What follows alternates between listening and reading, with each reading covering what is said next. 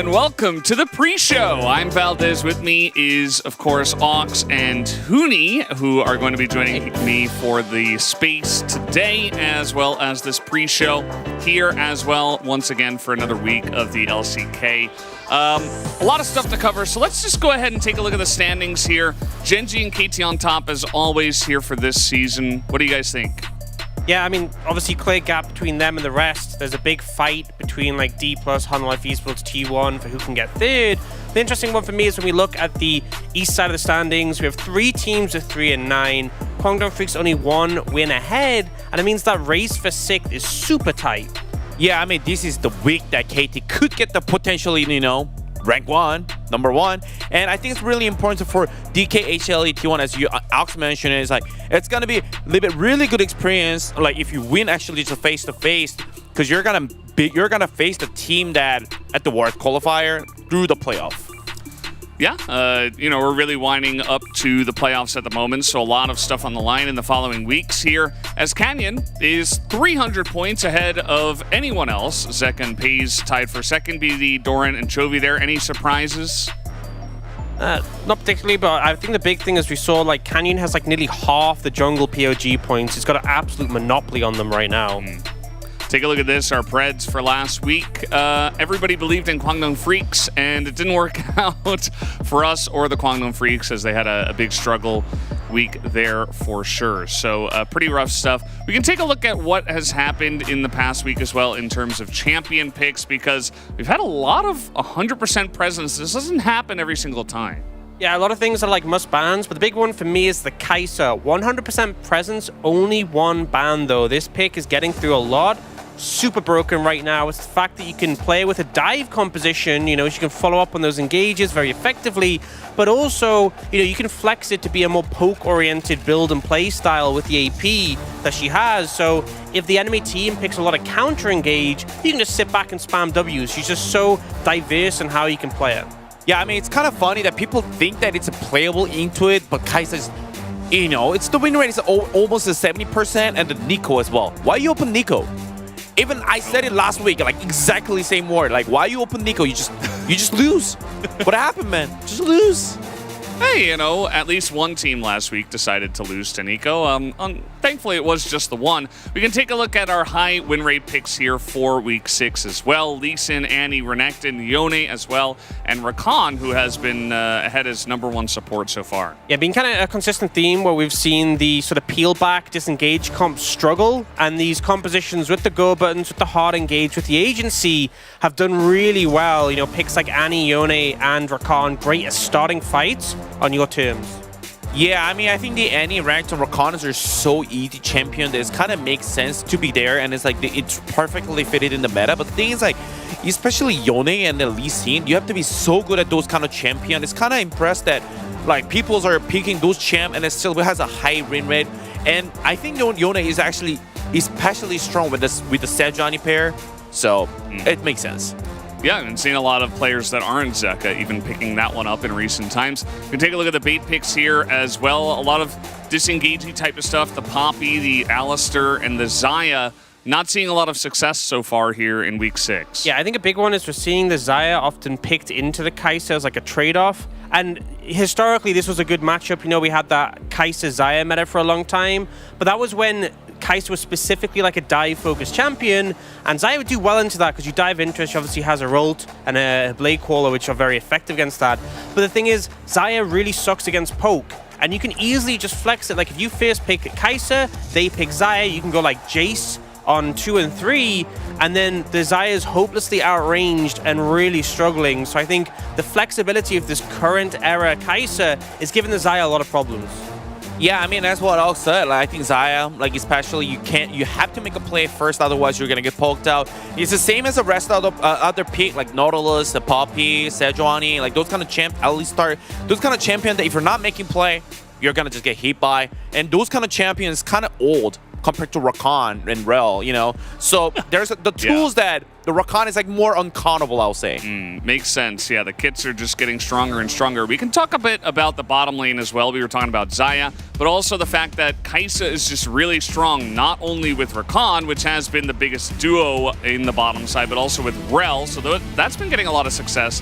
And we also have Aphelios and Braum here on the list. Yeah, honestly, Aphelios Braum, a little bit of a surprise to me, but I feel like into picks like the Nautilus, whoever saw the Nautilus struggling there, it can do very well, be very effective. Not as good into the likes of the Rel or the Rakan, though, and I think both these picks provide so much for the team in terms of those teamfight engages, and paired with the Kai'Sa, just seems unstoppable right now. Yeah, I know why Ox is really impressed, because even the Braum max Q first, it still has a 5 win and 1 loses. Imagine Braum's max E first. Oh my How god. OP it will be. Wow. It's gotta be 100% win rate. 200% win rate. Off the charts with any AD carry, doesn't matter. Let's take a look at the double AD carry comps we've been seeing a little bit of. This is, of course, all with Tristana. So Tristana in the mid lane, she's great, she has a lot of flexibility, but also we've been seeing a lot of success with both Aphelios and Kai'Sa, and just this double AD carry composition. What do you guys think about this in the current meta? I think a big thing is there's a lot of picks in the meta like the Annie who are really hard to play against if you have like a single AD carry or like a single threat in the late game team fights. And having the Tristana as well means if Tristana's focused, Aphelios can pop off. If Aphelios is focused, Tristana can pop off.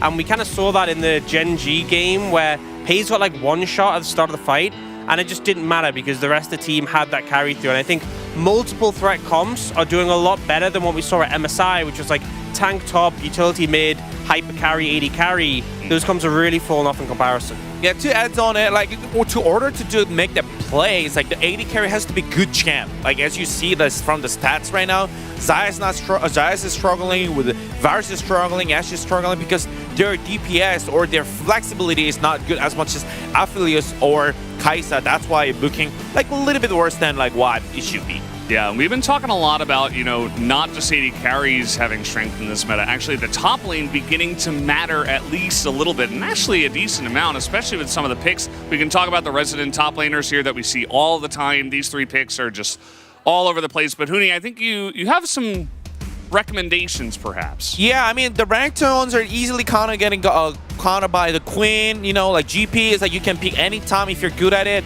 especially sort of the Rumble as well. Like, I think the Zeus, like especially Zeus play Rumble with it, like just pushing top, solo kill lane, just roam to mid, and then giving the first strike to the team, like so much pressure. And even Doran with the Peanut especially, like they're playing so much good, like so good on the top lane with the jungle duo. Like GP, it is like really a vulnerable champion, but it doesn't really matter because like they're playing really, really great. And it's so surprised that the Queen, when Doran play, he doesn't really get jungle resource, but he just win 1v1.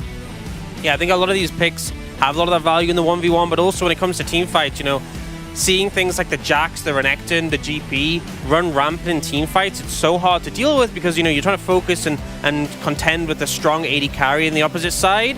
And then you also have this GP, and that was the example that we're talking about, was when Pays died and Doran just got like a quadra kill. Yeah. Like, what can you really do in that situation? You have to have enough resources, not only to dispatch the enemy AD carry, but also the top laner, also the mid laner, and it just really puts a lot more burden on the other team. Yeah, I'm just glad that it's not, our AD carry got ahead, we will almost definitely win the game. Like, it feels like the meta's in a better spot right now, a lot more diverse when it comes to the different lanes mattering a bit. As, guys, we do have a little bit of announcement. We are going to stay on 13-12 for this week, but due to some of the changes, some of the fixes that have come through for 13-13, we'll move on to that for next week, and then go into 13-14 for week 9 and the rest of playoffs and finals. So that's important to look forward to for some of the teams. We didn't want to move right onto 13-13 because the teams weren't necessarily ready for it right away, as the fix came in very recently. As the playoffs race here, it is a lot of teams that are basically in and then the right side of the bracket. Yeah, still super up in the air, and I think based on the most recent performance, like if Quantum Freaks had won both their games this last week, which was possible, everyone predicted it, they would be in a really secure spot for playoffs. But because they ended up losing those games, 52.5% seems high. You're thinking, oh yeah, so it's positive. But in their current form, a lot of teams who could overtake them. And obviously the percentages are spread between DRX, Sandbox, and Brion, but I think all 3 can still definitely challenge. Yeah, as what Dog said, based on the Huni ELO as well, Guangdong Freaks is definitely below 50% win rate. Yes, thank you, Huni, for your Huni ELO. We can talk about LPL, actually, because generally LCK, LPL, our main competitors. And, you know, if you're watching a lot of LCK, you might not know what's going on in LPL, but they've actually finished. They finished early, and this is the current standings in the LPL. Yeah, I mean, BLG has just looked fantastic. Obviously, at MSI, people went super high on them at the start of the tournament, and they ended up knocking out both Gen G and T1. Now they're in fantastic form, have the best record that we've seen from an LPL team in the current era. So going towards Worlds, there is very much JDG, who are still a threat with Ruler and Kanavi, but also looking at BLG as a major one. So as much as we have our KT and Gen G, who look fantastic, they will have some stern competition to go up against. Yeah, it's going to be interesting to see how that all plays out. Let's talk about the ceremony of the week, though. Always interesting to see, you know, who's got the best moves, as Bible saying, hey, I've been to the military, gives a little salute, and a little shooty shoot as well, having some fun with the 2-0, as that has been a change here for DK's lineup. Yeah, he pulled a Viper from the backpack, and then he's, you know, like, there we go. Yo, Viper, is that you? And then he yeets him into the crowd. He's like, yeah, Viper, go back to the LPL. You're done. You're gone. You're done. Rip Bozo. Here is Umpty with a little bit of a Dragon Ball Z maneuver. With an Iku. Playing the Lee Sin. Here's Gumiusi doing something that's probably from TikTok that would totally go over my boomer head.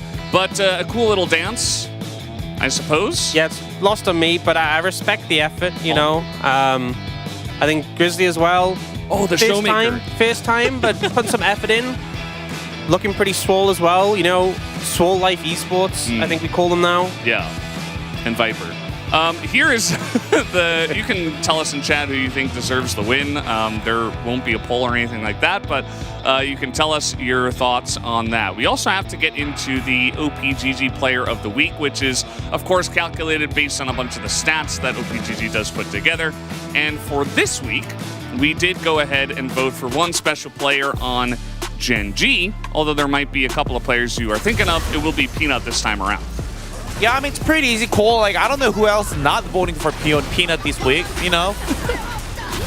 Well, yeah, I mean, I think he had two really solid POG performances, but then his two non-POG performances were still really good as well. It's just he kind of set up Doran for success, and then Doran 1v9'd it, but huge praise for him. I think, you know, maybe the strength of schedule was a bit lower than some of the other teams, but I feel like also you saw the other teams struggling a little bit more, whereas Gen G this week and Peanut and Doran in particular looked absolutely on form.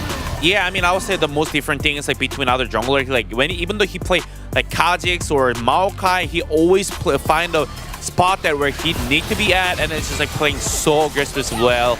And he just ganked with the Maokai level 3. Like, that's only Peanut will do. Yeah, and you can see the votes here. All three of us voted for Peanut, so it was very obvious to us, but not so much to others, as even Aiming gets a vote, Canyon and Def from DK. I respect the Doran vote. I think that's fair, you know. To be fair, like Canyon, I feel like every week is like a decent vote, but obviously, really, the Peanut believers are the biggest brains. Check out the OPGG score, man. That's how you get it. Yeah, he did have a really high OPGG score, I think the highest from Week 6. Let's take a look at our predictions for Week 7 and the upcoming matches, because this week is going to be very different, I think, from a lot of the weeks we've had. Actually, do have some very close matchups here. DK versus KT, Gen G versus KT. A lot of big ones here, and our predictions do mirror the fact that it's kind of up in the air for a lot of these. Yeah, I think particularly KT Gen G, you had periods where KT looked super clean, super on top, and then recently Gen G looked super clean, super on top. It's hard to see how much weight we should put in those matchups, because I don't think like KT looked a little bit shaky against a lower ranked team. Doesn't mean they'll look that same way against Gen G, but it definitely feels like it could be anyone's series, and they'll both come in really fighting to try and get the edge in that one. Yeah, I mean, also the Hana Life against the T1 series, I think that's going to be really important for, you know, as I said it, like for the future, who has experience that, who won for the towards the qualifier, or the playoff rather.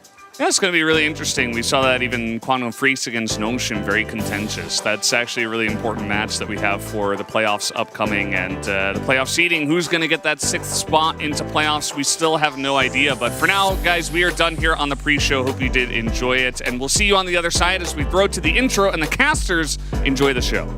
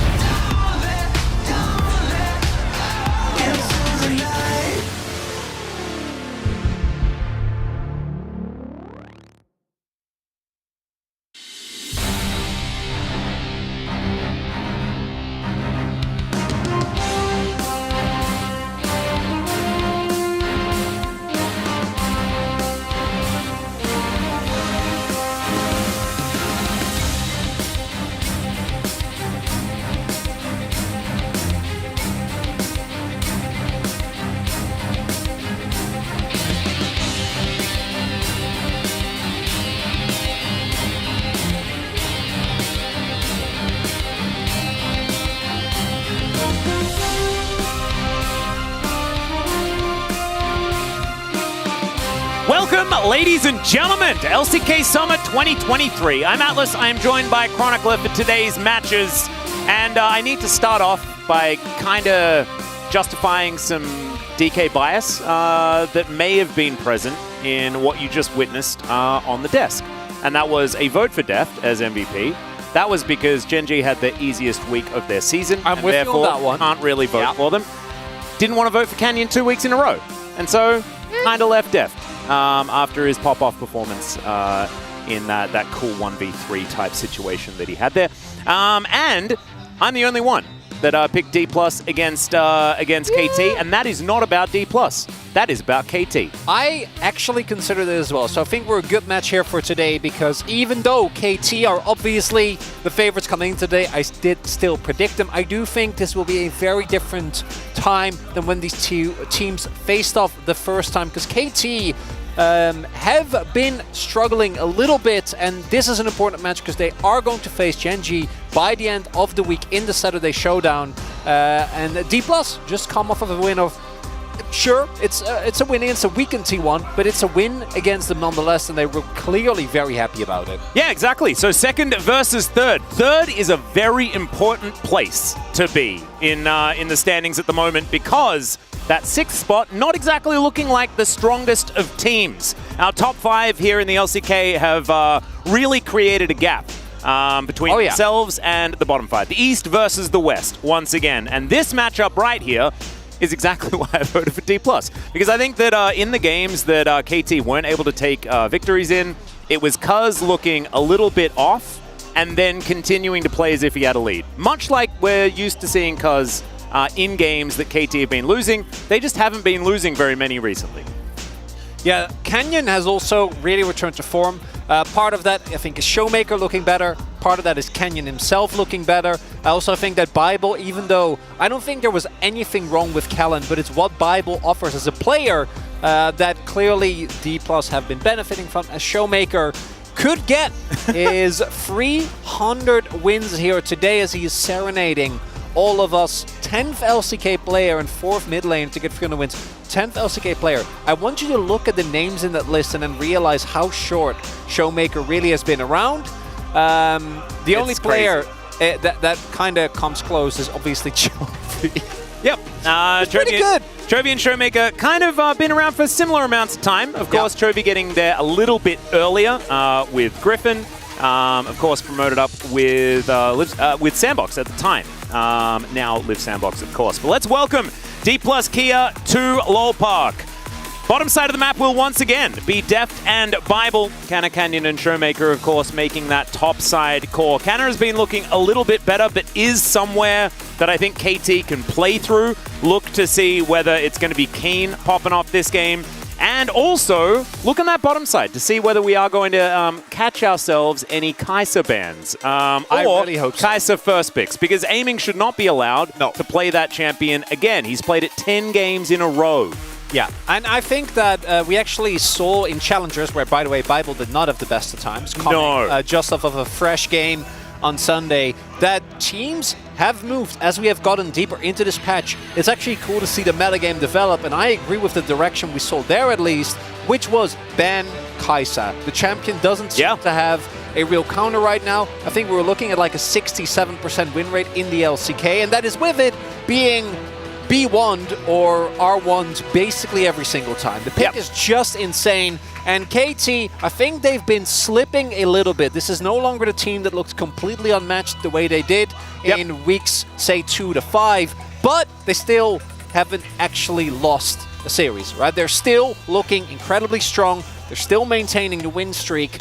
And it's up to D+ to show that KT actually, or Gen G, that KT actually can be taken down, because in recent times, no team has been able to do it multiple games in a row.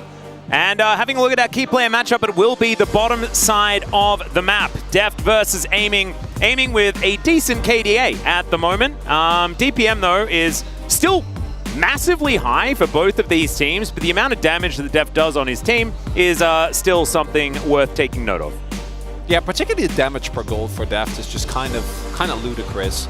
And what is really interesting is that I think Deft has in a weird way also benefited from D+ playing more toward topside again, because the team as a whole looks a lot better when it comes to actually being able to play through mid jungle. And to me, that is the most important thing today. What are the mid jungle going to look like? Because it both gives access to the top side of the map, and I think that's where the match today is going to be won. I think depth versus aiming, if either player gets really far ahead, obviously that can skew a matchup, but I do think that when it comes to the mid jungle right now, I'd give D+ the edge. When it comes to the top lane though, Keen is unmatched, and I'm really excited to see what we're going to see in draft, who is going to get the edge there, because if you lose the pressure in mid jungle, that also means that your bot lane suffers. That means that both your side lanes really get taken out of the equation quite quickly. And KT in particular, I think, have been extremely deadly when Cuz gets a lead, when Lahens is unlocked. That's when we see this team be completely unmatched. They still have great team fighting. They still can win if they don't get an early lead, as we have seen with some of the recent matches, but they don't quite feel the same as they do when they get an early lead. Yeah, I think that it will come down to the draft and the themes that both of these teams go into game one with. Because that'll tell us that they understand what they need in this specific matchup right here as far as getting themselves into that winning position, giving Keen that carry pick towards the top side of the map, trying to get aiming on something that can withstand the lane and allow Cuz to play towards that top side of the map. And DK on the other side, Canyon and Showmaker, will they have that agency? And can they then rely on Def to get some carrying done towards the later stages of the game? Plus, giving the bottom lane something that Bible is going to be a bit comfortable in as well is going to be important, because we've seen that he hasn't been the greatest of laners, even if he does have that added benefit of providing some shot calling to the team. Yeah, we can have very different outlooks here today. If we have, say, any Viego or Sejuani Yone here for KT, then you're going to be feeling great going into the first game. If D+ leans toward more bot lane dominance, say Draven, or even though we haven't seen it in a long time, you know, things like the Lucian, don't expect that specifically to come in, but the Varus is another example, Ashe. Then I'd be a little bit worried if you're a D+ fan. On the flip side, if we get Showmaker and Canyon on something that they have been very comfortable on, that they've been able to get big wins on, we'll see if something like Nico makes it through the draft, although I don't think she should be. Want to echo the let's not let that one. Particularly against D+, like it's actually the one team where I feel like it's 100% inexcusable because they flex it, and that's just not fair. It isn't. Canyon has looked ridiculous on the champion. Showmaker is now 1-1 on the pick. Yay. But here we are into pick ban for game number one. D+ on the blue side to start us off, and Sejuani going to be the first ban here.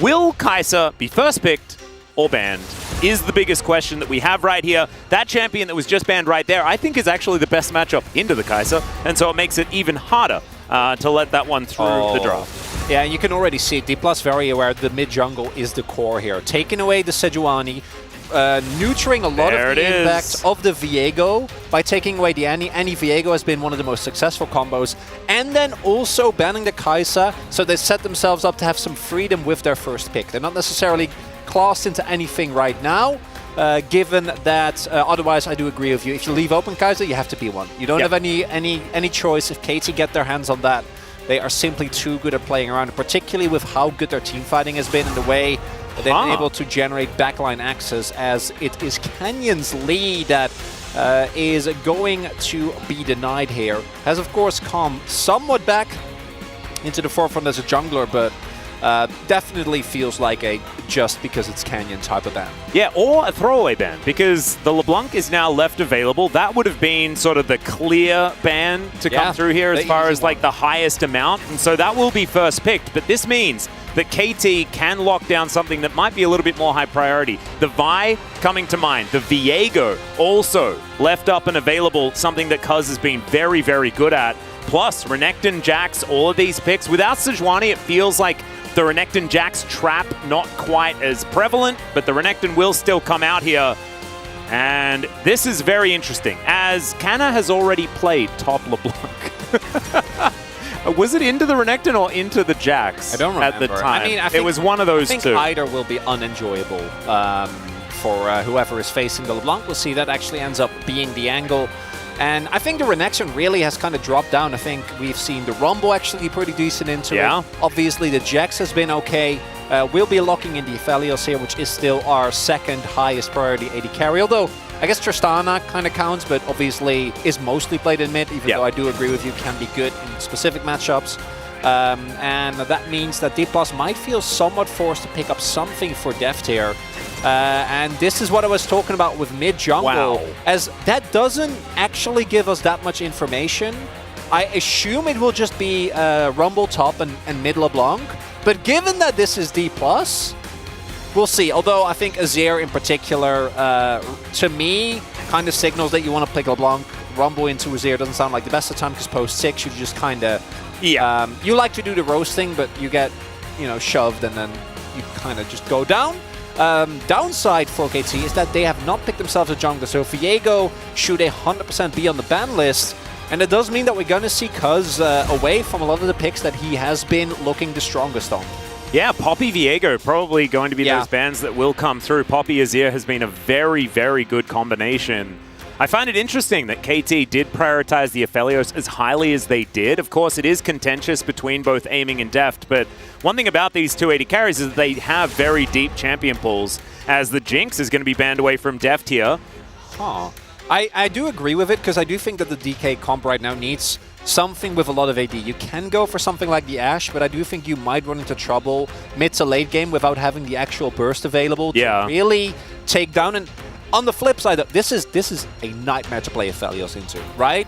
You don't have a lot of counterplays. They go for Nautilus instead of Viego. Really interesting. We'll touch upon that later. But imagine being Aphelios and having an even better poke LeBlanc, and then Vi combined with Rumble. Like, that does not sound like a good time to try and play out, and we'll see how KT can actually enable them. Viego, to me, seems like the no-brainer here, because it is very comfortable. This is a very different angle here. Cuz on a carry. Yeah, and of course, Viego, another carry that Cuz has been good at, but instead, like, this is, I think, why DK decided not to ban it, because they need frontline that isn't just a Renekton. Yeah. They need some way of getting some sort of fight started. Maokai, of course, does that in spades, as Deft hovering over the Varus. It is, of course, 13-12, so some of those Varus nerfs have not come in, I believe. I'm in sort of like a weird spot when it comes to understanding the new what patch point in the patch we are. today, so it's... There's a lot there. Okay. So Draven Rel does solve the issue of you not having enough AD damage, but it does also mean that the mid-jungle becomes even more important now. I do think that the potential is here for D+. Looking at KT, it's Maokai Azir versus Vi LeBlanc. That 2v2 is looking pretty good for D+. They should be able to get pressure to this, but this does mean that if they aren't able to play around Deft, if they're unable to punish the bot side here for KT, which I think is going to be tough given how well Aiming and Lehens have been playing. Aiming in particular, Lehens has had a few moments left and right. Yeah. And Deft doesn't get ahead. I do think that DK comp can really struggle, because this comp is really good when they're playing on the front foot, but with Draven it has become very all-in, right? And you are playing into Azir, into Aphelios, into Alistar, into Maokai, so like so much disengage available here for KT. But if you get a lead, if Showmaker picks up an early Shiv, right, and gets his spikes very early on, if Deft gets fed, it solves a lot of those issues naturally. I think that Canna as well will have a little bit of a harder time side laning on this Rumble. It's not like the Jax that is like a known split pusher necessarily. It's going to be Showmaker that's going to be in side lanes if they do have anyone there. And so like you say, this is kind of feeling like all or nothing. Of course, D+ are a team that have a 100% win rate if they have a lead at 15 minutes. Keep your eyes open for who's going to be ahead at that point in time. On the other side, it is 94%. So KT, I believe, have lost like one game when they were ahead at 15 minutes. Well, I mean, they haven't lost a lot of games. They have not lost a lot of games. Pretty remarkable. It was just last week, dropping a game to both DRX and to Hanwha Life. At that point. That was a good series. It was a great series. That one against Hanwha Life. The one that gave us a little bit of nervousness was when they dropped that game against DRX. Let's see whether KT Rolster have shored themselves up. It is a beautiful draft, though, that they have for us here. D+ a little bit more on the all or nothing side. Let's jump out of the rift for game number 1.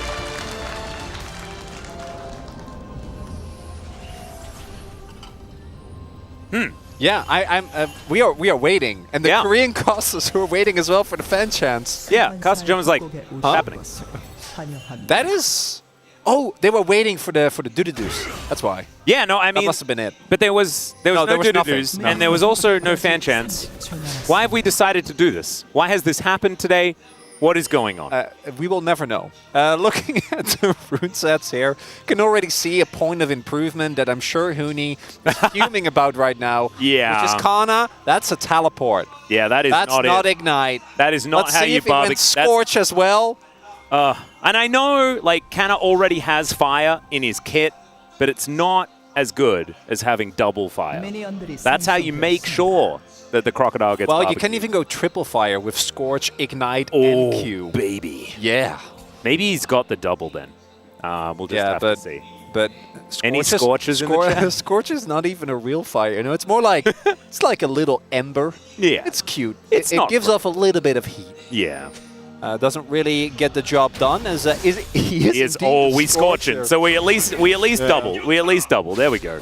Showmaker as well, as is BDD. Now, of course, these two mid laners are known to try and get a lot of laning-related leads, like setting up their rune sets, or rune pages rather, for that. As we do take a lead, unsurprisingly. BDD pretty good at his ear. Yeah, I was about to lead into that. Also keen is Bible. Okay, going a little bit aggressive as Def deciding he wants to throw some axes at aiming, and it's working out quite nicely because Lehens doesn't have Pulverize because he used it on the pony. Nicely played here by DRX in the early stages. Yeah, as it turns out, Alistair level 1, notoriously weak. That's true. That's not just a rumor. We actually saw it there. It's like the Tristana level 2 power spike. Yeah. If you've never... Oh, that's a flash forward. Aiming's going to have to cleanse, but that is more axes flying forward as Deft and Bible are pulling no punches whatsoever in this early game. Not even a little bit. We also have Canyon pathing down, and they do have vision in the river. It's not very high up, though, and they are still in danger as this wave is crashing, but... That's more Hex flashing going on here. Yeah, because Lehens and Aiming aren't actually able to get level 2 because the wave is too big. You can't actually gank this. They're level 2 now, but I think the wave here is too big. And with Summoners up, they should be able to stall even if the gank does come through. So I expect Canyon to maybe come down here as well. That is so much early damage already being done here. Well, Lehens going to get stunned up, takes a bit of damage. And you can see Cuz nowhere in the vicinity. I was thinking maybe he'd come back down, but instead goes towards his Wolves, just wants to keep those levels flowing through. And so KT just going to have to continue weathering here on the bottom side. Yeah, I think the issue is that if you get counter-ganked and you lose you will lose the 3v3, right? Barring some major mistakes from D+, you're in really deep trouble. Because already this is looking rough, but right now, Aiming is able to take most of the wave. Aiming himself is still full health, so he's not going to be feeling too horrible about it, and he is sitting on a call. So as long as they're able to not actually give a kill to death, they should be okay. What we're going to be looking towards, though, is how quick can Showmaker and Canyon make their way over and set up a dive, because that's the eventual goal, right? Try and get level 6 as we go again. Yeah, he's coming in one more time. They do manage to get the stun. That's the Pulverize to get Bible out of that crash down as Showmaker doesn't find the chains onto BDD here. The Maokai in the area was thinking about heading towards that top lane because Keen is also struggling just a little bit. But this is as to be expected, right? The early game is, the early game is Hex Flashes from Bible, but also something that KT just have to get through, and then things should improve if they remain on relatively even footing. And that's the key thing. Seeing how quickly Kane is going to hit 6, because the cleanse obviously doesn't do a whole lot when you get ulted by the Vi, and it also depends on what state Lehens is in, as this is a really nice warder. It's going to give a ton of information to KT, and they should be able to track Canyon for the foreseeable future, unless he majorly diverges his pathing. But like, what are they actually able to get out of it? Maybe a bot side gank, because Just Backed is making his way towards his bottom half of the map, as it is respawning, and we'll see whether D+ are able to get in a reset, as Bible is he's showing that you're right. You want flash on cooldown, so you can just keep Hex flashing. I mean, I'll say it until the cows come home, or into the bottom lane, because I just think that Hex Flash is so fun. It's just absolutely fantastic. They should be able to spot Cuz here. Is making his way over. Double wards do mean that they're fine. They're not going to actually get the crash here. We'll see if Aiming and Lehens are able to keep the wave pulled.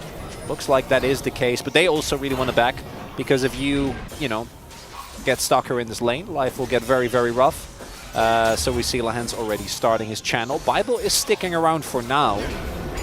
Yeah, just wants to try and get in there and maybe get a crash or something. Yeah, this is going to be really rough because aiming is, even if he backs, going to be sitting on something that doesn't really compare to a BF first Draven. Yeah, it's a whole lot of damage. Yep. Twin swords here for Deft as we start things off. See when this, when or if this Draven can cash in as Keen, just getting barbecued. And isn't it sad that like you're the one that presses all of these buttons and does all these things, but Canna just like gets, okay. Looking for an opportunity. We have so many pings down from DK, though. They have an idea that something's up. Yeah. As Lahens and Cuz going to come on over and clear out the vision. Bit unfortunate on the timing there as well, because the wave was already pushing back into Deft, so there isn't really a reason for him to be far up the lane, and yeah, he doesn't make the mistake of stepping too far forward and possibly getting punished, because getting an early kill would take a lot of the momentum out of this Draven. Because right now, yes, D+ are sitting on the lead, but they kind of have to. The game won't truly be broken open until we see Deft get that crucial kill, right? That's really what the early game is gravitating toward. That's why we're seeing KT now also head towards bot side, and why Canyon is not going to his top side that is in fact respawning. It's because he wants to make sure that they can contest earlier and set up. Yeah, there is the Pulverize, though. Emperor's Divide pushes Canyon all the way back, and First Blood goes to aiming, gorgeously orchestrated here by KT. Is now Keen. He gets equalized, but Canna is not going to find too much value on it, and he will now push this wave forward. But that should be Drake going over to KT, and a lot of early momentum. Really nicely done there. Early Drake for KT, and it's Lahens that sneaks into the fog that is able to set up the pick onto Canyon without Divide. Not a whole lot that you can do here. And it was definitely ambitious from D+ to try and contest there with basically no control of that bot side for a pretty decent amount of time, right? And yeah. Lahens had already shown that he went into the jungle. Stands to reason that they would have at least some form of ward coverage there. And as we can see, they are more than ready to contest, but Canyon just gets 100-0. Just a really nice bouncy house castle combo that comes through here. And you know, if this is level 6 and Bible is in the right position, then maybe you can counter, but not going to be the case here. We're going to have to listen to the communication here. Focus Vi. Bye. Didn't. And get the Drake. I didn't really need to let you guys know that they were saying Vi, because you heard them saying Vi over and over again, but, you know, I like to help, even if it doesn't actually help. As Rift Herald, going to go over to D+, we'll see whether they can use that to shore up some of the gold situation, as it already has moved back towards them after that kerfuffle on the Dragon. Keen is still quite low, but Cuz in the vicinity. Scanner ahead by over 20 CS. Now the Flame Spitter kind of dangerous, and kind of without Equalizer not going to be able to stop this. But man, he knows as well. Struggling. He knows as well that Cuz was there, so that's a lot of confidence coming through from Kana. Oh, that's a big zoom. We got the extra zoom from Jonas Strong there. Mega zoom. Yeah, the mega zoom. That's that shows that you really done goofed. But what we're seeing here is the benefits of KT focusing so much attention towards the bot side of the map, because they have kept aiming alive. There has been no kill for Deft. They got the early Drake, and they got themselves the kill on Vi. But that also means that Kana is stuck in a pure 1v1. And as we can see, the Crocodile stocks with Quinn coming back up, with Gangplank coming to the forefront, and with Rumble existing, Blind Renekton really hasn't felt the same way that he has in the past. Will, of course, still be able to provide a semi-reliable frontline and a decent amount of backline threat as we get to the later stages of the game. But right now, in the laning phase, it is a little bit of struggle street here for Keen, as he just has to weather the storm here. Kana going to be feeling good heading into these mid-game team fights that should be start to break out soon. I think the next Dragon going to be big, especially with Canyon also sitting on this Herald. Yep, let's just hope that Orcs is concentrating today so we don't run into any Chemtech issues. Showmaker taking a bit of damage here from BDD. Rift Herald is going to come down. Showmaker should be able to claim some of these plates, as we can see. There it goes Bit of extra money for the LeBlanc and for Canyon, who's now stealing away some popcorn chickens, because on this control ward going to be spotted out as Canna. It might dive him. Yeah, it's not a great time for Keen towards his top side on the Renekton. He hasn't died, that is important, but 20 CS is going to be the gap. It's only extending as well, as Dominus going to be used just to clear out the wave.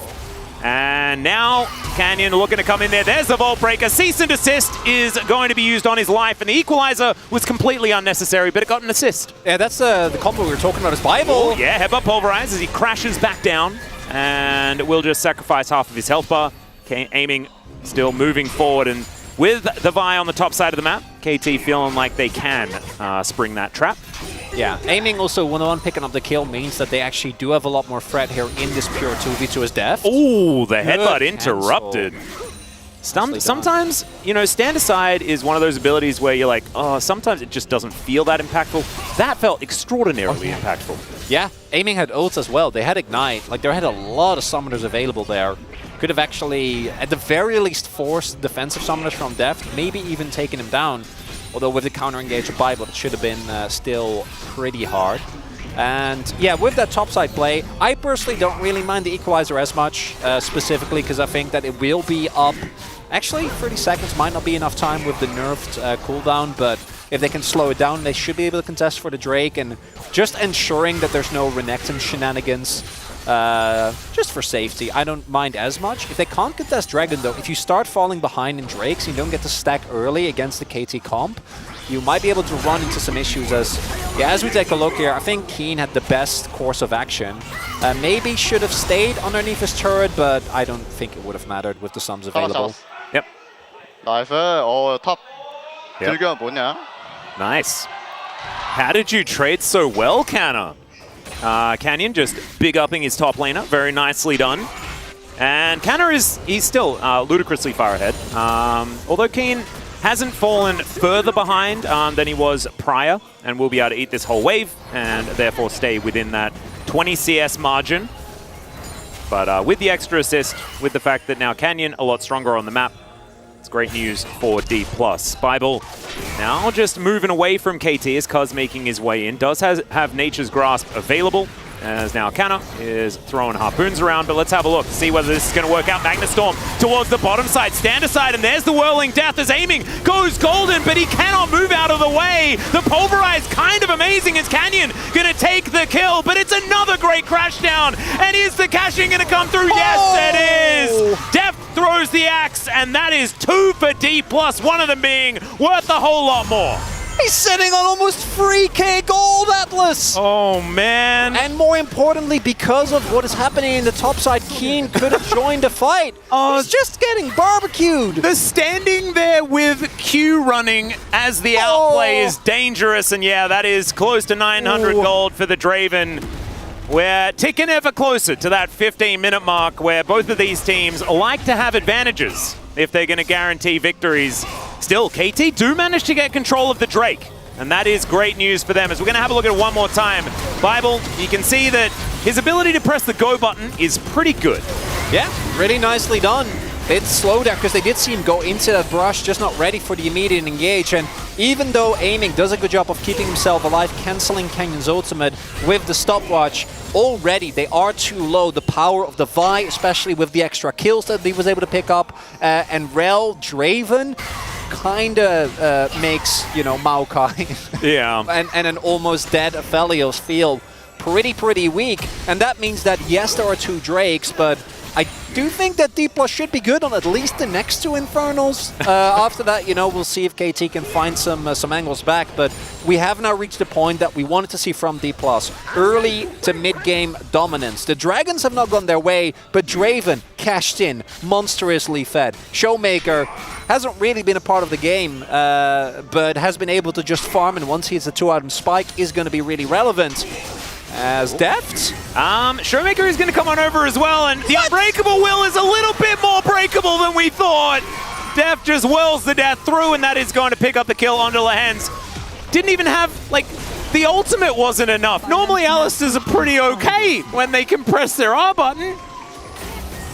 Not so much.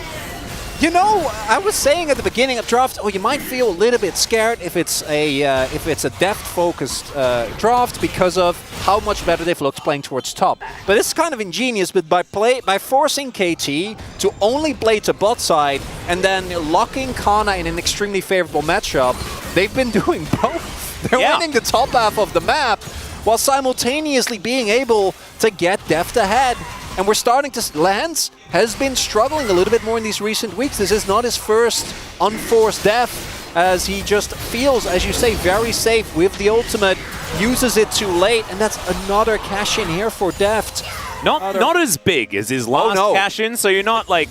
KT fans shouldn't be as worried about that one, but looking at the 5,000 gold lead at 16 minutes, that is where you should be a little bit worried. Of course, KT now, they can turtle it. And if it gets to a point where DK cannot actually close this game out, if they can steal away a Drake or two, then that is going to be great. But it's looking like this snowball is quite large. Yeah, and this is my problem. I think the KT draft has a large amount of ranged wave clear with Phelios and with Azir, and it's hard to engage on.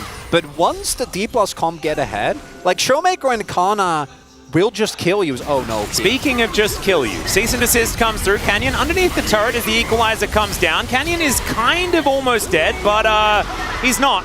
And Cannon's going to be able to tank up the last couple of turret shots. That is another barbecued crocodile.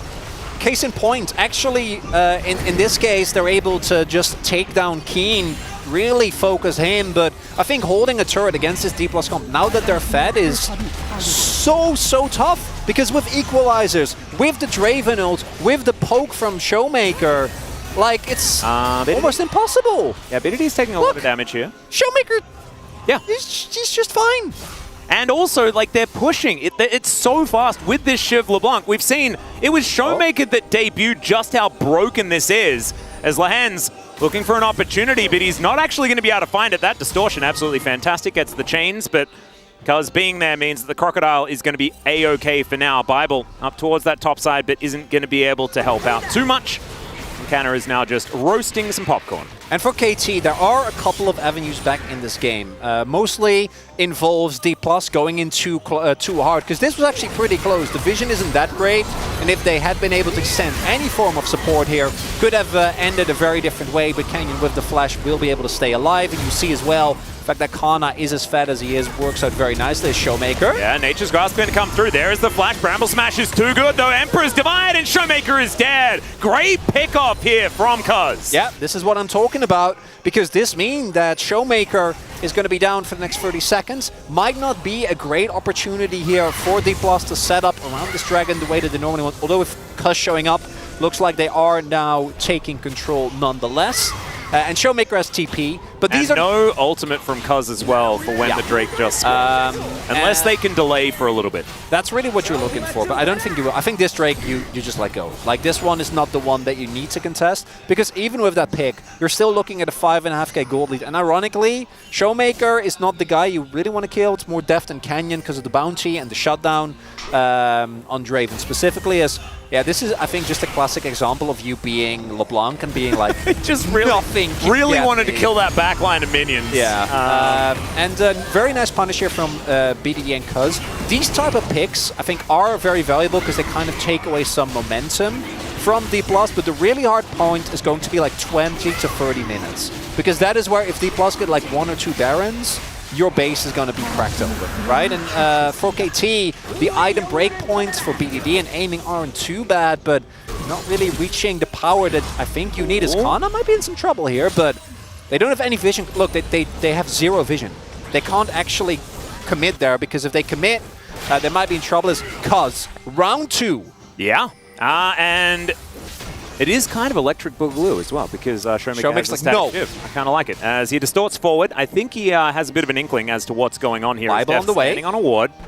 And Bible will get a... Just say hello. Just up here, as that is going to be cleared out immediately. Lahan's getting some vision down. Like you were saying, they didn't have a lot, but now they at least will. Baron's going to spawn now. It's not really going to be on the cards just yet for D+. KT definitely not. as they don't have a heck of a lot of control. Yeah, should be shortly though, because the best way for D+ now is just to hard force a fight. Because a fight is almost unlosable for you with the lead that you have, unless you really misposition, Deft gets like immediately blown up, or you completely whiff on the equalizer. Outside of that, should be a really good opportunity for them to fight. So if you can force KT to stop turtling, stop just trying to sit in their jungle and contest for vision, then things can be looking good. Otherwise, you are going to eventually run into trouble, right? This gold lead, you need to keep growing it, and outside of that one outer that is still standing top, the rest is going to be a lot harder to take. And D+ look a little bit all over the place, but I expect that with some backs coming through, they should be making their way towards that Baron sometime soon. Yeah, and this is actually a big test for D+, right? Like, this is the test for Bible as well, and putting him onto the roster was about making these later game decisions so that you can push these advantages. And we'll see whether it is going to be enough. In the past, you know, their ability to play out a snowball has been pretty good. They're up against KT. This is a team that has been pretty good at winning games no matter what their position is, as Bible crashes down into a Baron. But isn't going to be in too much trouble. Wasn't quite able to clear out that ward in the back of the pit, though, and KT will retain some vision on this Baron. Ooh. As Canyon knows that he's unspotted. BDD has a bit of an idea as to what's going on. We have double TP available as well, although Showmaker is already making his way over. This is a long con, though. Yeah, they really want to get this outer, because it takes away so much safety. Now. They should be able to, though. I don't think you can really contest her as KT. It looks like going to try. Yeah, Cuz going to twist it advance over, and there is Canyon making his way in. Cuz taking a lot of damage. It's a great pulverize, but it's still the Maokai that's going to fall down. Key makes his way in, though. Emperor's Divide comes down, and it's fantastic for KT. Canna trying to do the barbecuing, and BDD does go down, but it is still a huge win for KT. Aiming, still massively full health, and that is going to be a Baron for KT. This is what we were talking about. Exactly the problem here for D+ is actually executing on this now. This Baron, Rel probably has a pretty good shot at stealing this because of the extra damage that she has available on her E. I don't know if Bible wants to try, though. Looks like he might be giving it up. They are also getting pretty low. Bible doesn't have... Oh, he's going to try. Oh, he's definitely going to try. As the Hex Flash does come through, and he's not able to get it done. That is going to be the kill. Onto the Rel, lands really great follow-up, and that is going to be the staggered ace to be picked up, as Lands does get that Rel out of there. So, 7-7 now. It is still a slight gold advantage for D+, but with Baron, KT are making this game so much more honest. And look at this Emperor's Divide from BDD, and he's untouched in this backline until he decides to make the play. Yeah, Equalizer not getting any value there, and it is such a big part of the comp's power, right? Team fighting without it isn't really going to work out. They throw everything as well into trying to kill Cuz, which works eventually, but it's an aftershocked up Maokai, so actually taking him down is supremely hard. As we do see, yeah, Bible, you got to go for that. You got to try. But it is not enough.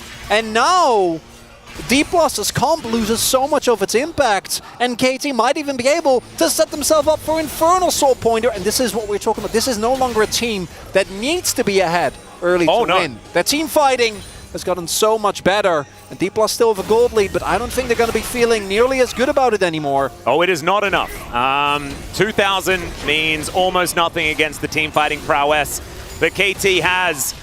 Aiming also just gigantic. 4-1-0 at the end of this, as Canyon looks for Keen. It's another equalizer. Cease and desist comes through, and that should be a dead Renekton. So, trying to stop this Baron from doing too much more, but Emperor's Divide does come down, and Canna will be taken out. Top laner for top laner, as Blast Cone, Canyon trying to get out of the way of these Qs. He doesn't have Flash, and the Headbutt Pole will be able to keep him in place. He's going to move Lehens away, as the Blast Cone going to be avoided, and Canyon now just taking them on a merry jaunt. There should be a twisted advance and a whole bunch of turrets. So Canyon well and truly dead. But Showmaker is able to push out this top lane, and I guess they wasted a bit of time. Yeah, but that might be the Infernal Soul going, or the Soul Point rather, going over, right? Hold up. Yep, Season this comes through. Crashdown comes on in as well, as now Showmaker's moving on over, and Lehens, I think, is just dead again. Yep, he's going to be taken down. So I guess the overall trade is a 2 for 2. Yeah, and that actually is really good, because without Lehens, you lose a lot of power here for KT. And this is a must-win fight, I think, 4D Plus going into this Dragon. They don't have Canyon though, and he is still dead. Doesn't have any way to get there quickly. No Hex Gates. We'll see if D Plus can stall this. Doesn't look like they will be able to. Yeah, Static Shiv trying to get over here, but that should be Soul Point going on over, and there it is. KT will pick it up. 5 minutes until an obligatory fight here for D+. They are still playing with some gusto on this map. That is definitely good news, but man, KT have restabilized so beautifully in this game. A lot of credit does go to BDD. There's a reason why this man often, even when it isn't necessarily a zero man, gets the zero ban thrown his way. As here, I think even though they end up giving up the Drake, denying any value from the Baron is still pretty decent for D+, but with Khan immediately going down and no real punish potential available, I don't even think they're able to get the topside turret. Play is still KT favored as, Canyon! Yeah, Canyon trying to get himself out of there. Cease and desist comes down onto aiming, but he just pops him. And that is going to be another kill. Bible to be taken out. Deft is just headbutted back into the waiting arms of KT, and they will destroy him. Showmaker now trying to deal with minion waves as a bit of a sign of desperation here as Keen just stands on top. He is going to be able to dash after the LeBlanc, and I think that Showmaker might be taken out here. Yep, that is going to be a Q from a Severum, and Aiming picks that one up as well as Canna. He's just going to take a blue buff and pretend that nothing else happened. And now KT have gotten themselves a gold lead after everything that happened in this game, after the 5k lead was found for D+. One crucial team fight turns the tide, and now D+ clearly floundering. One big issue here is I think that we haven't really seen Showmaker be able to have an impact on this LeBlanc. No. It was first picked as Bible and Canyon they're looking for a collapser, and I think this play can work if they're a little bit faster because BDD doesn't actually have his TP, but it's disjointed. The turret goes down too fast. They don't actually have Showmaker there. They don't actually have Kana there. So instead, it's a complete disaster, and KT more than ready. And one thing that I really want to highlight that is something that KT right now does better than any team that is in Gen G is how well they're able to play around their AD carry. See how often in these fights Deft has kind of just been left on his own. And I don't think that D+ have the comp, right, to really try and keep this Draven safe. You're always going to be playing forward, but it really shows that even with Cousin Lance in particular, I think not having the best game because it's been fine outside of some of the early plays that Canyon was able to make, but Aiming has so much space in these fights. Yeah, absolutely, and he has the peel, right? And it does come down to, like you say, it's the compositions, and it's that one fight. And now Aiming is the king of the Rift because he is the one that has the comp that can protect him. And so we'll see whether there is any way back in, but it's going to be so difficult here. Yeah, KT in 2 minutes time should be able to go over and collect themselves that dragon.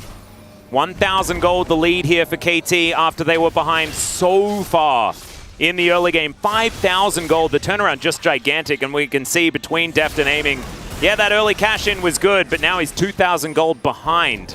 God, that damage from the Harpoon. That's a tank. Oh, God. Yeah, Canna he's got 3 items. He's pretty big. Yeah.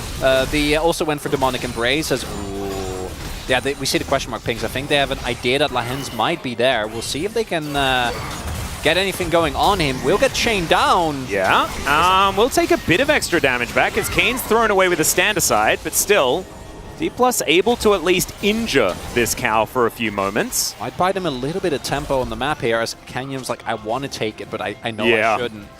And yeah, the main issue for D+ now is that you have a double carry threat with incredible frontline. And even Keen can be a big threat, you know, if he's not matched. We saw that in the last fight as well. He was actually able to get on top of Deft. And now this gets started up. All or nothing here for D+. They do have Rumble, so the pit, always a dangerous place.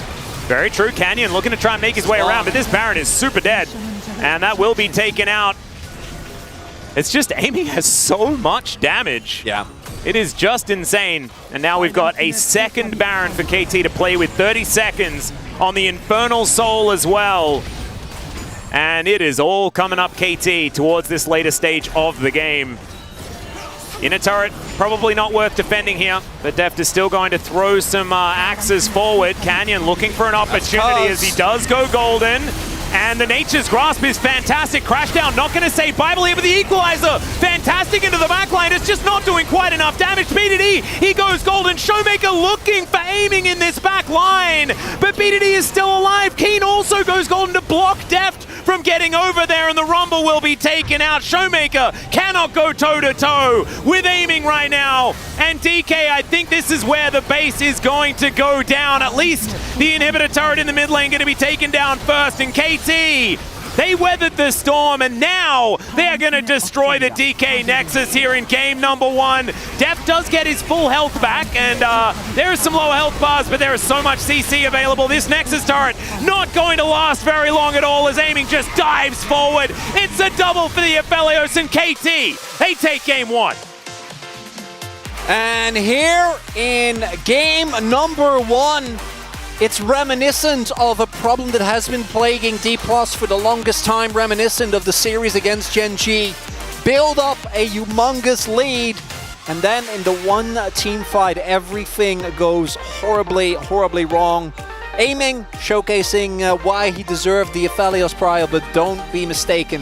I had to go for the man in the mid lane, the Pigeon, the one play that was able to turn this game on its head, and showcasing that D+, for all their early game prowess, still seems to have issues when it comes to these mid to late game team fights. No, exactly right. I think that BDD saved the game with one Emperor's Divide on that top side of the map. Really beautifully played. Does a bunch of damage. I mean, Canna does so much work, but you can see it in the goal difference. That was where that one play happened. It led to the Baron. Bible wasn't able to steal it. And then it was just KT from that point onwards. And it doesn't matter that Keen doesn't do anything. And that is not a sentence that I was expecting to say today because they've relied on him so much. It just shows that KT have so many lanes that they can play through. And the big issue here was the LeBlanc. And I don't think it was even specifically Showmaker. I think this LeBlanc build's kind of been figured out. People get better and better at playing against it. Yeah. Utilizing the side lane pressure hasn't really worked out recently. And it looks like the LeBlanc might be going by the wayside if we go to drafting game number 2. Yep, let's see what happens though. We are going to jump to a short break. When we get back, the space, and then game number 2.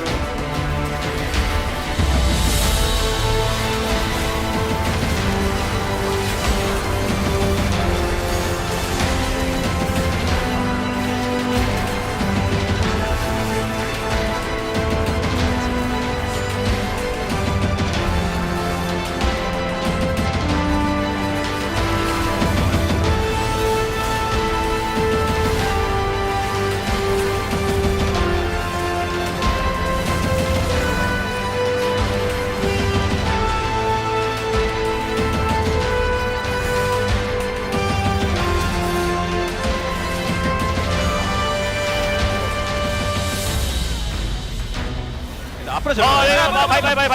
바이 한번 던지게. 렐 잡았어, 렐 잡았어. 바이 럼블 볼게, 럼블. 바이 봐줘, 바이 잡았어. 럼블. 럼블 볼게. 럼블 하나만 이거 팀. 오케이. 야, 드분 노플이야, 드분 노플. 오케이, 한 빠져. 드분 노플. 하나 텔로 올게, 드분 노플이다. 드분 공은? 아유, 아파. 드분 공 있어. 형, 드분 공 조심. 누구든? 오케이. 나 텔로 올게, 드분 노플. 드래곤 스펠은? 노플이야, 노플. 이거 나 피업 좀 할게, 피업 해. 드분 공 조심. 이거 흩어져 있어야 돼? 세팅. 아니야, 미드 가도 끝나. 미드 가도 그냥. 일단은 이번에 드래곤한테 풀탑 큐 볼게. 가줄게. 천천히 와봐. 타올게. 타워부터. 앞으로 들어가줘, 이제. 들어가. 볼게. 지금 뭐야? 르블랑. 나이스. 죽여 말이야. 이겼네. 한 번은 승리한다.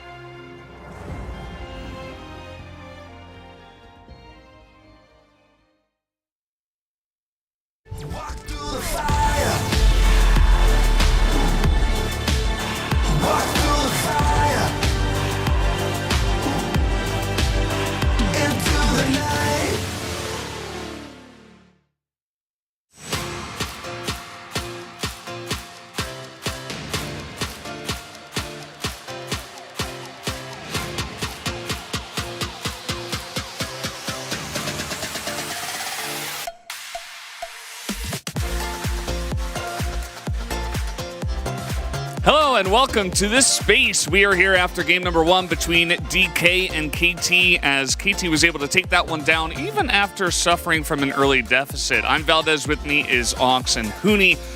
Why don't we go ahead and break this one down, fellas? What did you think about the draft to start us off? Yeah, it definitely felt like this was a draft where D+ can and needed to be setting the pace of the game, which I think, in all honesty, no real complaints for how the early game went. They had a composition, they had the win con, they leant towards it. The problem with a composition like this is a lot of these picks, like the Rumble, like the Draven, like the LeBlanc, there's nuance to piloting them, and if you make mistakes, it's very quick to fall behind and lose effectiveness. Yeah, I mean, if you see the D+ Kia draft, like, they got LeBlanc by Rumble, same team, 1, 2, 3. That's like gorgeous pieces of it. Like, and that's why the early games, like, it was really, really strong. The LeBlanc got the fastest static ship. Rumble was having top lane prio. But the thing is, like, the Draven Rel, that's like really, really, they play so well early game. But, you know, that's it. You know, they had to keep focused until the team fight is over, the game's over, the middle. Like, I would say the middle game, the D+ Kia, the snowball, it could have been for sure better, and they got to do feedback for that. Yeah, I think that's the thing we were noticing, because a lot of people will pinpoint that team fight as being the comeback moment, but it was honestly D+ allow that to happen by playing a bit slow. They didn't move the Draven up to top lane. That tier 1 top was kept alive for such a long time, and also the fact that we saw KT have 2 dragons, it meant that Soul wasn't like a prominent win condition. Yeah, absolutely, and that's the way the game went. Let's take a look at the early highlights here, because we talked about the early game. DK were able to get a very nice lead based off these 2 plays. Yeah, I mean, it's clean. Like, as I said, it kind of plays so well in the lane phase, the same as Rel and Draven. And it's like, this is the thing at the bottom. Like, actually, just like after this, like, they're just, it's completely over. Yeah, I mean, the cash-in ends up coming in on this play, and it was 852 gold, I believe. And at that point, it was like a 4,000 gold lead this early on. It honestly felt like the game should have been in the bag. And I think that's what's going to make this loss really frustrating for D+ and their fans, is that, you know, they did the hard bit. They did everything they needed to do in the early game. They got this massive lead. They outplayed all 3 lanes or ahead. And then they ended up fumbling it.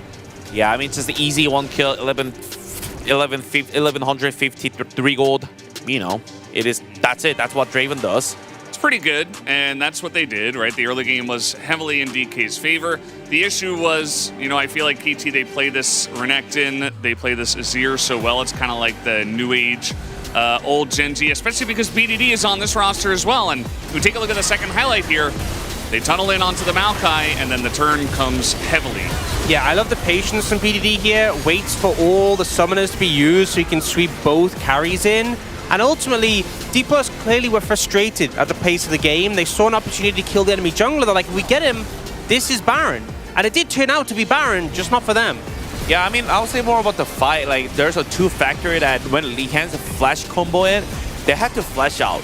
And also, there's one thing that D+ Kia could have done, like, from the canyon. He should have ulti either Renekton or Azir. Azir probably favor, like, a little better. And the fight would have been, like, at least D+ Kia would have not lost, like, these hard and just, like, swings the game. But I would say KT find the opportunity really, really, really well. And then just, like, they just completely just swings the game. Yeah, and guys, we can take a look at the POG now and see who will get it for this one. I know we had a very clear answer, and it will be BDD after all that does pick it up. Yeah, I mean, I feel like for that, Shuffle alone, deserving of it. But also, like, there was lots of moments in team fights where he was focused very heavily, and he was able to navigate with so much pressure on him and still be, like, such a relevant factor in these team fights. Very early on, aiming got the GA, which meant that there would definitely be more focus on the Azir, and he still managed to survive.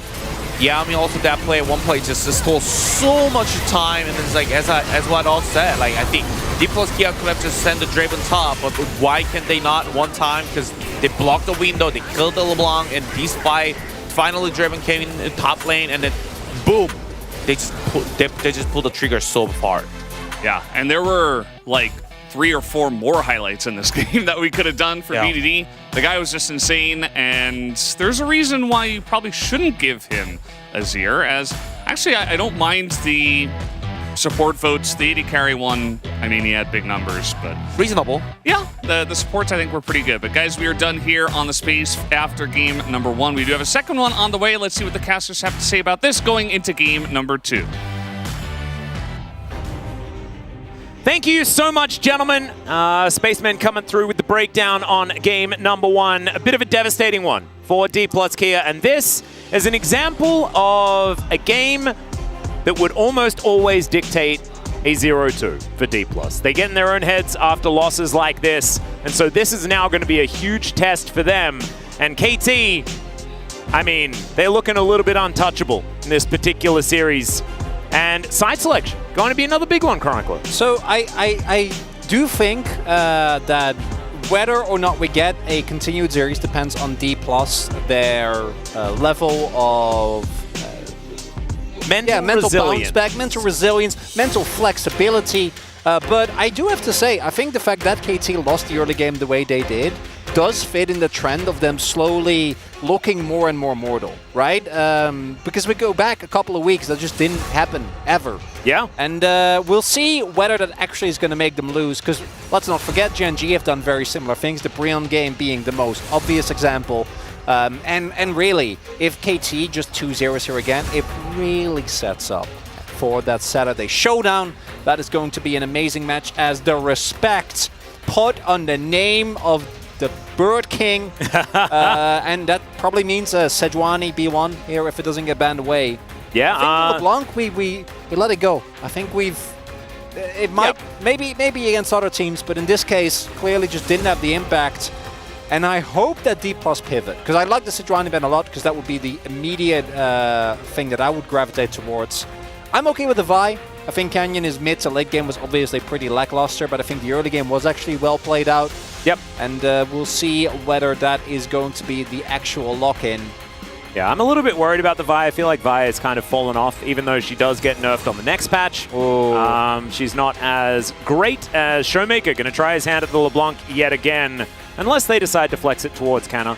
We'll see exactly what they do have in mind there, but KT, they can go for the same round of lock-ins that they went for last time in the Renekton Aphelios if they would like to, but the Renekton kind of got barbecued, so I would expect that they'd pivot away from that. I think Aphelios is fine, but Renekton is dangerous. They're still going to go for it. And Viego for Cuz. We were expecting this. Actually kind of surprising that he didn't go for it in the last game, and so it is going to come through yet again. A little bit of extra firepower coming out of the jungle. There's now Canyon. What is he going to be picking? It is going to be the Lee Sin consideration. I like that. I think it works a lot better. It both gives the combo of Lee and LeBlanc over to D+. Canyon, I think, is going to look a lot better on it as well. Because while I don't mind the Vi as a pick, I do agree with you that it has kind of fallen off as, we are going to just show, hey, you should probably ban Lee, and instead prioritize picking up this pick for Deft. We'll see what aiming goes towards now. As, yeah, this makes complete sense, and then it might end up being like an Ezreal. I think that's usually something that aiming goes towards, as BDD gonna lock in the TF here against the LeBlanc. Man, this is exciting because BDD did recently come off a loss on this particular champion, but he is so good at Twisted Fate. His use of Destiny has been fantastic as well. And KT can play around it expertly. They've now got Cuz in that carry position as well, and I think that Cuz has looked a whole lot better when he can play on that front foot. But I think his Maokai was pretty pivotal to how they won the last game, and DK do have a composition that looks somewhat similar. It's a little bit less all-in because they have the Aphelios there for the late-game insurance. But still, KT with a lot more mid-game prowess that they can put on display, assuming their Renekton isn't just going to be cooked. I also am not 100% sure if it is going to be top Rumble, because it might still... Jungle Rumble is still perfectly viable, and if there is a team that I could see pick it up, it is D+, although D+ fans might shudder in fear and terror at the mention of Canyon playing that, as the Draven also going to get taken away, so...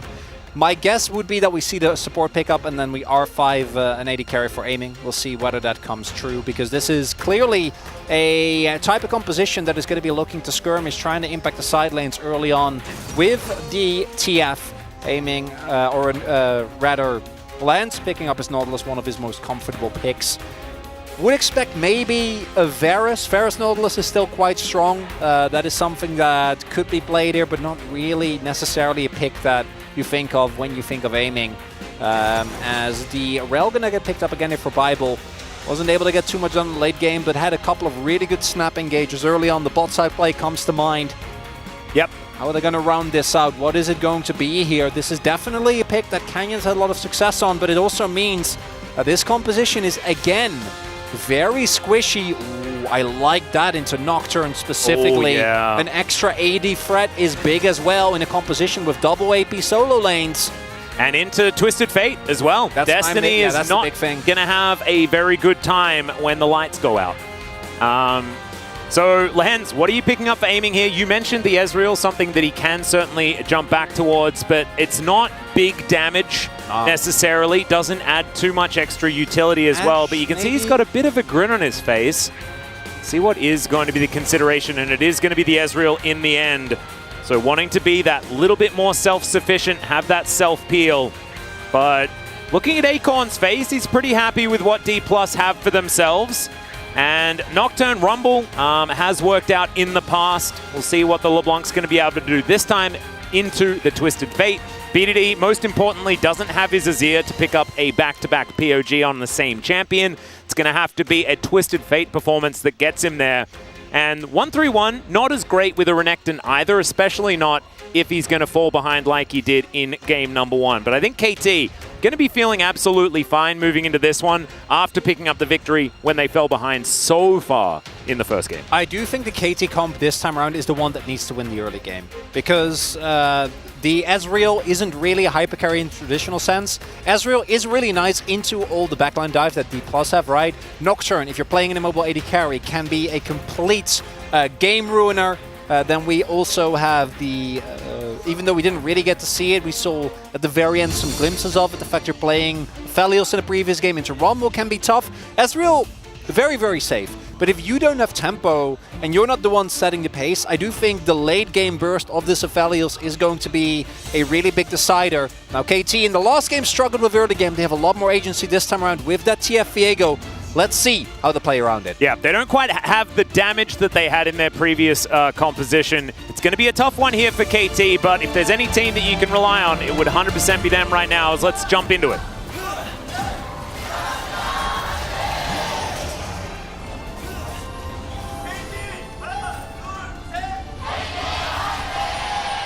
Ooh, KT fans out in force here today, winning the fan chant battle, our first one of the day. Don't know why we missed out on it in game number 1, but thankfully we are back on track with our fan chant. So I kind of want to just...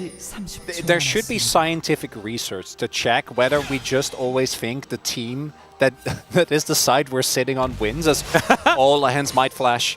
That is a Lehens move. It is. Showmaker going to spot everyone moving over here and then does distort away.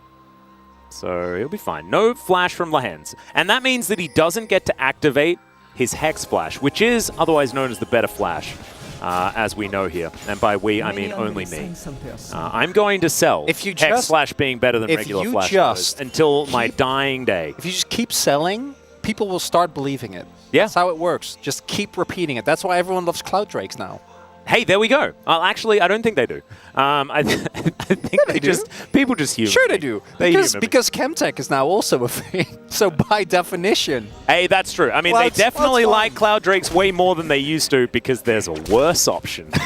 Heck yeah. Funny how that works. Yeah, it's beautiful. As a Showmaker, obviously, unfortunately, going to be stuck with a W only. Should be able to do well against BDD, as BDD did go for Fleet here. We'll see which build he goes. Last time I think he just went for like the more standard build where you go... he's okay, well, he's a longsword. That answers the question. This is going to be the Shiv here for BDD as well. Because I think last time he just played classic TF. Yep. Where he went for Everfrost. That's not a great trade because Showmaker is still going to level up. And then it will not be looking too hot. They're just long-swording each other. Yeah, they are. They're just... it's just a sword fight here in this. They're fencing. They're definitely fencing. As BDD is having to eat through his refillable potion quite a lot. Aiming in Lahen's gonna have to play back in this lane. Of course, you now don't have the Pulverize to stop the Rel from being frustrating. And so the bottom lane, even though it isn't a Draven that they're dealing with, they don't have quite as much anti-Rel tech that they would otherwise have. And DK, once again, just stacking a big old wave. But the thing is, like, if you're a KT fan, you look at the early game and you're like, how far behind are we? Is it like 3K? It'll be fine. Because their team fighting has just been extraordinarily good. They've been able to punch up incredibly effectively in a lot of their games. We'll see whether it's going to continue to be the case. As Kane actually just having a great time this time around in the lane. Going a lot better. Kana dropping a decent amount of minions here. We'll see if that leads to anything. Canyon is Nocturne, so he has one job in the early game, and it is farm everything, which he's doing. It definitely fits his playstyle, doesn't it? Yeah, just farm. As it's not really the trade that Keen was looking for there, as Canna is respecting him quite a lot. Does put that Totem Ward in the brush. Fight for Scuttle. We do have Prio for D+ in mid. Can Bible and Deft move? The answer is kind of no right now. Maybe yes, kind of. Okay, sort of yes. Mystic shots are connecting, as is the Calibrum Q as well. The cleanse has to come out. Bible takes it as a chance to engage. The Ignite is down onto Aiming, who can't quite fight this one. Dustspring is good, and the battle for the Scuttle this time will be won by DK. That's what we're fighting for. Hey, that's it. This is a great trade. You get a Hex Flash. Yeah. So you get access to your own Hex Flash. You get beautiful. A cleanse, you get Cuz's Flash, and you get double Scuttle for your I need to hit 6 as soon as humanly possible champion. Well, Bible is kind of out of position here as the hook is going to come through. Deft just going to throw out some abilities, but that's First Blood going over to Aiming, and Cuz, great work on the gang. Really nicely done there by Cuz. The early impact that he was really wasn't able to have on the Maokai, which, to be fair, is kind of a part of the champion's identity, particularly into the Vi.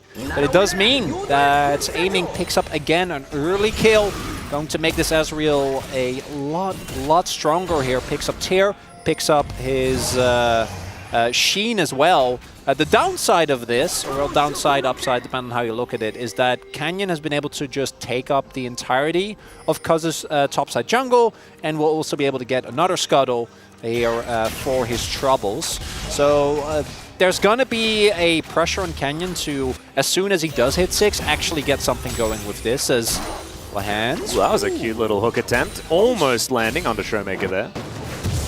As Cuz, once again, early Dragons going his way. I believe D+ will have full vision of what's going on, but I don't think they'll be able to get anyone over there as the Equalizer just to cut down the minion wave. Yeah, Kano really wants to back. He hasn't actually backed yet, and Keen is already sitting on a whip, so this will provide him the opportunity as Bible. No. Oh, surely not. As he does Hex Flash over, but he's going to have to crash back down again as Lahen's has found Showmaker. Does get the flash out, and KT say that'll be enough for now. Oof, Showmaker still not really, not looking too hot. No. In the 1v1 or in the matchup rather. Yeah, Bible. That was the worst possible timing. It actually was. The moment that he goes in is when Cuz throws down his mist, and unfortunately, Bible ends up going down. Aiming, obviously, really good at being a juicy target. I want to highlight that Canyon is actually like substantially ahead of BDD, which is very funny because he has the highest. Oh no, outside of Keen, the highest CS in the game. Yeah, he is almost. It was gonna. I believe he's gonna hit. Yeah, he hit level 6 right now. So I don't know. He might just go for this timing here. There's no flash, no cleanse on Aiming. Might be able to kill Lahen's here. He doesn't have any items. The wave in a pretty good spot here for DK. I think they know. As, yeah, they're not walking into it. And it's going to deny a lot of CS, actually. I imagine Canyon going for a little bit of a back there. Yeah. He is. And with the fact that DK can continue playing like this, will require a bit of respect from KT. So that does mean that this CS advantage should extend at least a little bit here. Yeah, it's pretty awkward here because Cuz is always nowhere near. We'll see if BDD can be freed up is on parity with Showmaker when it comes to CS, but obviously is TF, so should be a decent amount ahead in gold as... Ooh, Bible not able to block the Mystic shot, so pretty crucial mistake there. Didn't deny the plus support, yeah. Huge loss. Yeah, kind of massive. Kana might be in trouble here. Cuz is level 6. Yeah, looking for the Canyon's in the opportunity. area. Scrap Shield does come over, so Cuz, the Spidey senses for Kana were tingling. Yeah. And this is the problem. If you don't know where Nocturne is, you can't actually really gank. Because the counter gank potential is very, very worrying. And we'll see if D+ can also use it offensively at all. But I think that the tables are a little bit turned from the previous game. D+ is fine with this going to late. Obviously, their comp is hard to play, but with Aphelios, I don't think you're ever going to feel bad going into the mid to late game. Keeping him safe, though, against particularly BDD and how well he's able to find backline access in a lot of the fights that we've seen. Even last split, able to win some crucial fights like mid to late game with TF, which doesn't happen very often. But the lack of Kai'Sa to me is really big. Because if there was a Kai'Sa here, I'm like, you can't go late. Yeah, you can't do it. Because one gold card is all it takes is Cuz. I go mid here. Showmaker still doesn't have his flash, remember. An opportunity as Wildcard's not really connecting, but Showmaker now going to have to mimic that distortion. Does so. Canyon, of course, if there's a neutral objective or something on the map that isn't a person that he can kill, he will kill it. And right now it is the Rift Herald. Shellfish seems to be his aim. Ping's going down as well, so they are aware of this. This is going down. I wonder where we are going to throw it down. Most obvious would be bot side, just try and accelerate Deft, also getting close to his call finish, to get into his Gale Force spike as fast as possible. Mid lane also not a bad option as well, just with the extra map control. Get shit first, yeah. Will be very, very strong. And so they did drop a plate here on this bottom side. I don't know whether the money actually went over to KT. We'll have to check in on that as 14 minutes rolls around. But still, it is a good shove in from KT. They will be able to go back and grab a little bit more money, as Aiming actually deciding not to go for the reset, just waiting for the wave to shove back in, so has an idea of something that he wants to purchase on his next back. Lands finally hits level 6. Of course, we know his Nautilus as a... he has a I don't really like levels type playstyle on this champion. He brings a I really don't care about levels 5. Yes. Which I really appreciate, and actually has been in the past one of the big reasons why KT's early game can be very explosive. Not really been the case recently, but should still be able to get a ton of value here when we get to the mid to late game. Yeah, the barbecuing has really... That's a very costly cancel. That is probably at least positioning on the Drake. And I do think getting an early Drake as D+ is so big. Don't tell me. Okay, Moonlight Vigil is going to stop Aiming's back again. And now he's going to have to stick around and try and hold on to this wave. Canyon moves in, has a Rift Herald, Cuz moving on top of a ward. This is a TF. Yeah, full information here for DK, but KT can always bring this Twisted Fate over. He's out of range right now, though. And so they get the charge, and now they're looking for a Drake. And it might just be given over. Based on the back, I think that is not a bad angle. Because Aiming was sitting on money for a full Triforce. So yeah, you definitely don't want to fight there. And continuous cancel does mean as a Deft. Oh dear, there is Deft standing a little bit too far forward, but now he does have the Rel down here. Paranoia comes forward as they get the possession. Still Bible able to get a bunch of work done. Cuz the Heartbreaker comes in and Canyon gets into the brush. Now Cuz is fighting against Bible here as he's back to regular Viego, but they're not able to kill him. Showmaker moving down, and now with Destiny down, as well as Aiming moving in, I don't think they're going to be able to do too much more. Showmaker tanking up a lot as the Trinity Force from Aiming. These Mystic shots really starting to hurt. It's now Cuz moving over, and this Drake wasn't actually taken. Wonderfully done there. Really good example again of why Cuz's Viego is so coveted, as he is able to single-handedly get the pressure down on Deft, on Bible, and then also forces the ult out from Canyon that almost wins the 1 versus 2, forcing them back, and that is again 2 dragons going over, but Ox wasn't paying attention. Come on. And the win is still there for KT, and it's a really good example of as well of how well KT have been able to regain tempo in games where it looks like they're on the back foot, right? Able to actually contest there, even after everything that happens, as, yeah, Deft just steps forward, and even with his Flash and Cleanse still available, doesn't actually get to stay alive for long enough, and then the Severum Flash combination there gets so much sustain for Cuz. Extra ult charge going to be enough, and then crucially here, if it's just aiming, it might be able to get the kill, but yeah, the moment you see that Destiny, you're like, no, no, no, no, no, no, no, no, and I'm going to get out of here. Showmaker takes a decent amount of poke, and that is, again, KT setting themselves up. 2 Drakes early on here. Yeah, and now it is no gold lead whatsoever. For D+ at this stage of the game, of course. Okay, Canna in trouble. He's going to have to flash. Equalizer decently positioned, but it doesn't do anything. And that is going to be KT picking up a kill for Keen on this top side, who this time around has a pretty decent CS advantage over Canna. Both teleports available for these top laners. Canna can make his way back there, so it shouldn't be too many plates, but still, this is looking way better for KT in a lot of positions. True Shot Barrage going to fly down as Showmaker collects himself a plate in mid. Crucially here is that Canyon had the early lead, right? Was able to actually pick himself up a decent CS, a large experience lead, but now that is gone. The early ultimates, the paranoias, haven't really worked out, and it's because it has a much bigger impact on the map as Kana, yeah, just straight up doesn't have the vision, doesn't have the control. Wave shoving into him as well, just goes for the trade, promptly gets taken down. The CC combo way too strong, and when I look at the D+ comp, like, they can win late for sure, but the gameplay doesn't really inspire a whole lot of confidence. The thing is, like, you look at the comp and that's what you think, but you look at the players and what they've demonstrated so far this season, not as much. They did get first turbo up though, which is going to help a lot, because Showmaker in the last game couldn't really make an impact. We'll see if this one is any different. Is sitting on a pretty sizable pot of gold. True. As his ring as well.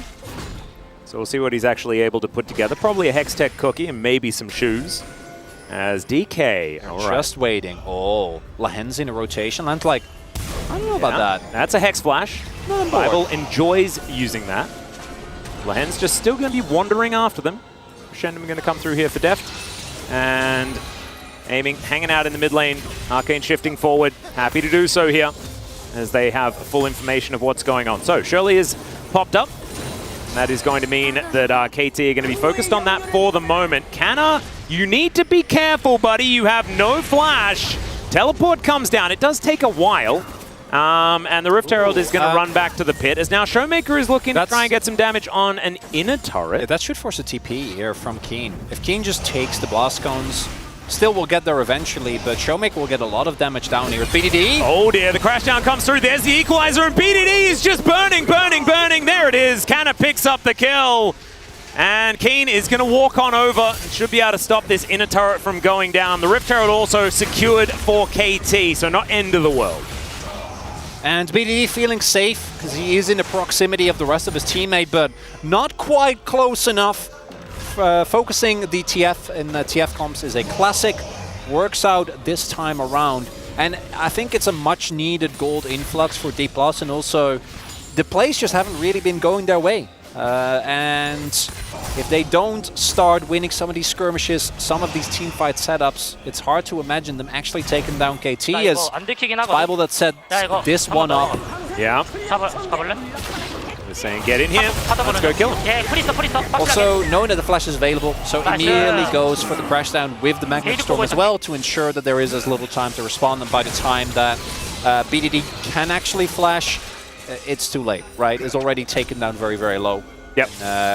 Does not use it, which I think was a good call on his end. I agree. True Shot Barrage going to be avoided here by D+, who also try and get out of the way of it to avoid vision. But they're fighting. Yeah. We have 13 seconds on this Chemtech Drake. Tenacity is, you know, something that's cool, but it's just, they're not great dragons. As Showmaker wandering near the abyss, he has no fear of it, I guess. Don't look into it for too long. I've heard that's bad. It's like the sun. Yeah. Can't do that. No, yeah, it is certainly not great. As Canyon, there are a bunch of buddies around here as the hook is going to go wide, and they spot 3 members of KT in That's this a area. valuable scryer. I would say so. The scryer sold a lot in the future. It scryed. It scryed a lot. And They're KT still there. Yeah, this is like, they're like, surely they've moved by now. No, that's not the case. Crashdown does come through here as Deft. Some shielding available, not the greatest of guns for a team fight, but he's running out of gravitum. And there's just a whole lot of nothing. But this is the situations where I think KT has really excelled. With BDD having his ultimate available. Yeah. And D+ seemingly just can't get access to River. They just can't actually walk in. The threat of Lions engaging on them is just too big. We'll see if they're able to get River access through mid now. Going to shove out this wave. Drake is being started up, but don't forget, BDD still has his ultimate available. Lions is waiting. There's no control here, really. Yeah, Hook is going to connect there onto Bible, though, as he just explodes. The equalizer comes down as now Keen has dived in. Canyon, though, has overextended, and it's a double kill for the Crocodile, aiming. Still free hitting from the backside of the fight, and Showmaker was nowhere in sight. The Hook is going to connect once again, and now they're diving, but the Flame Spitter does so much work. Lands is going to go down, but they do get their target, and now the Heartbreak is starting to rain down. Cuz looking for the kill onto Showmaker, who does survive, but him and Deft are the only ones, and Shirley, she gets a headache, but she's doing a heck of a lot of work here for KT. Still, she's not going to be able to get her 3rd charge, but you'll take 2. That's pretty high value. And again, D+ just doesn't seem to be able to actually get these team fights done. And with KT, it's the polar opposite. You see the confidence, very aware of what they want to do. Have Keen thread in the backline, look for the engage together with Lahens. And yeah, they're just waiting. There's 0 vision available. And again, LeBlanc isn't there.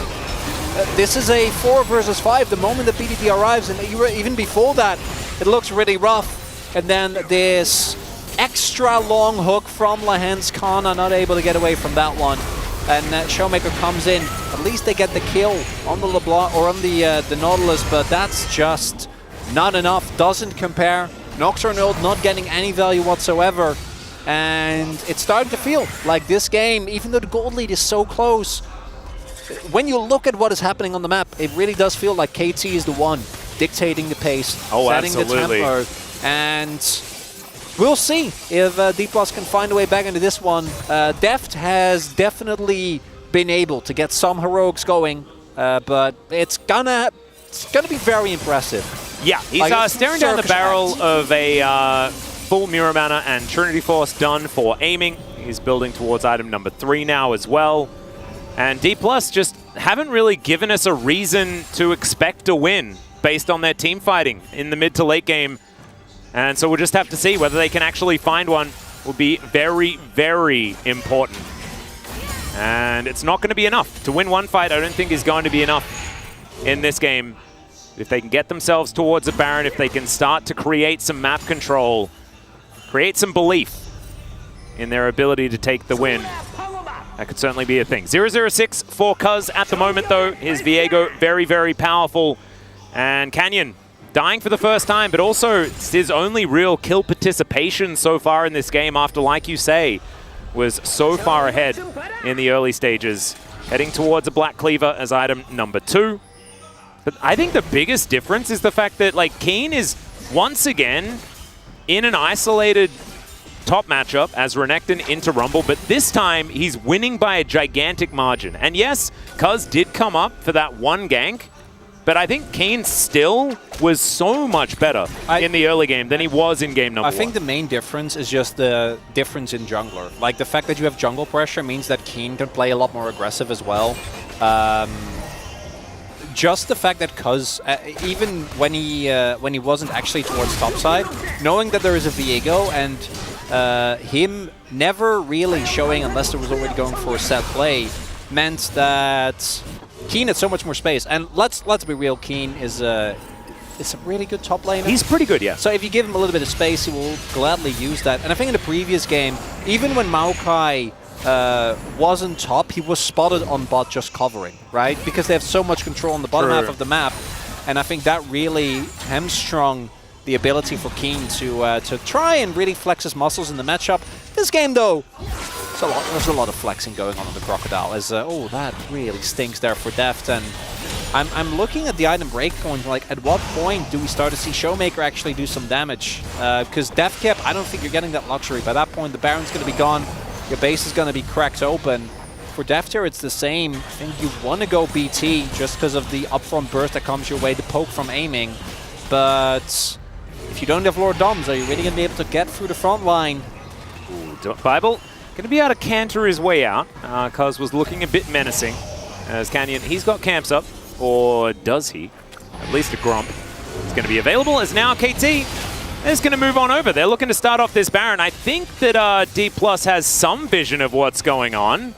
Oh, okay. KT actually peeling off there. That's interesting. Thought that they would definitely try and push it. They don't have that much vision, though, so they don't know that Bible just backed. And they don't really have the control to just hard force, because I think the one angle where you lose this game as KT is if the same thing happens that happened to D+ in the previous game. Like, Canyon ults, then Bible goes in with a big engage, and Kana hits a good equalizer, and Deft layers his ultimate on top. Like, that's the one angle. I'm just sad we don't see the combo we saw in Challenger so much, where you go for the Yone instead. That combo has been like Rumble Yone. That looked amazing yesterday, yeah. But not going to be the case here today. We'll see. Maybe if we get to a game 3, but right now I'm not feeling very game 3, Atlas, and I want to feel game 3. I don't yet. We're not going to feel that until D+ wins themselves some sort of team fight. Actually kills the Nexus. Yeah. Or that. Yeah, that would also have to come through. I'm not believing on a team fight. I've learned my lesson. Well, I think they'll start with that, and then we'll see whether that is going to equal something good happening. As aiming, taking a bit of poke damage here from Showmaker. Actual damage? Okay, yeah. Okay. Kind of working. He's got a needlessly large rod. It doesn't need to be that large. Chronicler, that's pretty cool. As Cuz coming on over, that is going to stop Showmaker from being able to do too much more damage to aiming. As teleport from Keen is pretty large. Does have himself a stopwatch now as well. Little null magic mantle also done. And KT not too worried about this poke that is coming down. DK just trying to get themselves into a position where they can grab some control. You know, BDD can always make his way into these fights, has the Destiny available. Canyon does have the agency, right? Like, the paranoia is the thing that gives you control over the Twisted Fate when you see that that Destiny coming forward. But now it is going to come through. Is Canyon going to press ult is the question as Gold Cut. Twisted Fate can't really do anything right here as the Moonlight Vigil comes down, but the stopwatch is great here from the Renekton. They take down the Nocturne, and Keen is still alive. Bible now trying to limp his way out. Good flash from Showmaker. But they don't lose anyone. KT keep their whole team alive, and Canyon's no longer here for the Baron. And there we saw the stopwatch value coming up huge. That's kind of the combo we were talking about, but it wasn't enough. Keen not going down is so big because now all these big teamfight ultimates are gone. Magnet Storm, Moonlight Vigil, it all gets thrown into a Keen, and he's fine, right? He's able to stay alive for so long. Cuz has the flash, but look at all of this aiming is just doing damage. Showmaker doesn't actually join the fight until his teleport is fully channeled again. And it's just a little bit of damage that they're lacking. Could have been the difference maker. And if you throw everything into a Renekton and he doesn't even die, it's not going to be enough. And again, credit to Keen, man. Yeah. Playing on the edge of these fights so well. It's Camtech Soul, which that's kind of whatever, but you do see the desperation for D+. And they just got to vacate. They just don't have an angle here. Yeah, not going to be able to do that. So waste their time around this Baron pit as well, as Showmaker getting a little bit close, but KT just pushing the wave in. And now with their Chemtech Soul, we've got 6 minutes, a little bit under that, until the Elder is going to be up. An opportunity. Elder flip. That's the win angle. There you go. That is, I mean, it. That still requires a team fight win though, Chronicler, and we're going to have to see whether one of those can happen, because we've also had another time where DK haven't been able to find it. It's fine. It's just somehow get in the pit and smite. There's Giga Cones everywhere. Ah, yes. That is true. We can make it happen. There are a lot of blast cones. There's a lot of crazy plants on this particular map. Really been a reason yet for Valdez to be mad though. Yet. I think we can get it. Yeah, not quite yet. Although, I mean, they did get the kill onto B2D.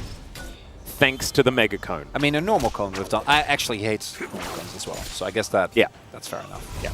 Utilized plants to get killed. You know? Not looking too hot here. And I love that KT was just like, yeah, no, we were fine. We're just going to wait. And eventually you'll make a mistake and then we'll get Baron, or you won't. Yeah. And in that case, we will just wait till the objective, and then you make a mistake, and then we're good. And that is is looking for the opportunity here. Hits a hook. We get a zoom in, and Lahens just continues walking around in circles and stuff. Kenyon was like, no, I don't need to spell shield. Another hook is almost going to hit. We're jousting. And now they have full control of the pit. And the surrounding jungle, people are being moved up. Yeah. And, you might as well start it.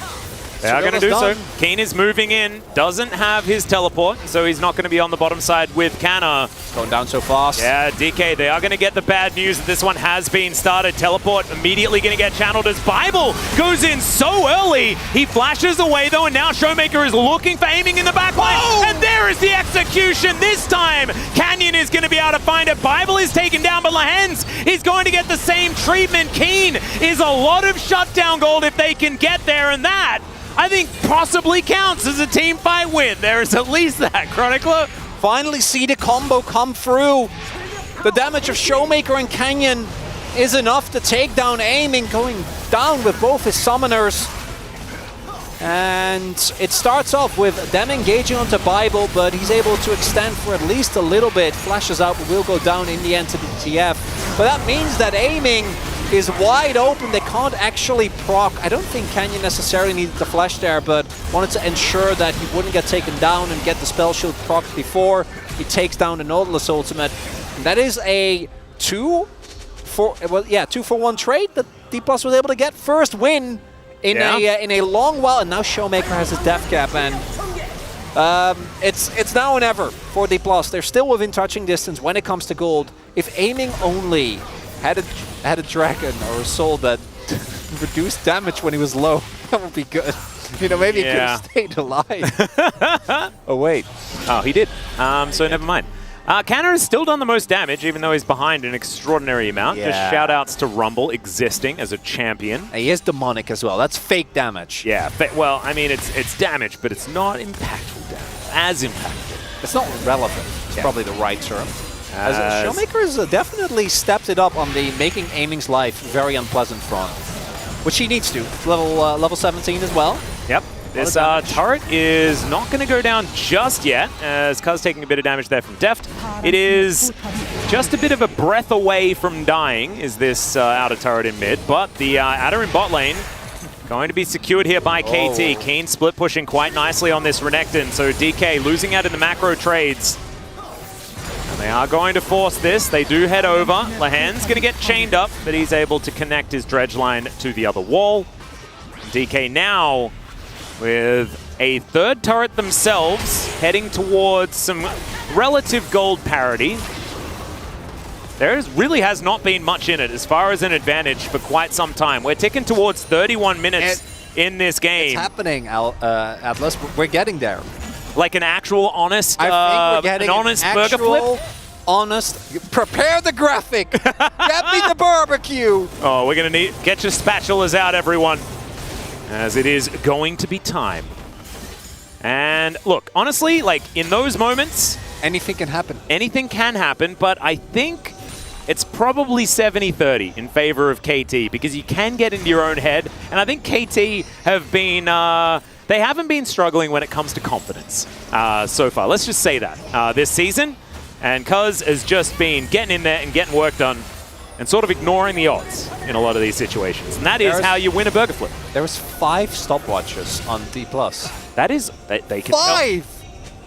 They know that it is burger flipping time. That's what they know. We didn't know where Showmaker was, but he was behind. It was fine. Yeah. Cuz is going to take some damage. Oh, we're going to... Not very much. Oh, we are flipping so hard. Maybe we just trade and nothing happens, and we just go to the next one. And the next one. Well, I guess if you're going to have a battle of Elder versus Baron, it is probably still the Elder that wins if D+ is going to be forced into a fight. But it's so hard to actually force a fight when the opponent has Baron. Yeah, killing the base is going to be hard. Yeah, but you also can't use your Baron buff. So in cases where trades happen, just kind of nothing happens. So it's the second burger flip that we're looking for, Chronicle? Well, I don't know, because now the death timers are going to be lined up. Ooh, true. Okay, so Baron's available, Elder's available. DK have access to a river. This inner turret is just going to explode. An entire minion wave is going to go wanting as well. And that is actually the minion. A lot of gold. Take it down in the end. BDD off the map for now as Canyon, I believe, just spell shielded it. Now Showmaker taking a bit of damage from Cuz here. Does need to be a little careful as this LeBlanc. And it's just battle lines. It is just poke, poke, poke. Just keep going, BDD. It's although you are playing into Nocturne, so maybe not too far. But they can see the Nocturne, so true. It's not too much of a worry. We're just poking. Not quite level... Wait, is he... No, he's only level 14, so doesn't have the max range of his paranoia. Not just yet. Watching these minion waves just die over and over again in top and bot is starting to make me upset. Yeah, it hurts a lot. Because we've been sitting here for like 2 minutes. Yeah, and I can hear Huni. He's in the back of my head. He's just screaming. Just go to side lane! Check the side lane! Just take push. The money! You have TP! Just push! Yeah. Well, they I mean, Elder is pretty important. If you lose Elder, you may lose the game. Any second, something is going to happen. Well, I don't know if it's good. Zap. I don't know if it's bad. It's just constantly Showmaker electrocuting things as Canyon always getting high. Oh, he wants to do something. Got a rail E. There is the destiny now as Canna gonna move away. The paranoia is going to deny anything from happening here as Canyon was looking for that flank angle. So both R buttons gonna be used and not a whole lot more to happen here. But now the Elder could be in trouble. It's been started. As now Showmaker on a flank. Canna moving up from the southern side here. Does still have the equalizer up and available as Kane. They don't know where is found now. Yeah, Showmaker gets himself into the pit as now the hook is going to connect onto Bible. He takes so much damage from aiming. It's really starting to hurt. And now, battle lines once again drawn. Keen is Dominus. He has. The pre-Dominus does come through and not getting a lot of value here as the distortion going to be returned to. That was a little bit dangerous there from Showmaker. Doesn't have his ult. This Elder is starting to get really low as there's the Magnus Storm. Bible gets into the back line. He goes gold and the equalizer is just massive. Down to the GA goes the Renekton as Bible is taken out. Cuz is going to fall as well though as Keen running amok in this back line. And he's going to be able to take down the Aphelios. Keen, the golden canner is going to be there, but it's not enough. And KT, they will tear them apart in the end. And it looked like it was going kind of all right until it was a disaster for D+. Even 5 stopwatchers are not enough. The health bars get so low, but the damage just isn't there. And KT gonna take a quick and clean 2-0. Nothing to see here. And this game was even cleaner than game number 1. There goes the Nexus. KT 2-0 over D+ in the first series of the week. Big hugs for aiming between himself and Lehens there. And Kane, I mean, hats off to this guy. His Renekton in this game, so incredibly dominant. And KT Rolster pushing forward. They've got an even bigger test coming up in the Saturday Showdown. They are going to be taking on Gen G for that first place. And that rematch could not be more interesting. Could not be more interesting. I can't wait. It's going to be incredible. Not exciting. No. I'm enthusiastic to watch what could potentially happen in that series. It's going to be you and me on the desk as well. Yeah. Breaking it all down. Oh, yeah. And it was a series where I think game number 1 gave us a lot to be excited about. Game number 2, not so much, because even with D+ staying within touching distance when it comes to gold, the team fighting just wasn't really there. And that goal deficit that KT found themselves in clearly didn't dissuade the team. They were able to come back from that in game number 1, game number 2, actually playing it out quite nicely. Yeah, it was confidence diff in the end. Felt that way. And one of the signs in the audience says you can ban Kai'Sa away from aiming, but you can't ban aiming. And that is absolutely true. Is Ezreal actually looking pretty good in this game, but not a lot of it was about him, right? And this is what aiming is so incredibly good at.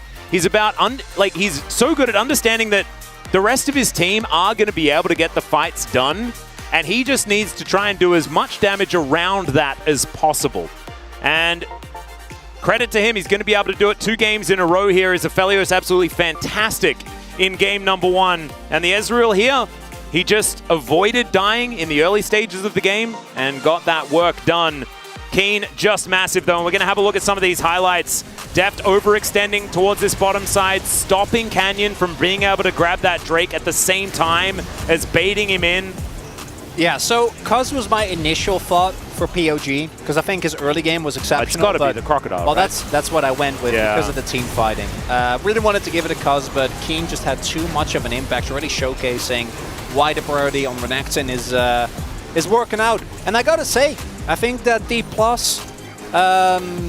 were clearly worse when it comes to team fighting, but this could have been a bit better had they pivoted after the LeBlanc game number 1, because again, in the second game, it just didn't really feel like it had any impact. Showmaker unable to make big moves in either 2 of these, and it kind of left me wanting for an adaptation after seeing it not really come together in game number 1. And in game number 2, it really was more of the same, even when he did hit his spikes, right? Even when he did get to the end game, just wasn't quite enough.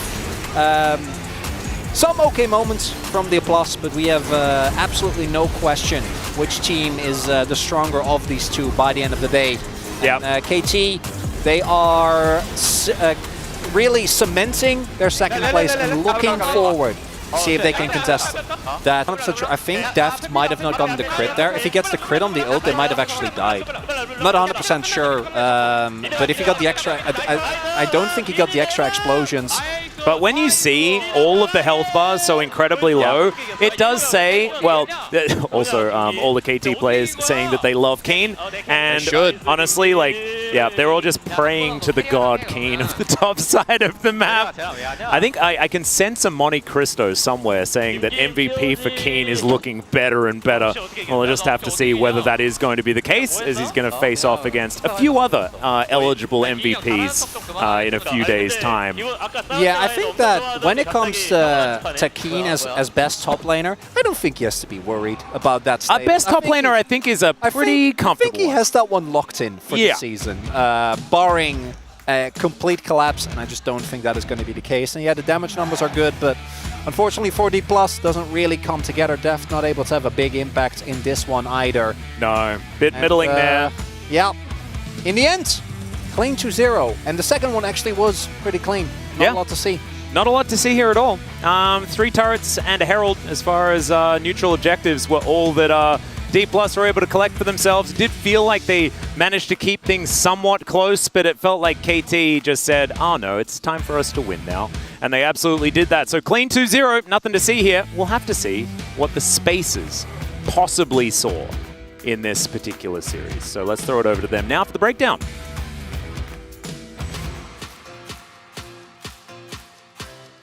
Yeah, this is pretty much what we saw. The Croc, a lot of it. And that was KT taking the 2-0 on the back of a great fight with not only the Renekton, but also the Chemtexel, actually, for the first time in a very long time, having a big effect on the team fight. That was pretty cool to see.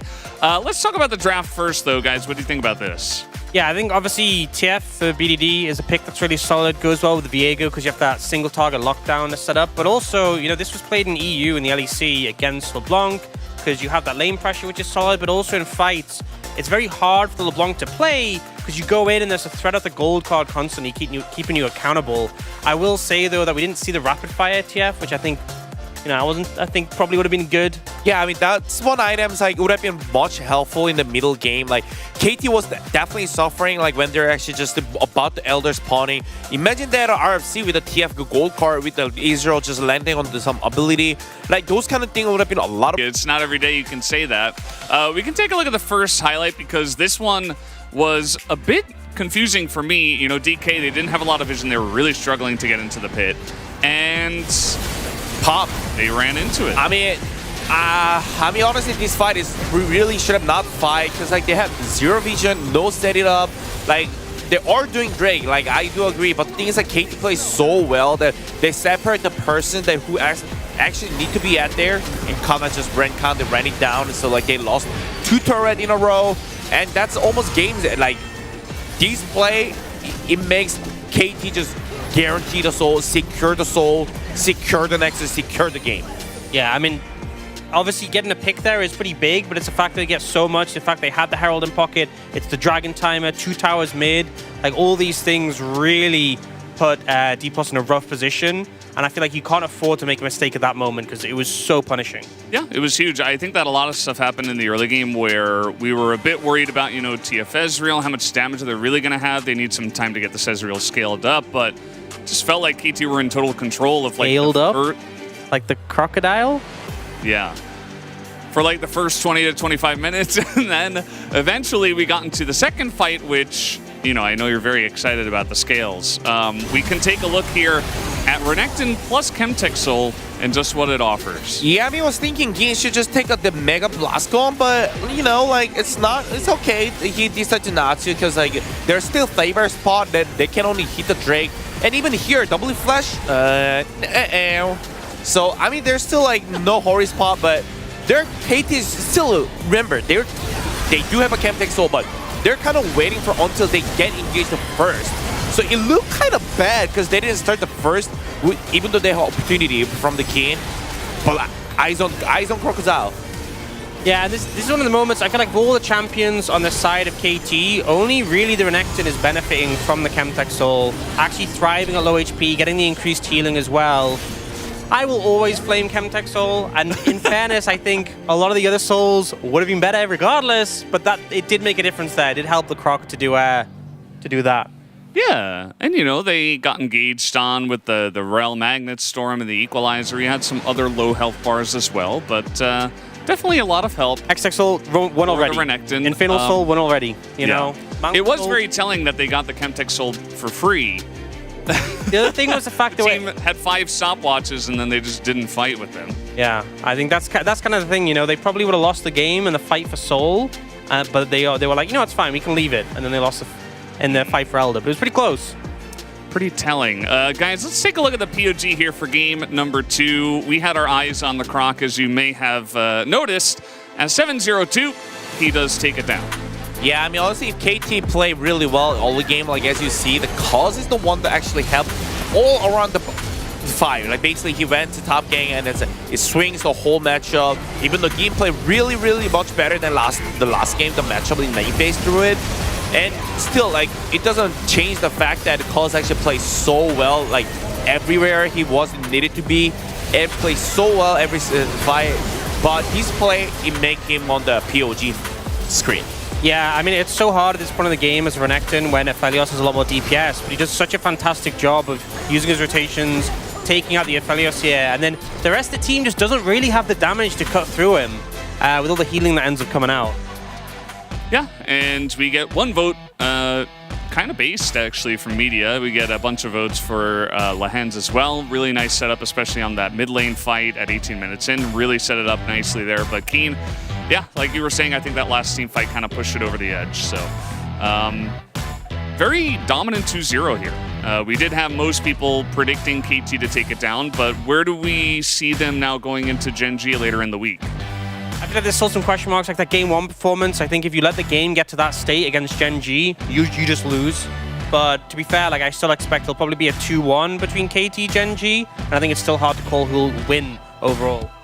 Well, I mean, I'll call still, I think, a little bit of a favor to Genji side, as you said. Like, I think if Genji will get ahead all the game, and I don't think the Genji is also, like, they're bad at skirmishing team or, like, KT is significantly better like than Genji, like about the fighting, those kind of stuff. So I would still think like a little bit of the Genji has an edge on it. Yeah, I think that Genji slightly won out in terms of our predictions. We saw in the pre-show earlier on. You guys could have checked that out. 4-3, there you go. But guys, we do have the interview ready to go, so let's hand it over to Deer for the translation. 2위와 3위의 대결에서 Thank you 승리하면서 guys. 11연승을 This is Deer for the 달성한 KT POG 롤스터 interview BDD translation. We are here 선수, joined by 이은선 BDD 선수와 and Keen on the 승리 side of 축하드립니다. KT Roaster, who just secured their 11th consecutive win. 또 하나의 엄청난 대기록을 만들어내셨습니다. BDD 선수 먼저 승리 소감 What an amazing milestone. Let's hear how you feel. It was a big match for us, but I'm really glad that we won. And Keen, I think it was a difficult match, but I'm very relieved that we won. 짜릿하게 다가오실 것 같은데요. BDD 선수 1세트 아지르로 POG BDD, 받으셨습니다. 역시 BDD 선수의 you got 클래식 a 이력장이 아닌가 POG with your Azir again in Game 1, and as expected from BDD's masterpiece Azir. So Game 1 seemed quite unfavorable considering the 6k gold difference. So what was the team's call for a turnaround? So our team's comp actually does become better over time, so I think we were just trying to stall and then make sure that we win a big team fight. Taking a look at a Baron team fight, or the replay here. How did you find this amazing shuffle angle? The enemy actually forced a skirmish at first, and it created a pretty good opening for me, and it ended up creating a really nice picture for us. BDD 선수에도 순발력, KT 롤스터의 순발력이 있었던 것 같은데요. 이렇게 보는 것처럼 교전에만 가면 굉장히 남다른 합을 보여주는 It seems like KT's confidence when it comes to team fights is on another level. So it feels like every time you guys open a team fight, you don't even think about losing. So is that the mindset that the players actually have? Like whenever we do team fights, I don't think we definitely don't go in thinking that we're gonna lose. And I feel like every time we do fight, we do win. That's probably why we have so much confidence. And Keen, yeah, I feel like team fights always end up in our favor, and I feel like I have no pressure because whenever we lose, I just blame someone else. And Keen, in both games 1 and 2, you had to face Rumble as Renekton, and you seem to have a hard time laning in game 1. But in game 2, you seem to breeze through the laning phase. So did you improve in that short period of time, or what changed after game 1? I feel like in game 1, yeah, laning phase was pretty difficult, but BDD's TF actually gave a lot of pressure in game 2, which made it a little better.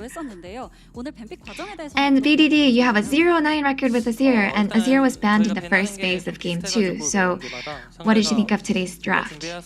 I feel like banning my Azir is pretty predictable. So we didn't really do anything differently. We just went with whatever we had been preparing with. And Keen, you played well in the laning phase, but you had a huge moment in the last crucial team fight. So let's take a look at the replay here. So it felt like it was like an unfavorable picture. So how did you pull this kind of a play? I feel like, yeah, the Rel pulled us in really well, and it felt like we were going to lose. But when my Guardian Angel procced, I felt like, oh wait, this is actually winnable. So that's what happened. And let's see, we can hear "I love you, Keen" in mic check. Keen saying Kim Keen POG. Thoughts on "I love you, Kim Keen"? Whenever Cuz is on the camera, he gets way too excited, so I think that's probably why. So if he's not on the camera, would he not say it? Oh, definitely not, never. Yeah, so it's not true. He doesn't actually love me. We are in a strictly business relationship. And because fighting and in the next match, 인터뷰 때마다 제가 말씀드리는 게 KT 진짜 분위기가 좋고 합이 좋은 것 같다, 사이가 좋은 것 같다 이런 얘기 많이 it seems like you guys probably hear that you guys have a good team atmosphere and that you guys have a good relationship with each other. And this portrait that Aiming drew you kind of proves that point. So how would you rate this portrait? Oh yeah, he did a great job. I wonder if I'll ever get a chance to do the same and return the favor. And Amy claimed you as the gum fairy or the tooth fairy, and we saw your interview full of fury. And you said, I will come up with the nicknames my teammates will despise, so we will look forward to that. Yeah, aiming his nickname senses. I feel like it'll be more appropriate for me to give him a nickname after the season, as it may create some problems, so I will wait until then. What about you, BDD? How would you rate the portrait? I feel like it looks like a potato. I do kind of see Keen in this portrait though. So yes, it's a good portrait. 평가까지 들어봤습니다. 자, 오늘 이렇게 또 짜릿하게 기분 좋은 역전승을 거둬내셨고요. 이제 돌아오는 After today's clean victory, Genji is waiting for you this upcoming Saturday showdown. Many fans are looking forward to that match. BDD, what are your predictions on what will determine the game? All the lanes will be important, but I feel like as long as I can deny Chovy, it would be a good victory. And Keen, all the Genji players are really good, but we are just as good, so I believe that we will be able to win. And BDD, what's your resolution to the next game? We'll make sure that we prepare well and display a good performance for you guys. And Keen, we'll be sure that we win. And we'll keep trying hard. This will be the end of the interview with BDD and Kian, and back to the space. Thank you, dear, as always, for that awesome translation. We can take a look at the standings now, as it's really neck and neck here between Genji and KT once again. The closest team, DK, 4 wins behind the top 2. Wow, that'd be really cool if Genji and KT played each other, you know, maybe later this week. That'd be really intense to see who comes out on top. I'd love that. And that's a plus 20 points and plus 21 points. It's so close. So it's gonna be depends on who actually win as a 2 or more, 2-1 more. That's gonna be also matter. Yeah, we certainly do have like a top 2 and then the next 3 and then number 6, we have no idea. We just have no idea who's going to be number 6. And you know what? This next series might help us figure that out a little bit more. Live Sandbox up against Hama Life Esports for our second series. Don't go anywhere. We'll be back in about a half hour for that second series of the night.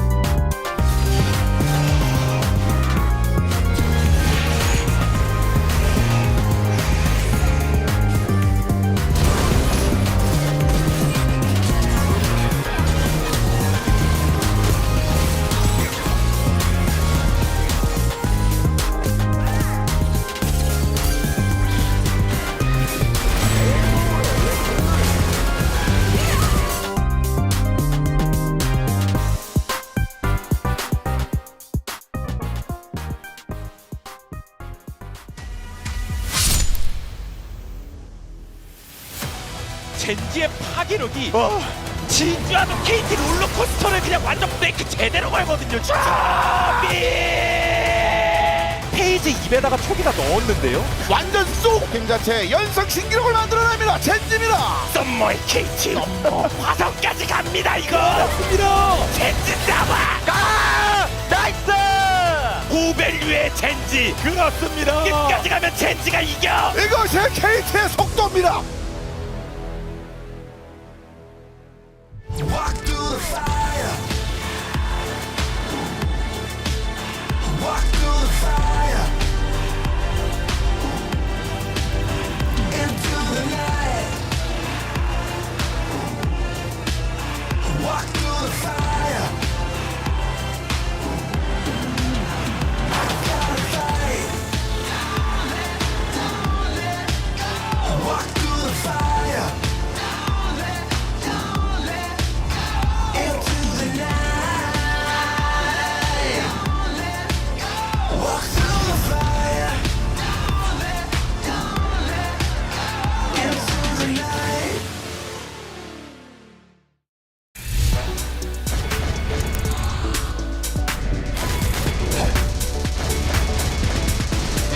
Drop it. Flip Sandbox coming back in a big way in this one. It's closer. Finds another Emperor's Divide. It's a double kill before. He goes down. Magnus Storm as Bible's trying to be a hero. And now Death's the last man standing. He has to try and get this one done. The health bars are so extraordinarily low. There's the Void Seeker Willow. Gonna be taken out, and now it's Teddy versus Death. He finds the ulti. Teddy, he is gonna use it, and he goes down. Death picks up the kill. It's a Quadra. Unbelievable plays from Death. And he's just thrown around like a ragdoll. Those skulls in exactly the right time. As Death picks up the kill onto the Azir, and now they are so incredibly low. There's the kickback onto Teddy and Canyon. Oh, he's gonna say goodbye to this game in the end. But my goodness, what an incredibly exciting game one.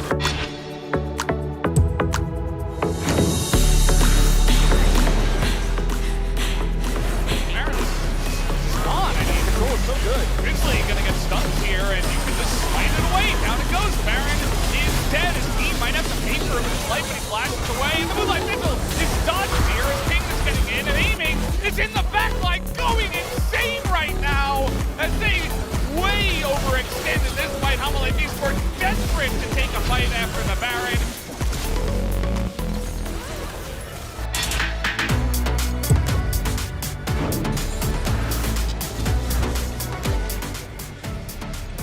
The Great Caller's gonna do a lot of damage. Owner is just dead once again, though. As Carrier finds yet another one. There's Grady Cleanse. Look at the AoE and look at Zayas. He's just back in, destroying everyone. Zayas, this is the guy that we missed from last week. Where have you been? Oh, it doesn't matter. We're just glad that he's back. That is going to be the triple. The ace comes through.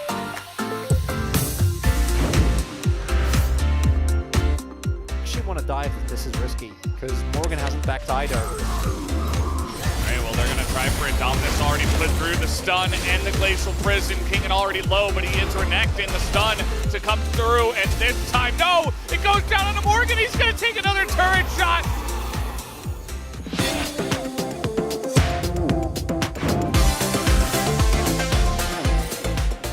Oh, Grizzly.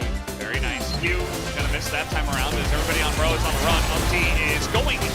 As now they are trying to engage. And it works here. And there you go. They get the backline access. They take down Karis. They take down Effort. And it looks like Morgan might be soon to follow. He is pretty tanky, though. He's going to pull over. Oh, man, he's going to take him out, too. Morgan going 1v4 on top of the Baron. Not even going down yet. Avoids the Q.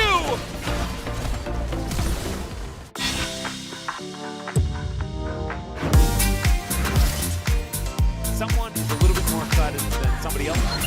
That's fine. Perhaps different fandoms. Okay, we're right into a team fight.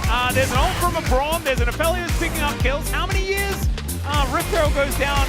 Genji win the fight, but Orcs, I think we might need you to do a bit of play-by-play in the replay to see what the heck happened.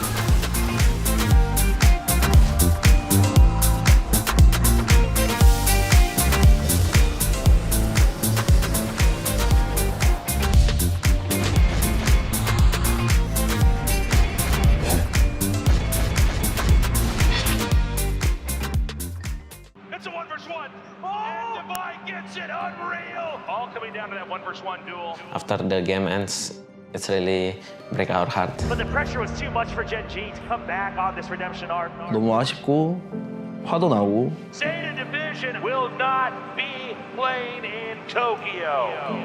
スタート東京にはすごく出たかったんで、かなり落ち込むって言ったらあれですけど、メンタルにダメージが来たなっていうのは覚えてます。We won't give up, we will emerge.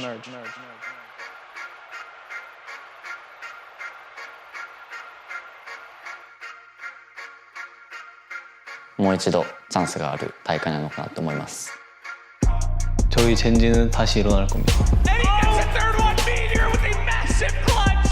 諦めないで勝ち上がります。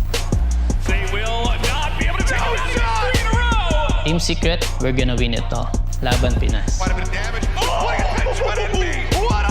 We're gonna win with the power of friendship. Flips good for 2 more and he gets 4 kills. Global esports gonna win it all. G winning. Where to get out? It's gonna be an ace from Rossi. We're Talon Esports, and we're gonna win LCK. Starting things off with a reckoning of his own, but Cruz. DFM が LCK を優勝します。 But Anthem with the ace. We won't give up, we will emerge.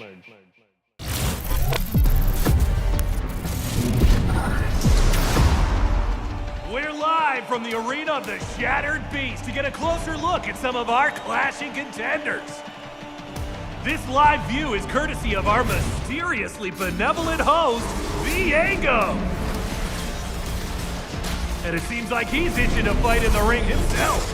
I certainly can't blame him. Our lineup is fierce, starting with our headliner. You might know her, you might have heard of her, but you've definitely seen her slashing up the stadium floor. Samira! Weapons master and renowned bounty hunter. She's up against some tough competition. Set, bare fist brawler extraordinaire. Jin, equipped with a powerful arsenal of firepower. And our first ever dog contestant? Very sharp dog contestant. Here at the arena, we got everything a soul-powered fan needs. Fast-paced, crazy gameplay, even crazier augmented action, and more. It's no wonder everyone wants a taste. Remember, this is limited time only. If you need a refresher, today's lineup schedule is chock full of knuckle-busting action from your faves. Just remember to get your prestige up if you want to train with someone like Pike or Shaco. Be careful, they are armed and most are dangerous.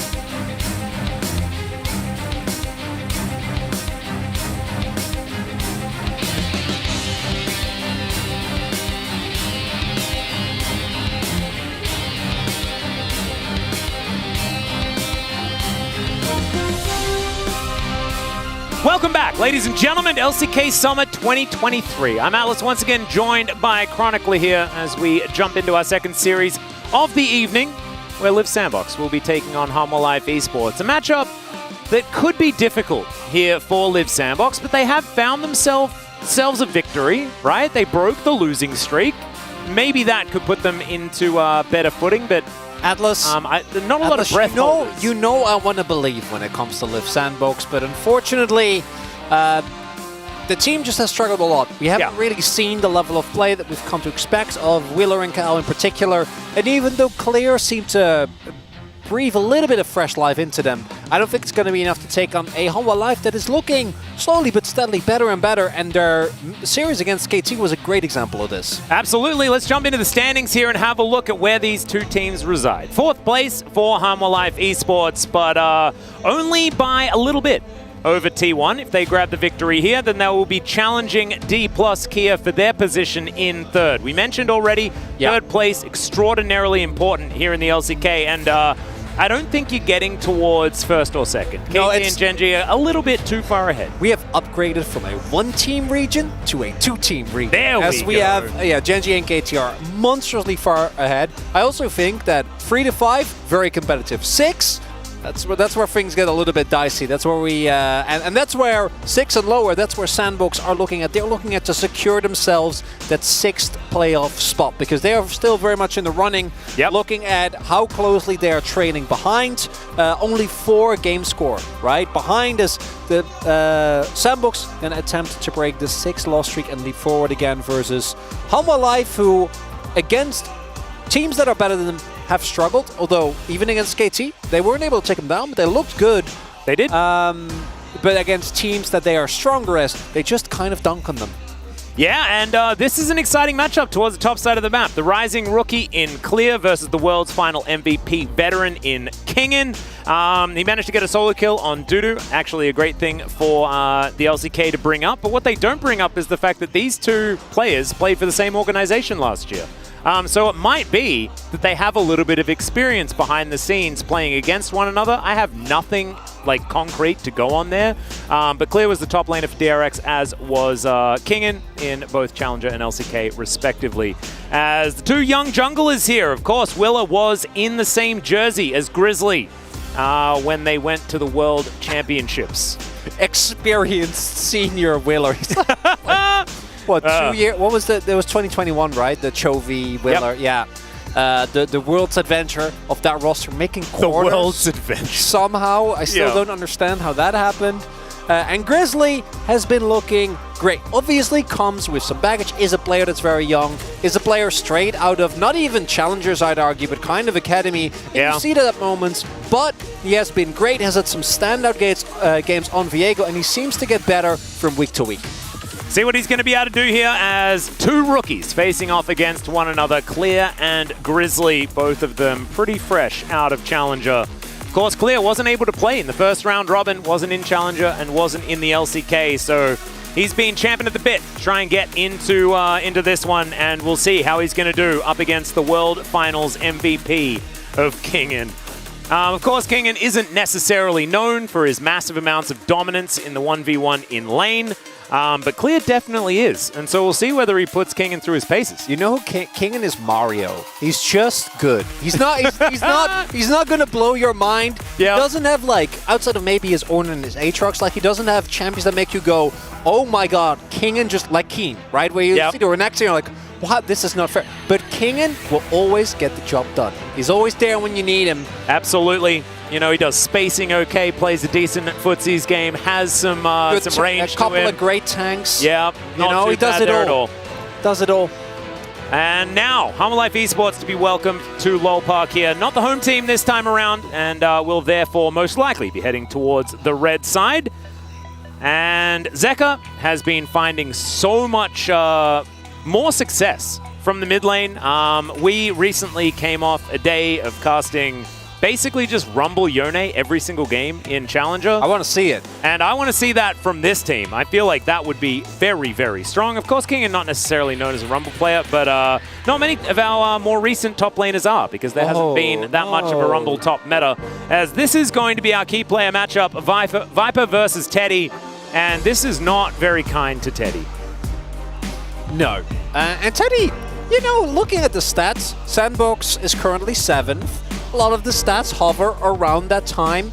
I think for Teddy specifically, he's had a couple of great moments, but at large, I do think that you can see that he has not played competitive for a little bit. Yep. Still shaking off some of the rust. And even Teddy, when he was like still playing really well, 2021 comes to mind. Viper was going to be a tough matchup. Viper in his current form against Teddy in his current form is going to be an uphill battle. And the main difference is also how Sandbox just haven't seemingly been able to really get Teddy to have any space. Nope. Team fights, because as mentioned, with the support and jungler not really looking too hot, actually getting any value out of the fountain laser hasn't really happened. And for Hanwha, it's kind of the opposite. Sometimes it feels like they're a little bit too reliant on this man in the bot lane. Yeah, and recently it's looked better because Zeka has been picking up some of that carry mantle. You saw there one of the fans in the audience pretty ready for Teddy to hit that 2,000 kill milestone. I believe he is 11 kills away from doing so. He'll be the third AD carry to do it under Deft and Ruler, and the fourth person in the LCK because, of course, Faker has close to 3,000 kills at this point in time, nearing 2.9k, I believe, at the moment. So we'll just have to see how it is going to go. And it is very hot in here. I think Grizzly was definitely showing us that it was indeed, but I can agree. We could crank the AC a little bit, but it's just a really hot day today. I was in Indonesia for a little bit, and it's like way hotter here. It's like to a pretty unrealistic degree. I came back and I was like, oh, you know, I'm coming from the jungle. No, it's worse. No. Welcome to the jungle. Yeah. Welcome back to the jungle. Fortunately in Lopok we have AC, but it's tough. This many people on such a wonderful day of League of Legends. Speaking of days of League of Legends, though, it is currently Kingan's 5th anniversary of his debut here in the LCK. Thank you so much, Jason, for pointing that one out for us. I may have missed it in our stats package that we picked up. So congratulations to Kingan. We'll see whether he can grab a victory on the anniversary of his debut. It's looking good. Look, honestly, based on the matchups and the standings and what you can see at the top of your screen, 3-9 versus 7-5, I'd say Hanwha Life Esports looking pretty good. But it's all going to have to come down to the League of Legends, Chronicler. That's where it comes down to.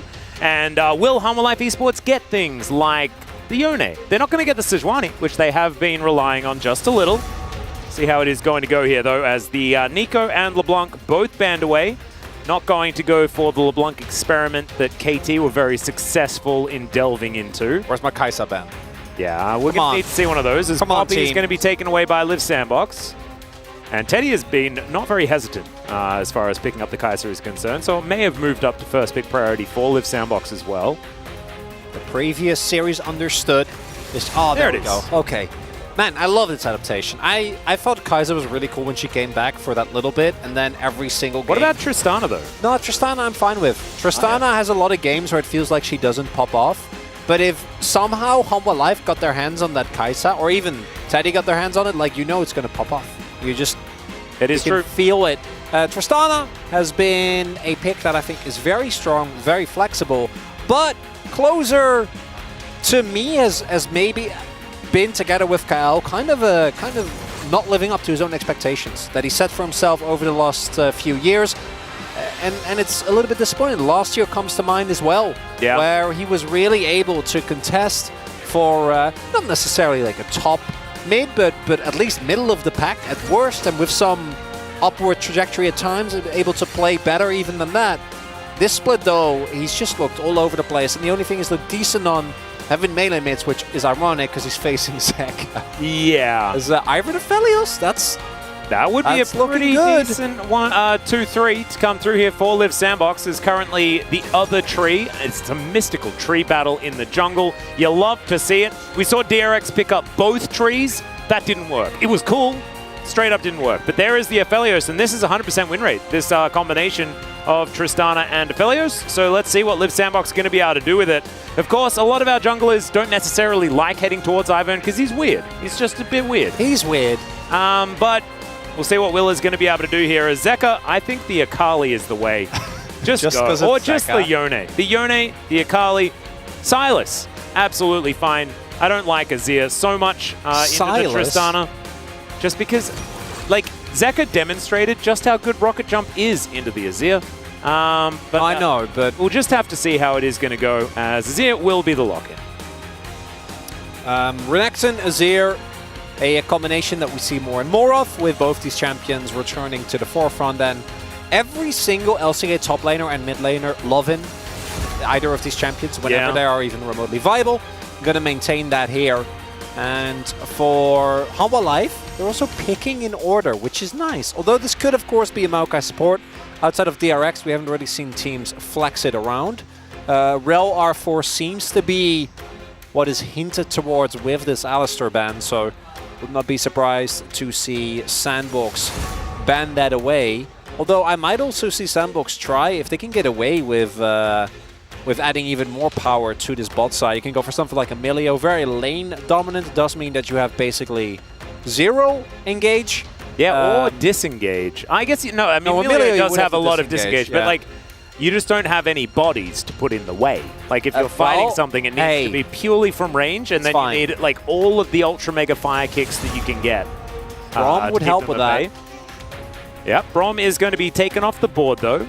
It's Qmax Braum, so it's not as much of a ban as it is a ban against the Emax Braum, but it is a it's a Braum ban nonetheless. Qmax Braum is my favorite meme of the split thus far. The pure unfiltered rage you can see. I like the I really like Braum here. That's my favorite. That's I think they go hand in hand. Yeah, I really like the Braum here though. As wow, not actually gonna end up banning the Rel. Feels like a no-brainer here, and Hanwha Life will pick that one up. See what Kael's answer is going to be into this pick with so much already taken away. Do we go back to Renata, or do we just pick the Nautilus? I would kind of love the Renata, actually. I'd be kind of into it. And Kael was so good at it back in the day. Outside of Kalen, he was probably Those were the two. Those were the two. As we are sticking to a bit of a Shuriman theme here. Like that, yeah. Obviously not a very exciting matchup here for Claire, but should be doing fine in the 1v1. And with this, you round it out with good frontline. Downside, obviously, is that you are a sole AD composition, but I do think that with double AD carry, to me, it doesn't feel as bad as playing it into, if you're playing like too heavy on the AP. AP itemization often is a lot more effective. Lord Dominic's is a hell of an item, and hopefully they'll go down. As it's Samira here for Viper. I love that. Completely changes how this composition works. Because if you pick, normal carry here, then you might be looking at maybe like Varus go for the poke. No, we're all inning. And we can go back to our name that we came up with for it yesterday as well, the Smearl. No! We can go back to Smearl. I don't want to talk about Smearl. You don't want to talk about Smearl? No. Oh, I'm really excited about it, though. That name should be left in Challengers. I can't believe that you loved it so much yesterday, though, Chronicler. Oh, come on. We can have nice things here in LCK as well as Challenger. Samira Rel being pulled out here. But what if you said Samira Rel really quickly? I feel like you'd get to Smearl. It's like Golem. Oh, it's absolutely fantastic. Coaches going to shake hands. And Hanwha Life Esports just put a whole bunch of early game flavor into their relatively late game looking draft. I'm right here for it. I think that Viper has been fantastic, and if he can get online a little bit sooner, then that is very, very fun. Live Sandbox, though, they do have the late game Fountain Laser in Teddy's Aphelios, and we'll see whether that is what they're going to be able to get behind for the victory. Close are also going to be drawing beads all over the place. And Willa, how will the Ivern go?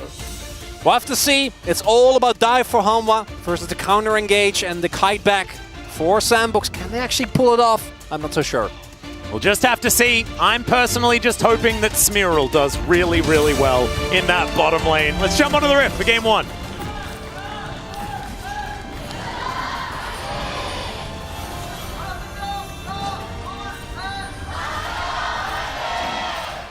All right, Hanwha fans in full voice here today. I'm sorry, Chronicler. I know you really don't like that particular I don't know why. naming. Yeah, you really don't. It's just... Maybe because it sounds like smear, and you don't like that very much. Well, no, that's also a word in Dutch that just feels weird. It's like they shouldn't be thrown together. It doesn't work for me. I don't know why. I don't know why it bothers me so much, which makes me even more frustrated. Which makes me only want to say it more. But that's the bad thing, because the more I viscerally, physically, and clearly dislike it, the more you will keep saying I'll it. slam it into the ground. Absolutely. I'm looking forward to seeing how Will is going to go. Getting around this jungle, we saw Canyon and Peanut really exemplify just how ridiculous this champion can be. As Will are also not dunk mastering. You love to see it. A little bit more of that space theme for the Ivan. Very, very happy. Because I just feel like we do see a fair bit of really Dunk is. Master Ivan. I thought that was base skin for a while. As Closer is just jumping on top of Zeka. Sometimes that's what you want to do. Wow. Gets 2 sand souls W as well. first, and just straight up jumping right on top of him.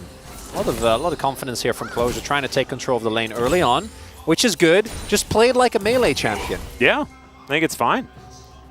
I think it's, especially for him specifically, I think it does make a lot of sense, as we do see Kyle on Nautilus used to be really good at the pick. Kyle just hasn't really had a great split thus far. It really looks kind of lost mechanically, kind of having a tough time keeping it together. As Kanan, just casual 7-0 on the Crocodile. Yeah, everyone seems to be playing a lot of Crocodile. Keen, I think, has played the most in like 14 games of Renekton this season. He's got like a whole bunch of one-offs and then 14 games of Renekton. As we're having a look at another hook connecting here on this bottom side, reminding everyone that Tristana Aphelios is currently undefeated here in the LCK. And so definitely something great for Live Sandbox to look out for here, as Willa just taking the space camps away. What do you like more, the basketball court camps or the moon camps? I kind of like these moon camps a little bit better, personally. I like the moon camps more. Not a super... Well, like, beam me up, Scotty? That's actually really cool. I think it's the moving animation that really does it for me. Yeah? Like, it just, I like it more. The weightlessness of it, it just feels cool. Yeah, a little bit like Astro Nautilus. Like, yeah. That's good. As Willer already having done his full clear, as you do on Ivern, doing it in a very short amount of time, we'll see. Might help his team just get the crash here. Not more than that. Doesn't really need to provide anything additionally. As Clear having a tough time here, gonna get the full wave shove in. And this is what we see very often, very early on. The Renekton has a really good time. And then after first back play should be doing a lot better. And then eventually it really comes down to who gets the lead. Becomes very hard to kill one another outright. And we'll see if either jungler is going to make their way towards the top side, because I do think that's more about mid lane. Yeah. Bot side of the map. Penguin going to go pop on Zeka here. Doesn't do a whole lot of damage. As you can see, Grizzly moving towards the mid lane. As Willa will just place grass down and keep on walking. This is the gank pattern of the Ivern, as tree on tree. Soccer tree versus space tree. See who's going to be able to win out on this one. As once again, Closer is just bouncing towards some brushes here. Pesky minion. Don't see this Tristana skin very often. No, you really don't. It really is just dragon or fire. As Whaler going to be making his way over, does have a smite available, so should just be able to yoink this away. And actually playing it pretty aggressive. Hasn't picked up the bot side scuttle yet, but will be able to secure himself a decent lead here. Yeah, he's a friend of that one at the moment, as Clear takes a somewhat negative trade, I would say. Yeah. Into Kingen, who is very happy on his Renekton right now. That is some 5th anniversary Kingen right here. Playing it very, very well on the Renekton. Not going to be grabbing a plate just yet. And like you say, I mean, this is just Clear playing with his health bar. He's not down by that much CS outside of missing that one. That was a bit sad. Missed one before as well. Truly struggling here. Is actually down to full wave, which will become somewhat of a problem when he does end up going back, as they have a suspicion. Grizzly spotted on the warp, might be in trouble here. Yeah, Clear is moving forward, only level 5, as he does secure the Gromp, but he has to use Twisted Advance in order to get there.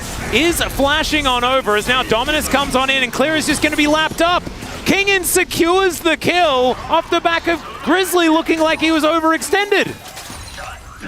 all according to plan. Absolutely. Not even close. This is that new tech that Grizzly brings to the team, Gets Chronicler. the Gromp as well. Just plays... Okay, so obviously Grizzly kind of getting away with some risky business there. Kingando has 6, and the Dominus is one of the biggest power spikes in the game. So the moment that is available, unfortunately for Claire, his all-out not available, doesn't really have a way to get back to the turret, and just ends up getting blown up while also utilizing his flash. And it starts off pretty okay here. They spot Grizzly, they're aware that they need to try and go in, but actually having enough damage available, not really a thing here. And then unable to actually get the Q, and then Kingan just gets on top of him, even with the flash. A little bit late there from Claire, and also going away from his Ivern. Yeah. Who, you know, this early on, I don't know if Wheeler would have been able to help him, but... might have been able to give him the trigger seed, right? Like, yeah, get the shield. The root collar also missed as well because Willa threw it from downtown. Maybe if he was Dunk Master, he would have been able to land that one. Get the having more, pointer. yeah, more downtown capabilities. But we'll just we'll never know. Never know whether that would have actually helped. Comes on over and is going to befriend the Raptors.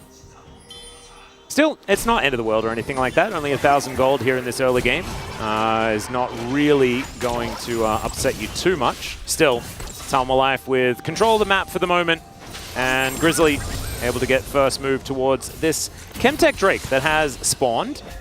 Some more grass being placed all over the place here. You can see that Willa was down towards the bottom side as Kyle going to get stabbed momentarily. Yeah, I do really enjoy how active Willer has been. Just like walks into lane, plans brush. Yeah, I like it. Apply some additional support for his team, give them a little bit more damage, give them safety. Hook is going to connect here towards his bottom side as Teddy not able to get too much damage to follow up, but Grizzly going to come through with an ultimate. Yeah, Daisy not at the ready. There's the flash forward. Good hook from Kyle, but I think it will spell his doom. He is going to flash away as now Teddy is their target. He has red-white guns, and now they're going to focus onto Kyle. Life now very, very low, though, as Viper's dashing forward. No! Teddy's going to get taken down. It's a double kill here for Grizzly. Make it a triple! Oh, no, that couldn't have gone any worse for Liv Sandbox. They messed with the bear! I mean, it was all Viper, but they messed with the bear!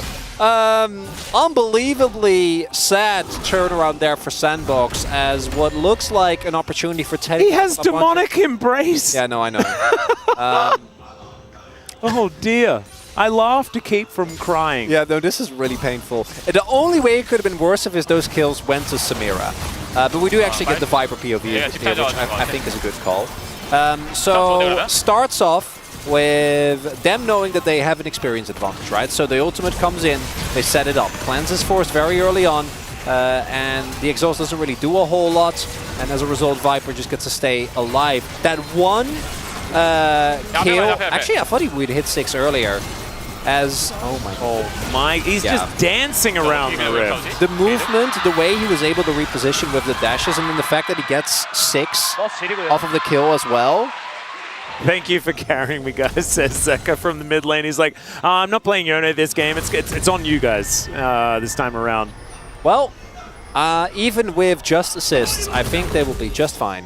Yeah, I think that they were also moving towards a mid game where they were just going to be feeling fine anyway.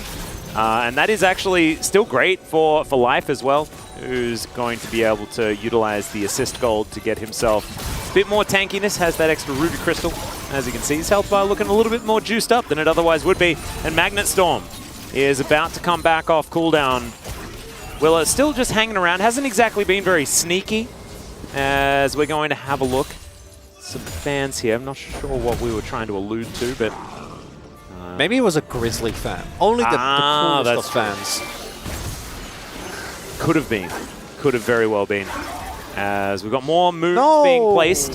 We missed the root caller, so Willa not going to win exactly any points as far as Ivan gameplay is concerned, but we'll just continue running around his jungle, befriending his camps. Yeah, this is the one big problem, I think, with having a tree versus tree matchup, is that it's, you know, when you fall behind in the mirror, there's no coming back. Yeah, that's true. Life becomes very tough, and we joke around a lot.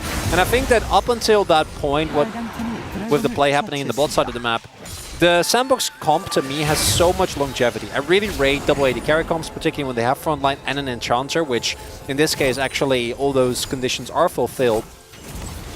But when you're playing into a dive comp that's like already this far ahead, they can hard force so much. And the engage between Zeka going in aggressively with a shuffle, Kingen finding a possible flank, Grizzly going in with his ultimate, and then Life just being Rel.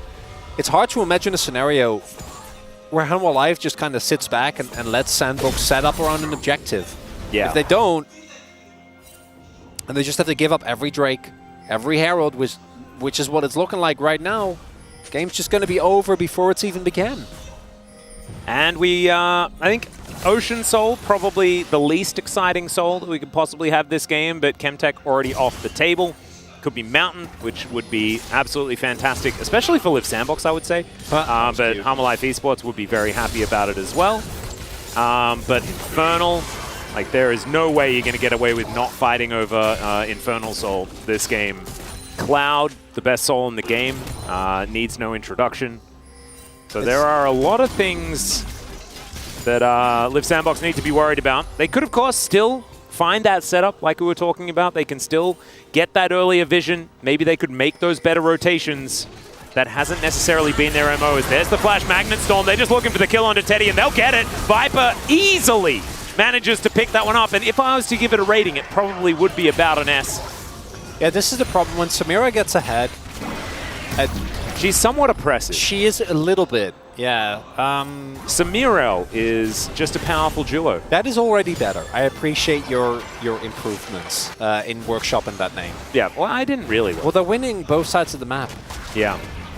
And Grizzly now going to be able to take down the Rift Herald. Rift Herald was kind of not really thought about too much in the early stages. That is finally taken with about a minute and a half left on these plates. Going to have to throw that one down if they do want to get plate gold out of it.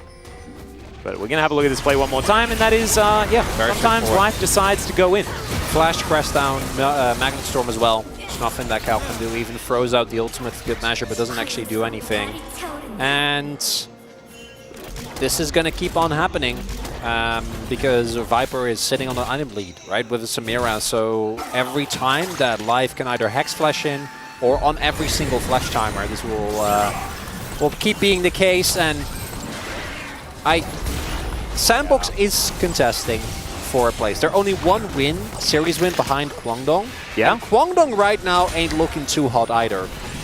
And they might still somehow magically find a way to win this series. But this game number one, Atlas, it's looking pretty dire. Very rough. And also the Tristana Aphelios win rate, Chronicler. Like, it was 100%. Yeah, it's going to have a blemish, in theory, if Live Sandbox do lose this. I'm not really bothered by that, personally. Are you?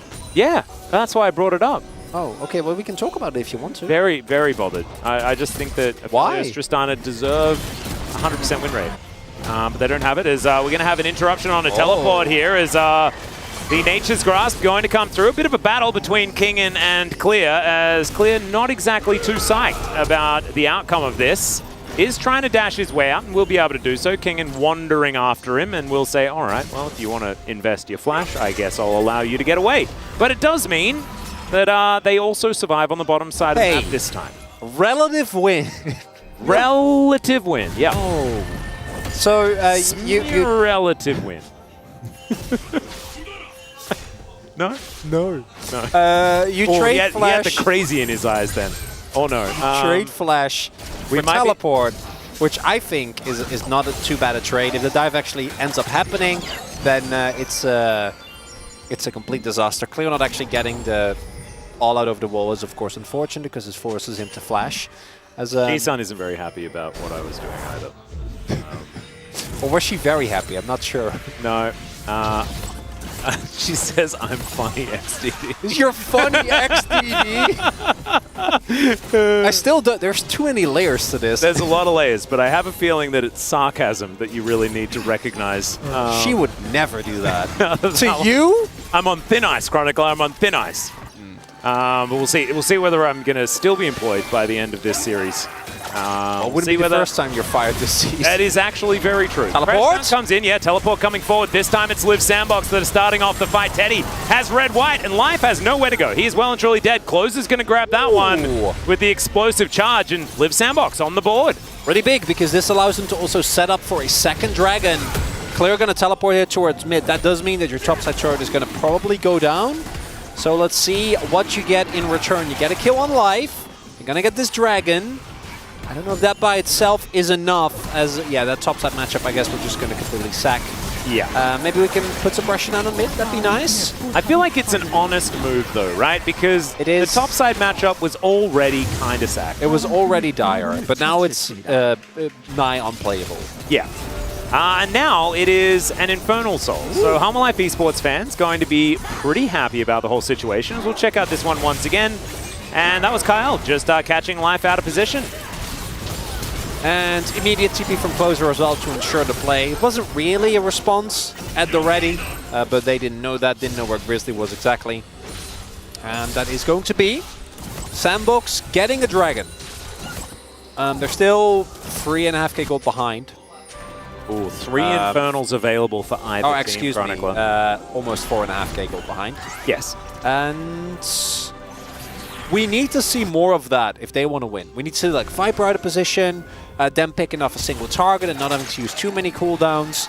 And really, ideally, a second item on Closer. I think until he actually gets some AD, this just Shiv build is not too threatening. He also went Merc Treads, which are very good into Harmer Life. Don't mind that too much, but does mean that you're going to be struggling a little bit. And Clear, unfortunately, now getting bullied by Zeka after getting bullied for a lot of the time by Kingen. So we put Closer into that matchup where he can farm safely. But this is a Leandris, so Zeka is still going to make it not fun to side lane. And now Closer back towards the top side, and it looks like we are rotating Clear back into the Renekton, which at the very least he shouldn't be diveable, and his health bar won't get poked down by Leandris' Z. So yeah, it's a win. Somewhat. Kind of. In a way. It is. It has that feeling of Harmer Life Esports just have like the extra person, you know, like that sort of feeling for Liv Sandbox. Like there is just not. There's too much to cover. Yeah. Because there's just a little bit too much power in the hands of Liv Sandbox, of Harmer Life Esports. A lot of it being in the hands of Grizzly, who is you know, a whole bunch of camps in the lead. Still has those 4 kills that Harmer have picked up. He is not necessarily the champion that you want to have the most gigantic lead. Maybe if it was back when AP Maokai was ridiculously broken, it would have been a different story. But right now, you know, rushing towards that Radiant Virtue, yes, he's going to be extraordinarily tanky, but Liv Sandbox fans can be happy with the fact that a lot of that gold is on the Maokai instead of Seer or Samira. So it would have been worse if it was on Viper, but I do actually think, like, particularly with how far the Sandbox carries, with how far behind they are, Demonic Maokai will actually just, like, do a number on... A Closer is a little bit better because he actually is level 13, right? But Teddy in particular, like, Grizzly can probably 1v1 him.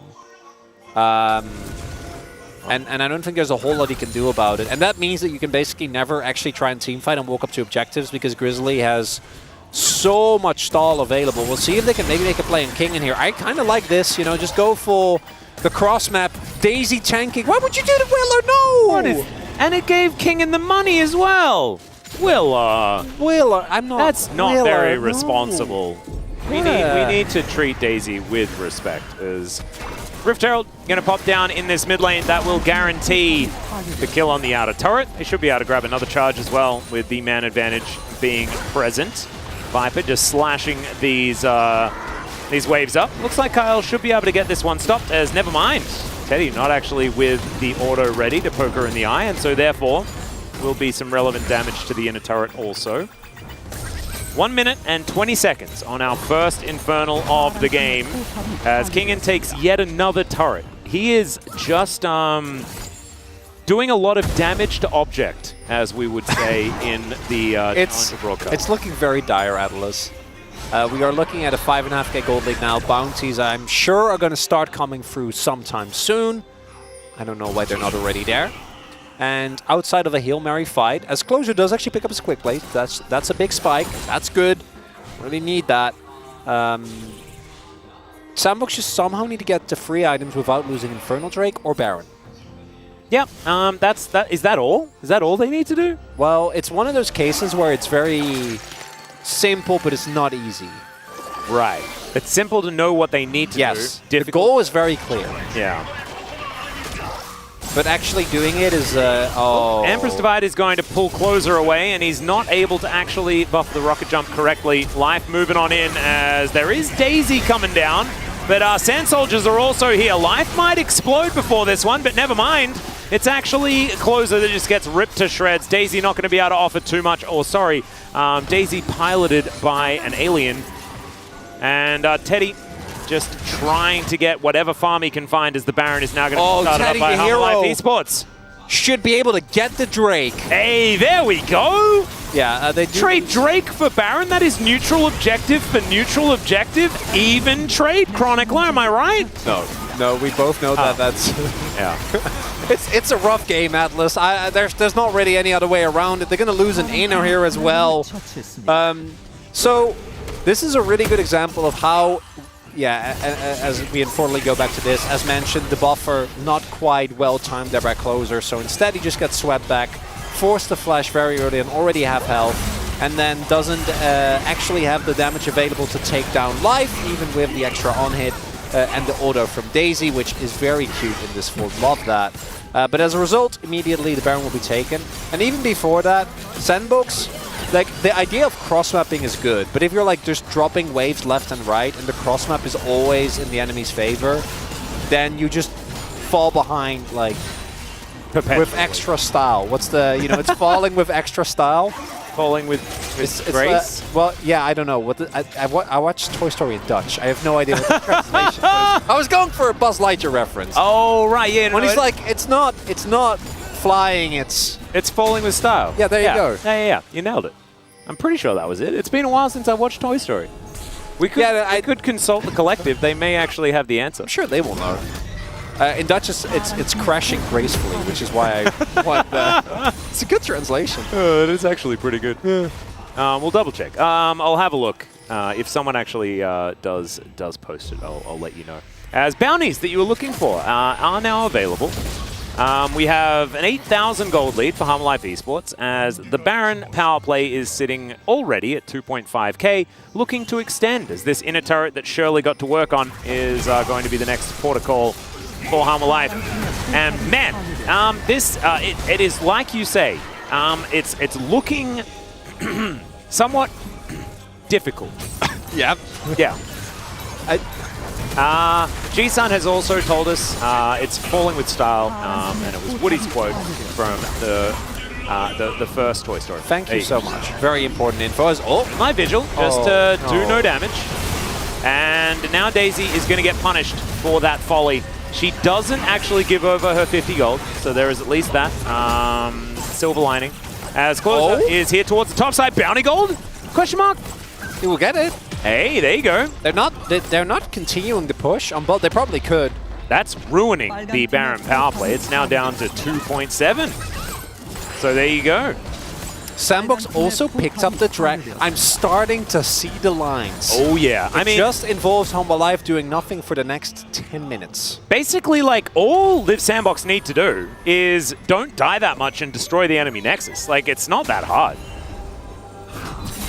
Yeah, chat, if you're wondering why the casters are quickly spiraling, as we take a look at the gold deficitator. Now, of course, Ivern doesn't necessarily need to have that much gold because he has a bunch of very gold-efficient items. But that's good because he doesn't have any gold. Well, no, yeah, being 3.2k gold behind is that 4. Oh my, that's actually. Yeah.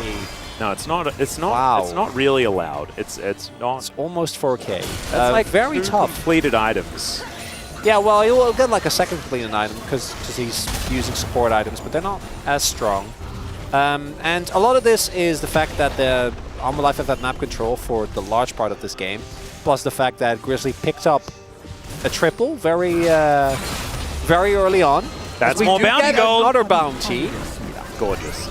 8,000 gold. They've brought it back. It was 9,000 gold before. Okay, so if Teddy can get a Lord Doms, yeah, and Closer can get a Lord Doms, yeah, maybe. maybe there's a way. I mean, Willa's got a fancy bell now. I'm looking at the itemization as well from Humble Life. And it's like they're very far ahead, so they're gonna buy GAs and armor, and they're not gonna die. Yeah. Even Viper is sitting on plated steel caps. He's collecting as well. Not a whole lot, as he does have his 2 items, but he's not massively far ahead of Teddy, who does have the CS advantage. This Aphelios is still going to be pretty scary. Anwar, you have you have an 8k gold lead. Yeah. You have a Fat Samira, and you have Rel. Samira. Azir. You don't need to say both of them individually. You can just say Samira. Just throwing it out there for you have Maokai and Rel. You can dive aggressively with this. You don't really need to just play it slow and wait for the next Baron that spawns in a minute, which is what I think they are going to do. If they actually go for all 4 dragons, I will get... Oh, I think that's the best way to win. The guaranteed way. Because Infernal Soul is pretty strong, and so they're gonna stand here. You can see Grizzly in position. Is going to throw out some saplings, and we'll start this one off. So that is going to be the Drake. Here's what will actually happen. This is going to keep on going. Then Sandbox is going to like make one mistake. Everyone's going to go taken down, and then they're going to end. And that's it. We had like one really underwhelming fight, and that'll be the end of it. Or there'll be like that really underwhelming fight, and Harmon Life Esports will take a dragon and go for a reset. No. That's what's going to happen. No, and then stop they'll meet again at Baron, and they'll trade 1-for-1 kills, but Harmon Life Esports will have position on the Baron, and so they'll start the Baron. And then Live Sandbox are going to get another pick, but Harmon Life Esports secure the Baron, then go for another reset, and then we position for the next Drake, which is where the next fight is going to be. That is going to be the sole point for Harmon Life Esports. And then they're going to narrowly be able to get that one as well. I mean, closer is BT. Like, if we keep... Okay, we're starting Nash. Good. It's fine. It's fine. We can just start Nash. We can take the Baron. There we go. Okay, but we need to trade 1-for-1 if the prophecy is actually... You're like a member up, no matter what. You have GA! You have free items on your Maokai! It's a cheeky little ward that Live Sandbox has, though. As Teleport is going to come in. They're not going to give away the position of said ward, as Daisy is going to get there a little bit late, and the Baron is just going to be taken. Kingan's in the mid lane. We're going to try and stop them from moving any further forward. Rootcaller is not going to land there. It's unfortunately clear. Doesn't buffer the anti-CC. Does manage to try and get a bit of a push away onto Grizzly, who kind of explodes. He goes golden in the end, though, and Kingan is going to be the one to lock down the kill. Oh, my goodness. If Grizzly wasn't that far ahead, he would have died. But instead, it's Harmon Life Esports killing absolutely everyone. They have stopwatches for days.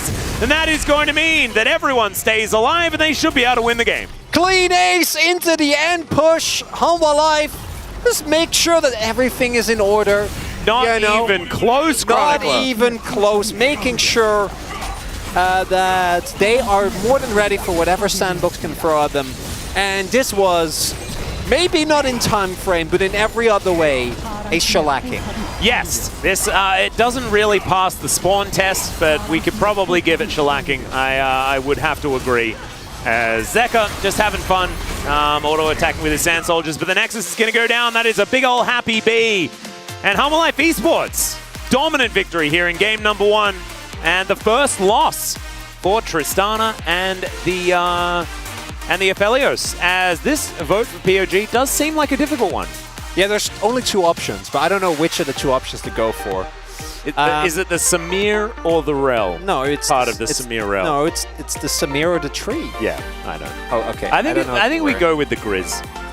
I think I'm feeling it. I'm happy to give it. He also the topside play, which looked like he was just going to get killed by Cassante, but then actually was a great play. Yeah, and then had so much money that he didn't die in that last fight. That was pretty cool too. Yeah, this was a tough game because it literally came down to the one play in bot, and then the game was over. Which I'm sure is what the Space will say later on as well. I don't envy them on this one. And for Sandbox, often this team will be very happy to then go and play very proactively. That wasn't really the case this time around. They kind of just bled out slowly, as we can see from the gold graph here as well. Yeah. And it's tough to point out a single thing to fix here because it felt like everything was going rather poorly here for Sandbox. We'll see if they can get something going in game number 2. Yep, there is always a game 2, and so they can theoretically make the adjustments. We are going to go to a short break, then it's the space, and then it is that game number 2. We'll see you there.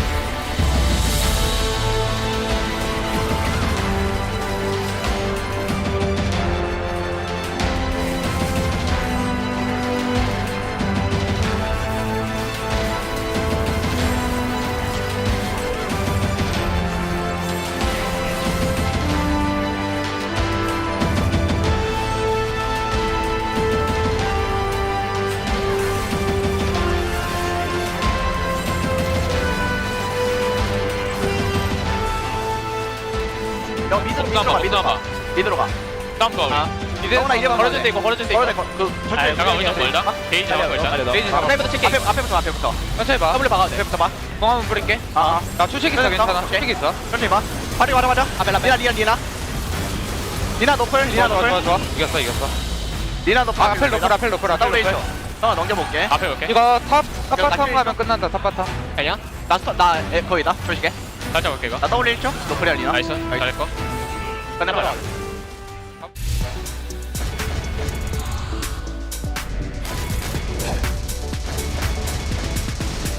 Drop it. With Sandbox coming back in a big way in this one. It's closer. Finds another Emperor's Divide. It's a double kill before. He goes down. Magnus Storm as Bible's trying to be a hero. And now Death's the last man standing. He has to try and get this one done. The health bars are so extraordinarily low. There's the Voice-Seeker Willow. Gonna be taken out, and now it's Teddy versus Death. He finds the ulti. Teddy, he is gonna use it, and he goes down. Death picks up the kill. It's the Quadra. Unbelievable plays from Death. And he's just thrown around like a ragdoll. Rose sold it exactly the right time. As Death picks up the kill onto the Azir, and now they are so incredibly low. There's the kick back onto Teddy. And Canyon. Oh, he's gonna say goodbye to this game in the end. But my goodness, what an incredibly exciting game 1.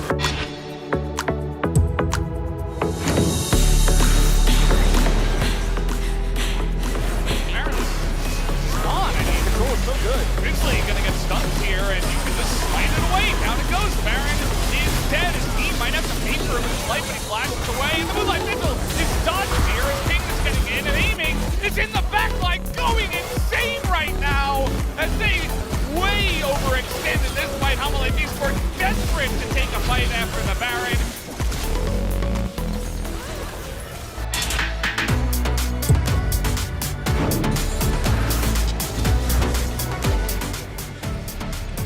The Drake Caller is going to do a lot of damage. Owner is just dead once again, though.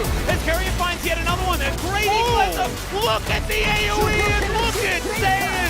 He's just back in, destroying everyone. Zayas, this is the guy that we missed from last week. Where have you been? Oh, it doesn't matter. We're just glad that he's back. That is going to be the triple. The ace comes through.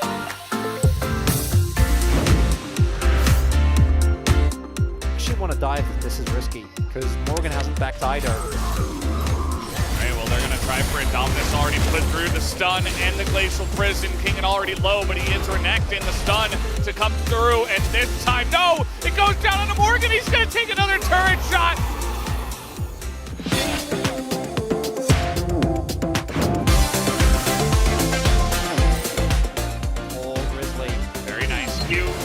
That time around as everybody on row is on the run. Ulti is going in as now they're trying to engage and it works here, and there you go. They get the backline access. They take out Karis. They take down F covered, and it looks like Morgan might be soon to follow. He's pretty tanky, though. He's going to pull over. Oh, man, he's going to take him out, too. Morgan going 1v4 on top of the Baron. Not even going down yet. Avoids the Q.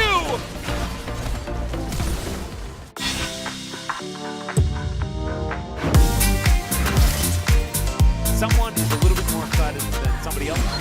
That's fine. Perhaps different fandoms. Okay, we're right into a team fight. There's an ult from a Braum. There's an Ophelia who's picking up kills. How many years? Rift Throw goes down. Genji win the fight, but Ox, I think we might need you to do a bit of play-by-play in the replay to see what the heck happened.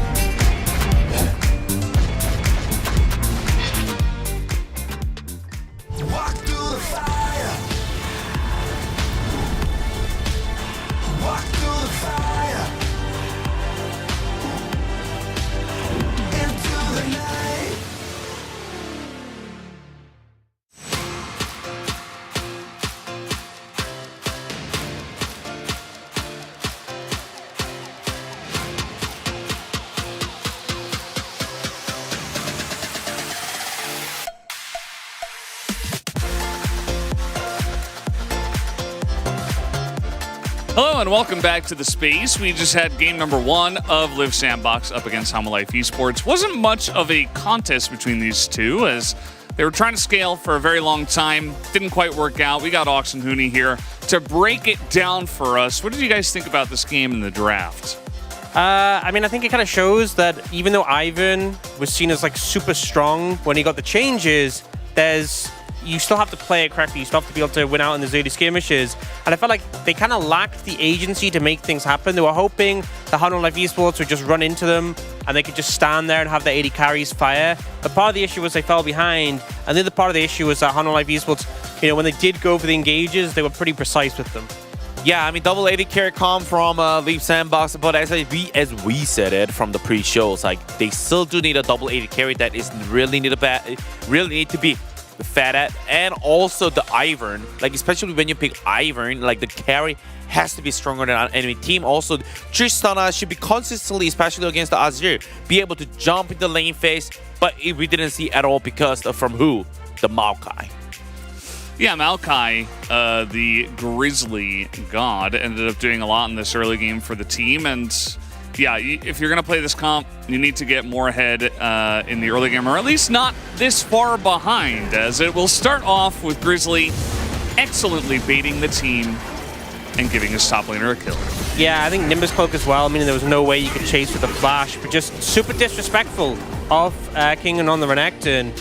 And then this bot skirmish, this ends up going super bad because they commit so much onto the Rel engage, and the Rel can obviously just brush it off.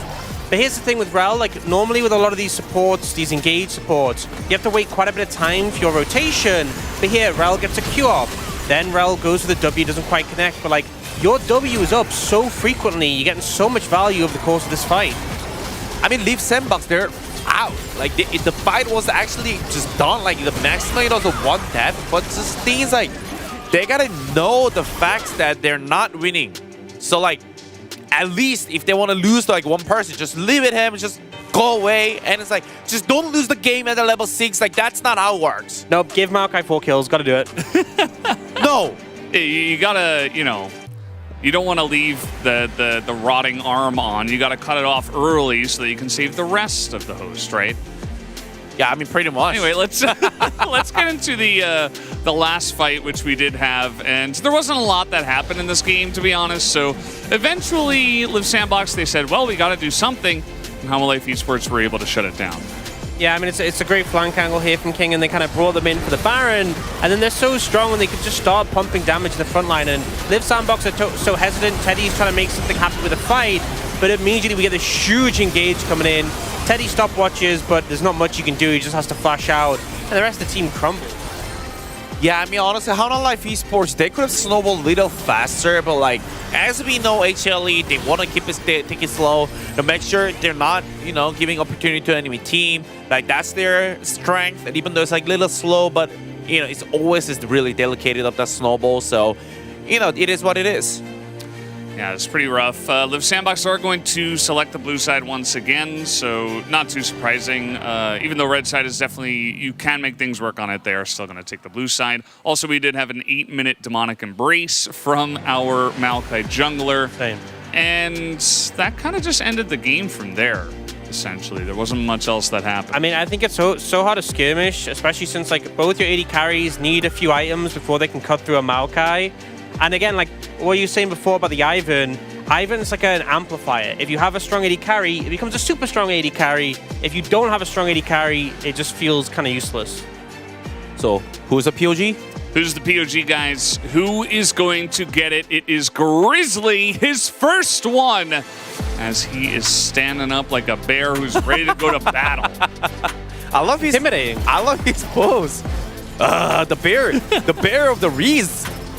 I mean, he shut off in this game. Like, the top play was a little bit, you know, was cutting it close, but this one, he comes bot. But what I love is he secures all the kills. He was like, really good at last hit, right? Like, I saw him last hit, and last hit. He actually lasted with auto attack as well.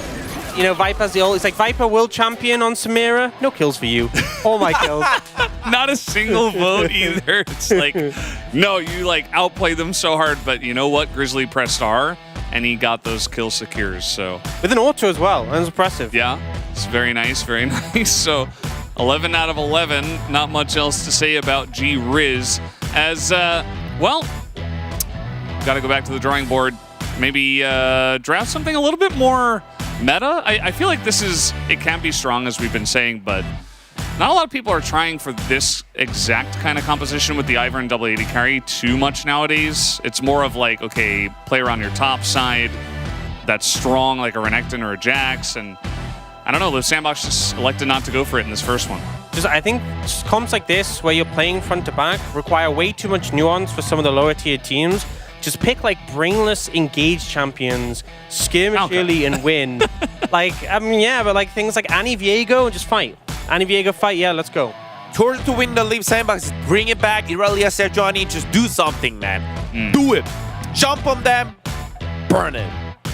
All right, nothing else to say. Guys, we're done here on the space. Let's go back to the casters for game 2. Thank you so much, gentlemen. Great breakdown, and congrats to the G-Riz. Right there, taking a sip of possibly coffee, maybe just water. You never really know. And yeah, I agree with Hooney. I think that they should just burn it. Just burn it, you know? That's what you got to do in the end. Maybe it's their turn. Maybe they need to just jump onto Smearl and burn it.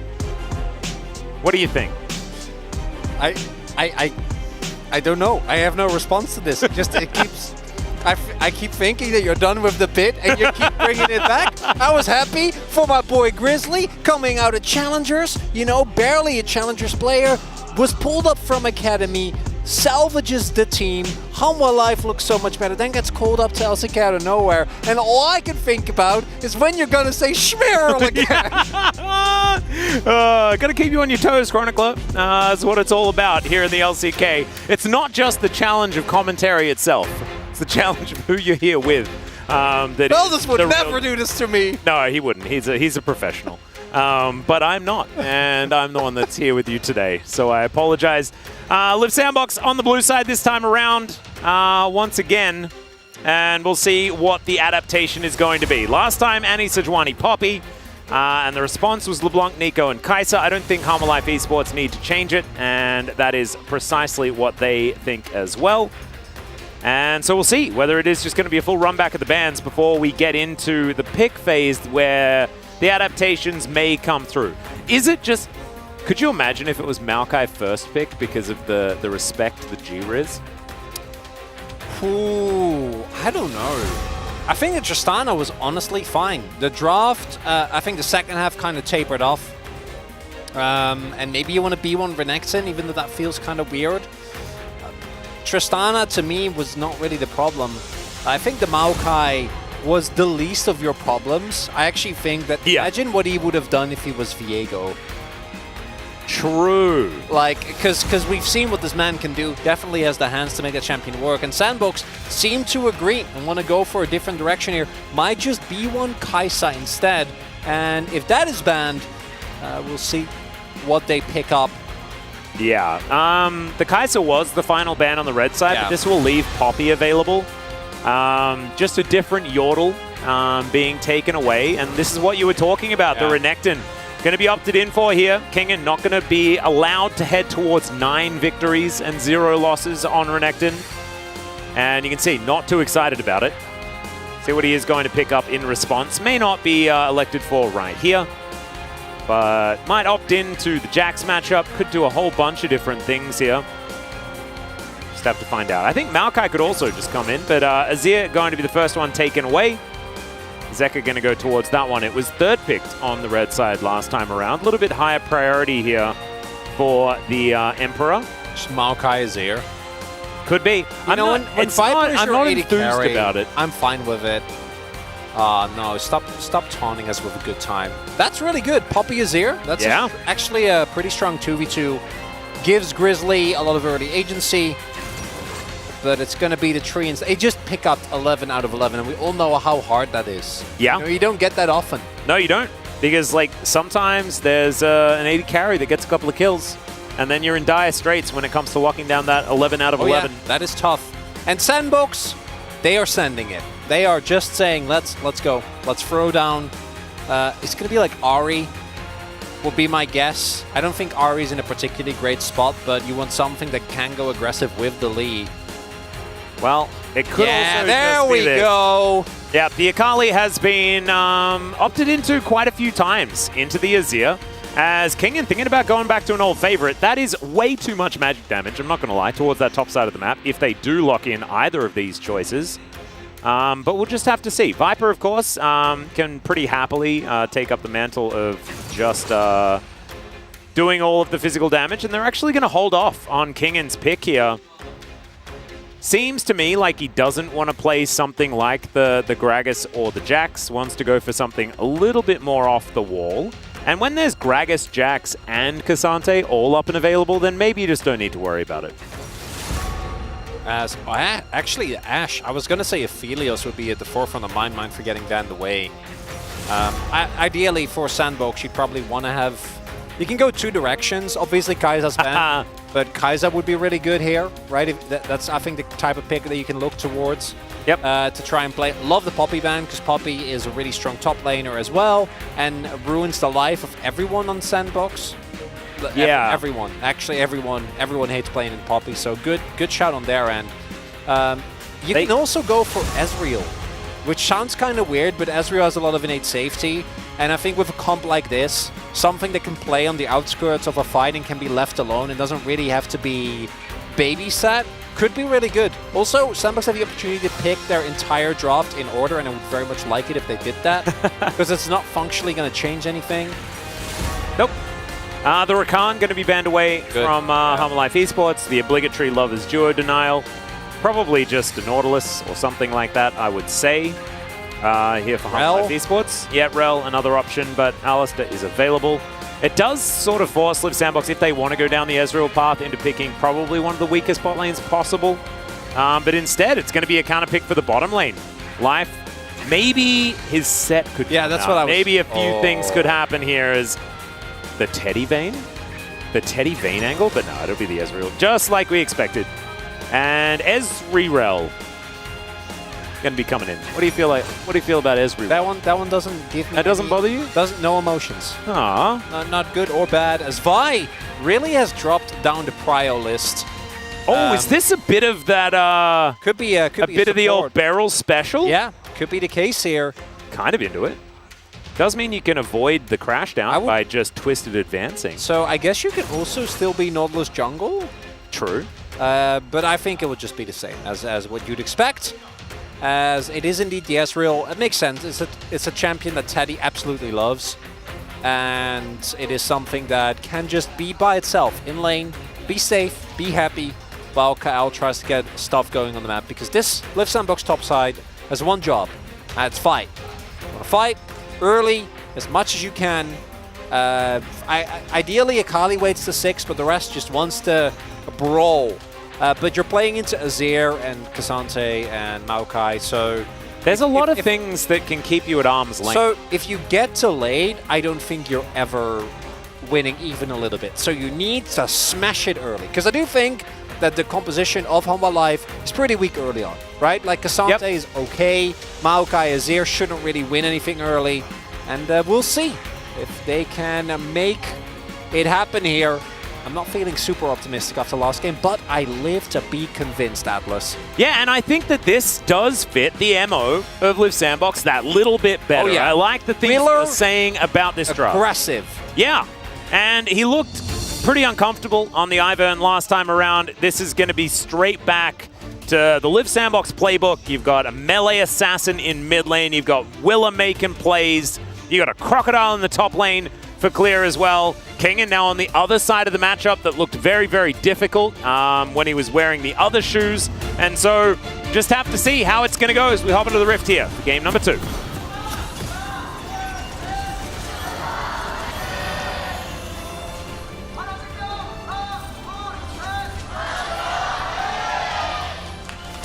All right, here we are on the Rift for the second game of our final series of the day. We're on our final week as well of 13-12, so we get to experience this patch one more week of play.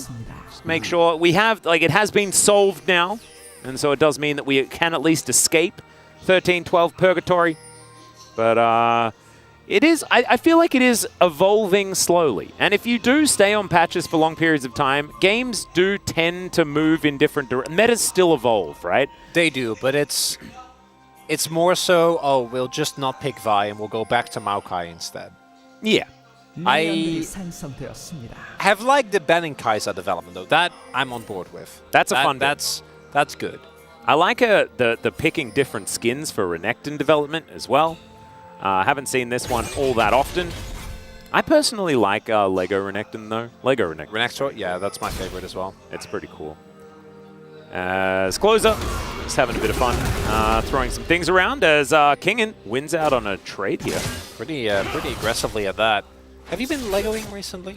No, I have not. I still need to build my my Millennium Falcon, but I'm going to wait until I can do it on stream.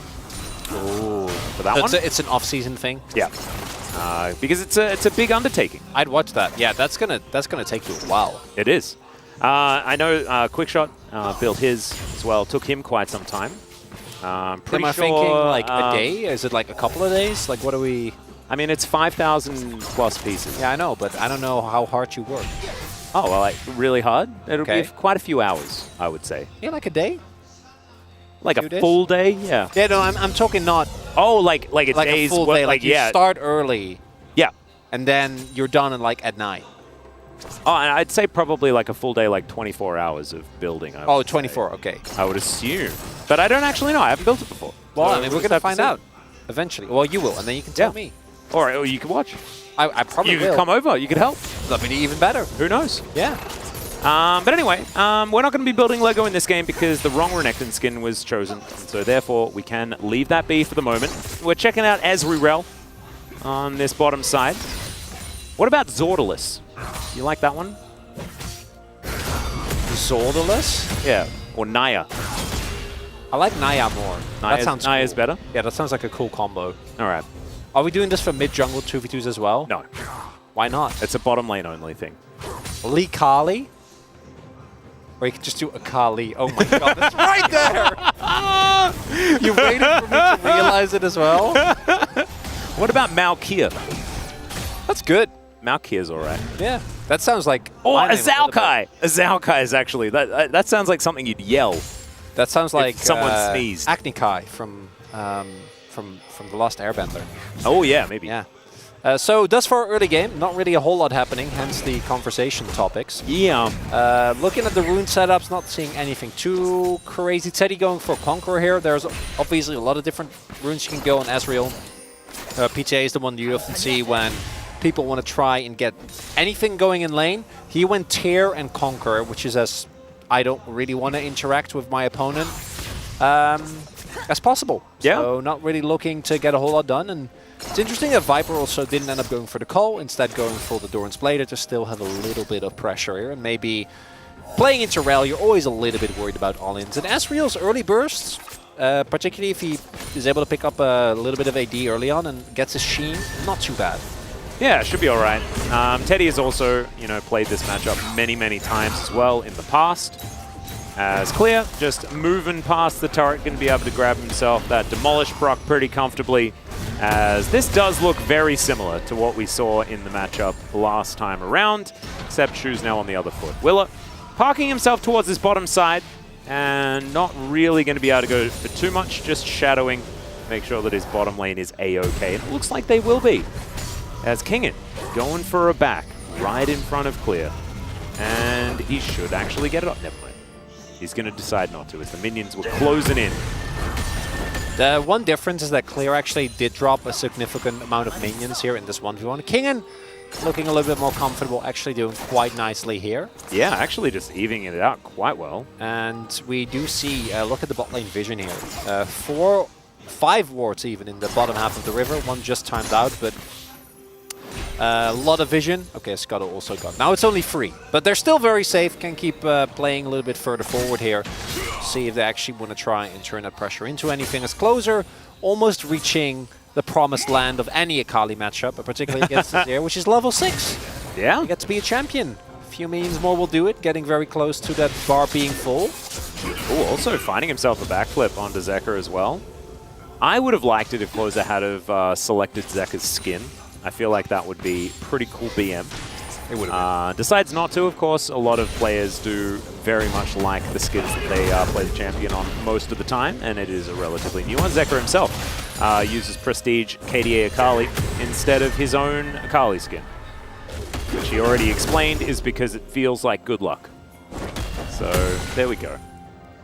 And Beryl needs no mention, just never uses the correct skins in the right moments. Plays Leona, has a skin on that one. Plays Ashe, has a skin on that one. Doesn't select him, doesn't like it. It makes me very sad. This is what you want. You want a skirmish. You have 3 people that want to fight. Yeah. Just fight them. And Zekka also a little bit slow on the rotation, so should be 3v2 for at least a little bit. As Grizzly going to find a Bramble Smash, but there is an ulti from Closer, finds a backflip onto Grizzly as well as the perfect execution comes down. Twisted Advance comes on in as Closer is going to get thrown away, and Zekka has decided he doesn't want the fight. Kingen, though, also going to opt into the same thing. He went all out and is going to go all the way home as well. Claire almost getting the kill here. Not actually able to finish him off, but Grizzly also being low. I don't know if there really is a whole lot of response available to the Crocodile here. Closer not quite having enough damage to take down Grizzly. Grizzly being kept safe by Zekka. Doesn't even need to utilize his flash. And this is Sandbox. They're sending it. They're not getting the kill. You know, I think the execution on the play could have been a bit crisper. Maybe you want to force some summoners or try and flash aggressively there to really force Humble Life to make a response or bleed some gold, but they're doing stuff. Yeah. I'm on board. I like it. They're not panicking either, and they are cool kids. We know that they choose not to panic. A bit of, like, they're cool kids in the Steve Buscemi Teddy as well. Because he's not quite as young as the other players on this team, especially now with Clear joining the roster, who is quite young. No, I think Clear actually is like Closer's age. I think because Clear actually had been in, well, yeah, but we also have like Pace existing in our league.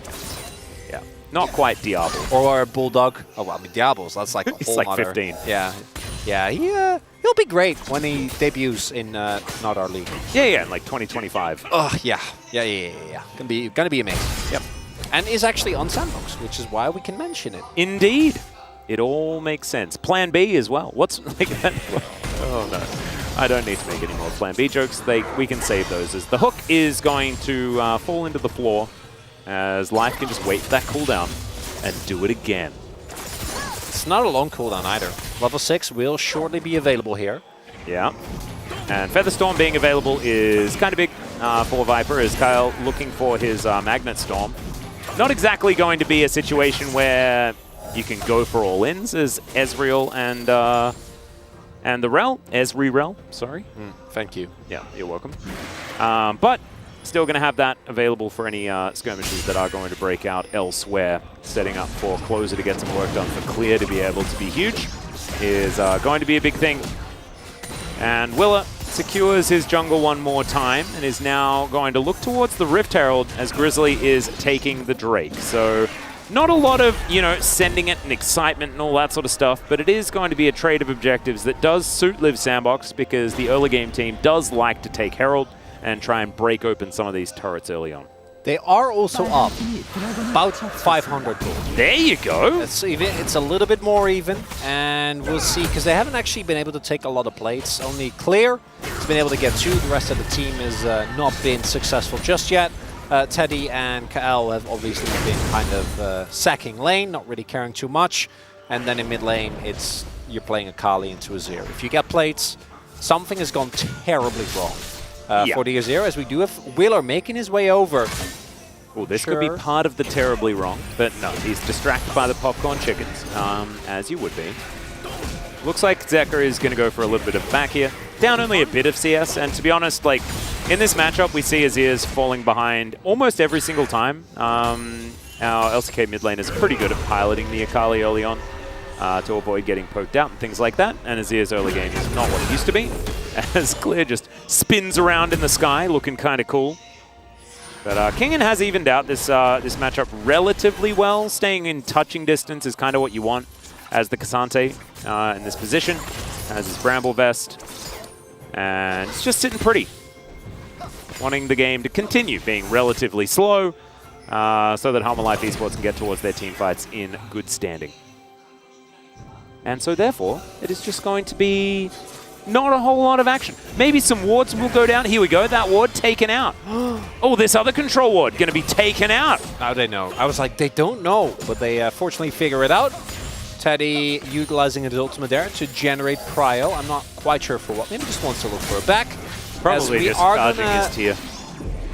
Throw gold into Closer. I like that. I think that's a good angle. He's a solo AP source, and if Akali isn't fed, not doing a whole lot as a champion. Yep. Backflip not going to connect, but does manage to get the plate gold. So Willa and Closer now a little bit more happy. As Kingen just standing behind his enemy's turret. Made the Crocodile a little bit angry as now he's looking for a back, but Willa is here and the Akali is lying in wait as well. Backflip comes forward as now Kingen. Let's see what he's going to be able to do to get out of this one. There's the all out, but there's the flash over. Perfect execution going to come forward, and Closer's going to use it to close the gap onto Kingen. 5-point strike, not exactly going to land though, and Zeka, he's going to take one, but it will be Kingen escaping. Has to use his flash, but he got Closers as well, so you'd say it's probably pretty even. Gotta say, really was waiting for Willa to go for a kick there. Yeah. I don't want to make sure that you have the lockdown. Now, this is still one play, don't get me wrong, for Sandbox, because they're able to get more plates into Clear. He just got some alone time towards the top side, as that is not gone. Yeah. That plate is still there. Very, very sad times. Should be able to proxy and pick it up on the next wave. Maybe King are looking to pull it so that it doesn't actually happen. Well, Kingen's Thornmail is going to rip through this minion wave. Absolutely amazing. Does actually, you know, it's not bad. It helps. Yeah, it's fine. I still really don't like the Thornmail. No, I don't think it's that good. So many of our Cassantes have been going for. Because you can just not, you know, go for the order before you go for your big Healy stuff, and then you're fine. Yeah, and it means that Kingen doesn't have something like a Sunfire Cape, or the Frostfire Gauntlet, or those other cool things that you could have. We'll see if they're actually able, or what their lane assignments are going to be if we get to the later stages of the game. Expected to just be as we see them here, because obviously Closer wants to play into Zeka for obvious reasons, has a ton of kill threat here. As Clear, he's just setting up for a play. Grizzly knows though, yeah, and King is not letting him get it. There's only 40 seconds. This is so sad. I've been that top laner. Yeah, that plate is so it's just so right low. there, you know. It's so low. Maybe you just walk at it, you know, and you just take the turret shots. Yeah, but then you die because it's Cassante. Yeah, that is a problem. This explains maybe it's worth it. This explains a lot about you. Maybe about it's your worth League it. of Legends AREM gameplay. I do find myself underneath enemy turrets quite often. Yeah, it's funny how that works. Yeah. But I have a very good time, and I think that is the main thing when you're not playing competitive League of Legends. You're playing a video game. If you're not having fun, what are you doing? No, that's exactly right. Well, maybe you're playing it as a as your job. Maybe you're playing it as a competitor. Okay, yeah, that's a very valid. The majority of the marbles. As Clear always he can't because they've fallen off. So there it is. You can see that very Tragedy. sad 3. It's a 3.99999999. But yeah, it still we counts. round it down. Crown does get picked up here. It's not great. The Crown. I think that if it is just activatable with the Proto Belt, which we do see sometimes, or the Rocket Belt rather, then I think it's okay because that's still cooldown for cooldown. But there is an Ezreal in the enemy team, so I think proccing Crown is not going to be at least there's tough time. Yeah, there's no static shift because Closer is going for not a bad build. That's true. Kind of fun. He is go for actual damage Akali as Liv Sandbox definitely looking to fight this. Gets Prio on mid. Clear has his TP. Kingen does not. See that influences Homolife's decision to contest here. Saplings just flying around, Kyle, soaking all of them. Eating through his potions as best he can, as well as going to move up to Grizzly and splashes and gets the smite. That's about as easy as it gets as the Nature's Grasp coming down as well. And Willer's also going to die. Emperor's Divide does absolutely nothing, but that doesn't seem to matter as Closer dives in. It's now his turn to try and fight this one out. It's a beautiful twisted advance though from Grizzly, who survives for a very long time. Eventually, he will go down to the Akali as Clear gets in amongst it as well. Zeka standing his ground, and so far, it is actually a relatively even trade. But Kingen remains on the top side of the map, and that therefore means that Homolife Esports will take a turret, a Drake, and win out in the trade by an extra kill. Definitely going to be Homolife coming out on top. Also, look at the summoners, right? Them actually being able to hold onto the teleport here. Oof. Yeah. Grizzly, man! The G-Riz is really coming up huge. He flashes in. If you imagine how silly you look if you don't hit that smite. Yeah. Just think about it. And you can see as well, Wheeler wasn't actually setting up for the Q smite because he thought that he was walking away. Viper also gives him a happy B after he gets kicked. And then here, crucially, they lose the extended fight because they're down a member. So Viper almost takes down Closer, does it in the end, but will have to sacrifice his own life because the Renekton shows up. If they get the kill on life, and Teddy picks like up maybe another one after that, I think you're feeling a little bit better. So it's not a complete disaster for Sandbox, but it definitely a trade down. And with this composition, I don't really think you can afford a lot of those. The one upside is that it's Chemtech, so it's fine. Yeah, just so get Baron. Ox has been paying attention for half of each series. Yeah, is what I'm learning. So hopefully he can explain himself on the space after this. We need an Orcs accountability. We do. I don't know, segment. Yeah, we need to actually just go through all of the series where he really has dropped the ball. I think that is the best thing to do live on broadcast. Maybe some highlights. Yep. Get Hooney to roast him. We'll make that one happen. We can get it done. Hooney may not even be interested in roasting him. We may have to do it ourselves, Chronicler, but I think that we're up to the task. I think I'm too busy worrying about Rumbles not taking Ignite. I'm really good at that. That's going to be fun. Yeah. Your level of negativity has increased by about 0.002 since you joined the LCK. So I'm proud of you. I'm proud of you. I've really been trying. Yeah. King hasn't been going very well. No. Kingen and Clear just still fighting. You can see Kingen pretty happy though. Sitting 0-0-0, but does manage to take that full turret, which means that there is probably gold parity between these two. He's heading towards his Crossfire Gauntlet quite comfortably. And Clear, just Caulfields and his Core Drink are now done.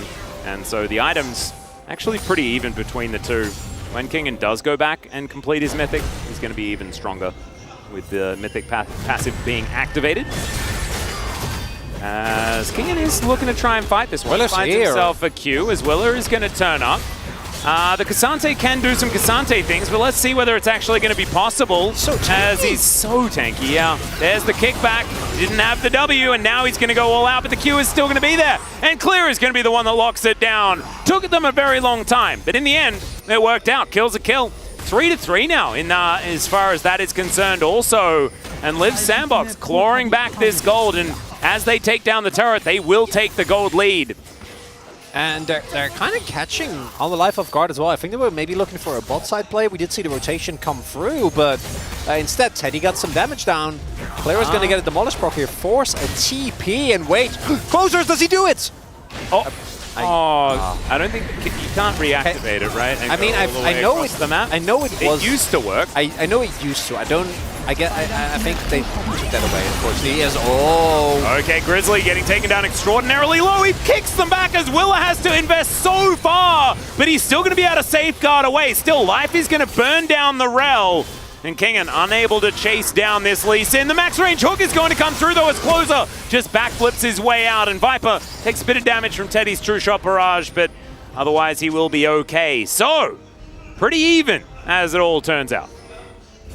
As we take another look here, obviously Kingan, this is Cassante with Thornmail and Bladed Steelcap. So like trying to kill him with two AD characters, like neither of which really has a great way. Don't have Cleaver yet either, so you're really only relying on Slice and Dice to reduce some of the armor. Takes it quite a while, but they actually do get him down in the end.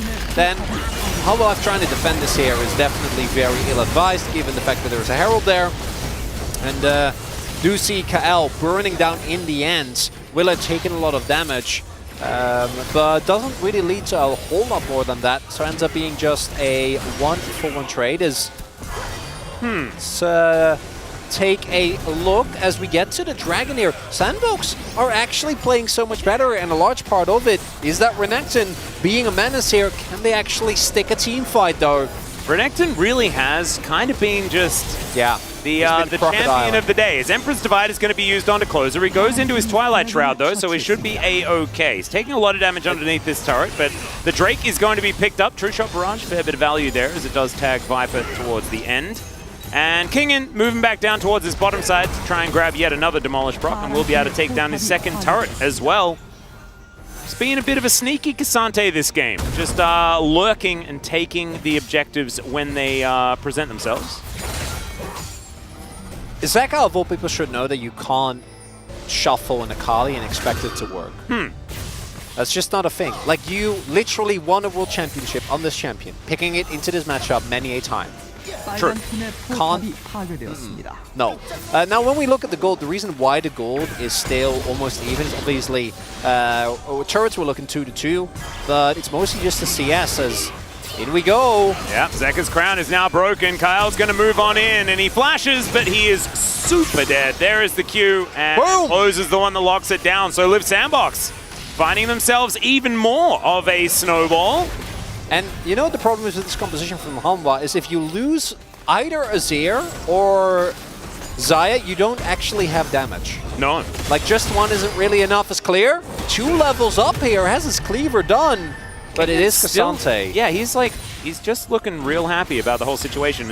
When you're itemized fully into armor and you haven't pressed R yet, yeah, you are just going to be kind of all right. Clear does have a black cleaver, so... Yeah, he had that, and it didn't really... Didn't seem to be doing anything. No, it makes me a little sad. Yeah.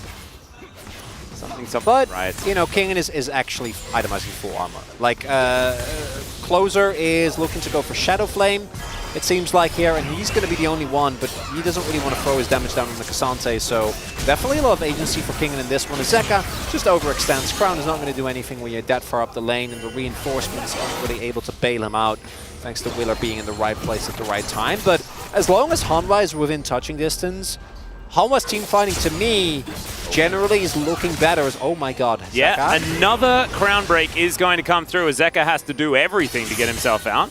Didn't have to flash, but of course wouldn't be able to even if he wanted, because that one is on cooldown. Zula's going to move up and make the map as dark as possible.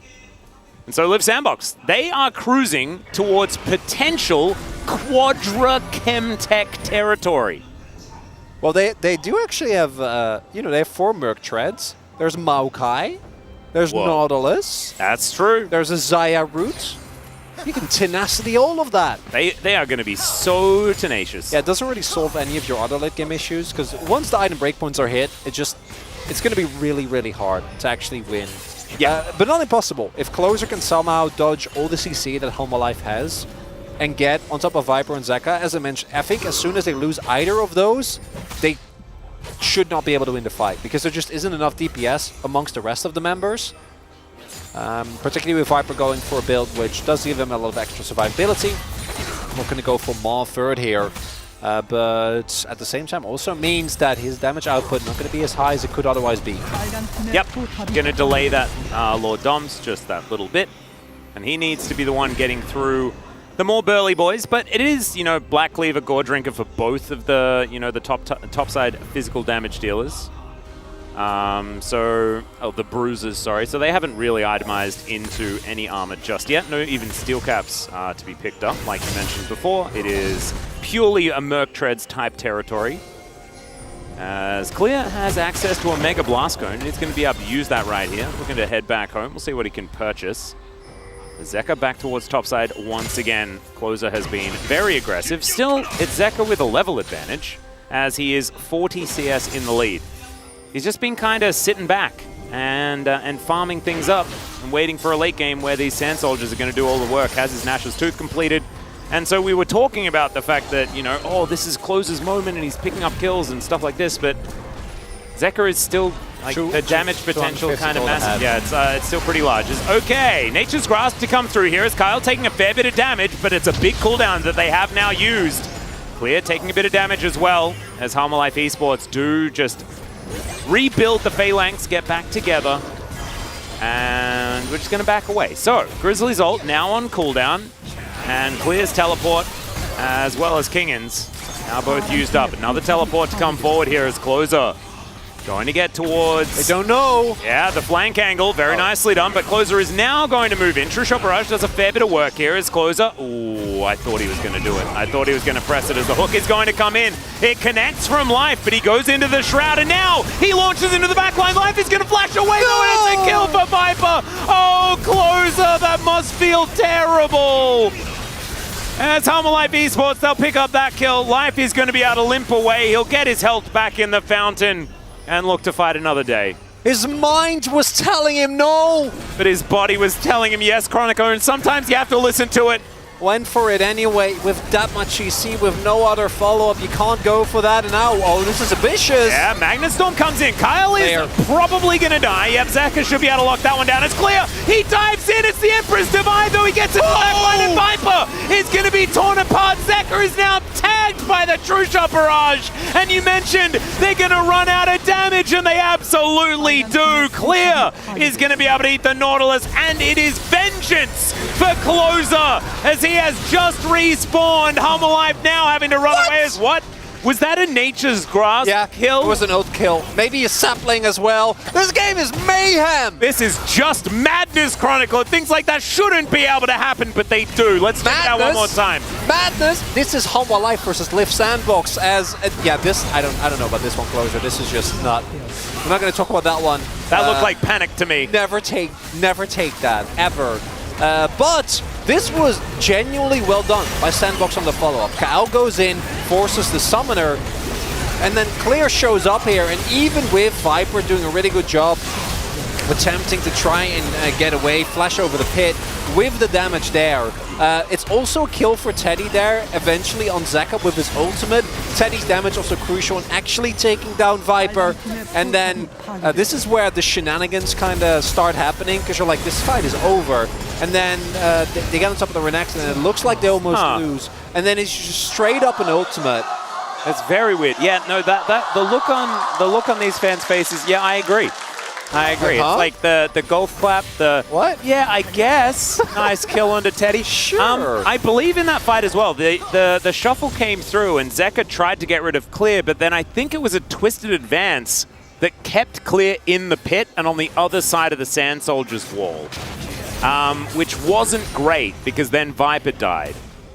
So, you know, there's a few things that kind of went amiss. Awry, one could say, in that fight. But what it ends up meaning is it's 2 Drakes apiece. Yeah, there's a Drake for Sandbox. Yeah. They're cruising towards 4. You know who's also having a great game? Who? It's our boy, the Bear. Look at him. The Bear having a great game. 100% kill participation. Yeah, he's definitely getting amongst it. Clear as well. 4-0-3. Very close to 100% kill contribution. Yeah, Clear is actually at a... Because his Cassandra game was pretty underwhelming. Obviously, the mistake he made early on, which got the solo kill, kind of completely tilted the matchup. And Kingen, as I said, Kingen is a very solid player, but if you give him leads like that, he will run away with them. He's not one to just sit on them. Will then try to really push them, as we saw in that game. This time around, though, Claire feeling a whole lot better, as Viper has also seemingly decided that maybe damage is the answer after all. Yeah, just going to be the casual Hex Drinker before deciding that he wants to actually kill people. I like that one a lot. He saw the chain vest from Clear. He's like, oh, well, he knows. I'm gonna have to change my plan here. As Lord Dom's now completed, and that is big actually. Like 3 of the big items here for the Xayah means that Viper is going to be a big-time damage threat in this fight. As Kingen diving forward towards Clear here, who, yeah, he does have his Gargoyle Stone Plate. They're continuing to fight this one out as slowly but surely Viper is on his way down. Here's the all-out as Kingen looking for the opportunity. Dominus comes in and the Gale Force forward. Kingen just trying to keep him busy as here on the bottom side they are going to get a kill, but the Baron has now been started. Zeka from over the wall it's just being very annoying for them to deal with as Grizzly. He's got a Mega Cone. He's got the availability to get over here as he gets into the pit. He's so tanky. He's not going to be able to take the Baron, but can they win the fight? The answer is so far absolutely not. As Zeka is going to find no value with the ultimate, but the Sand Soldiers still tear the Akali apart. And Clear gets a Guardian Angel from the grave, but it's not going to bring him back up again. And is it a Baron for Nexus trade? I don't quite think it's that yet, but it's pretty close, Chronicler. And that should be the inner going over.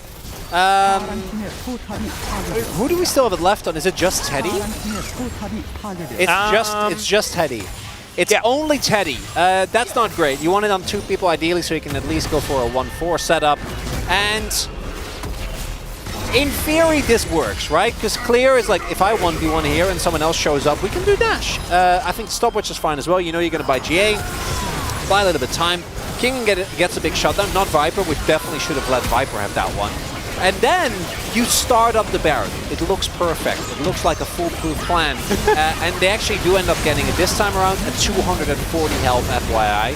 But then the problem is the health bars are already low. Teddy doesn't actually get to do a whole lot of damage. And because Kingen can teleport, you're still playing a 4 versus 4. And yes, Viper isn't there, but you've already been softened up by the Baron. And just Zeka by himself, if he has enough time, will still really ramp up in terms of damage. And it is still a negative Baron power play for Sandbox, but they do have Baron in there. Look at that. There we go. Yeah, Teddy has Baron. And look at that minion. Look at him go. Yeah, it's a really long-range siege minion. You're exactly right. All right, all out going to come through as if at first you succeed, try again. As Viper almost gets taken out by Clear. I really like the killer instinct from this Renekton. He's still dead, but it looks kind of cool. But Closer is going to be able to take down Life as well. 4v4 now on the fight. As Grizzly, he pressed the Nature's Grass button and Liv Sandbox got hit by it. Yep, and then they walked away. And it is a favorable trade for Hanwha because they take down a top laner, only give up a support. But they might just still give up this Drake because, it looks like they are looking to contest. We are making their way over. Closer does not have his teleport available. I mean, it is Soul Point. As Kyle going to be spotted on a control ward.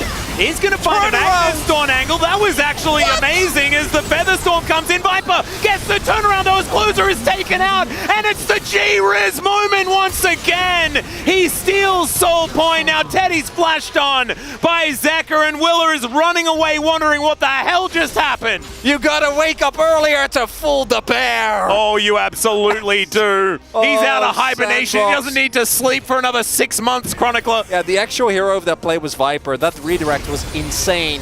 And what starts off as looking like really rough because Zeka shuffles or tries to kill Kael, and then Kael turns it around into a great engage, but they don't have clear, and that lack of frontline actually ends up being huge. Yeah, Hook is going to connect onto Clear, as you mentioned him, and now he's going to be taken down. The Cassante tanking the turret, but it is life dying yet again. Nature's Grasp flying down is now Willa going to avoid the third Q, but is still going to head towards the death chamber. Is now Kyle, nothing much he can do as the flash forward from the Akali, but he's straight into a wall of Sand Soldiers. He looks for the backline, but Viper, he avoids it. True Shot Barrage also not going to be enough as Teddy desperately trying to kill the damage. It's not going to work. A happy B from Viper and a 2-0 for Hanwha Life Esports. This game looks a little bit more competitive, but in the end, it's Hanwha Life that comes out on top with the 2-0. And this is where I think you see the real gap between these two teams. Game number one, very obviously, Sandbox looking rough. Although I do want to highlight again, this is still unrecognizable from the Sandbox we've seen a couple of weeks ago.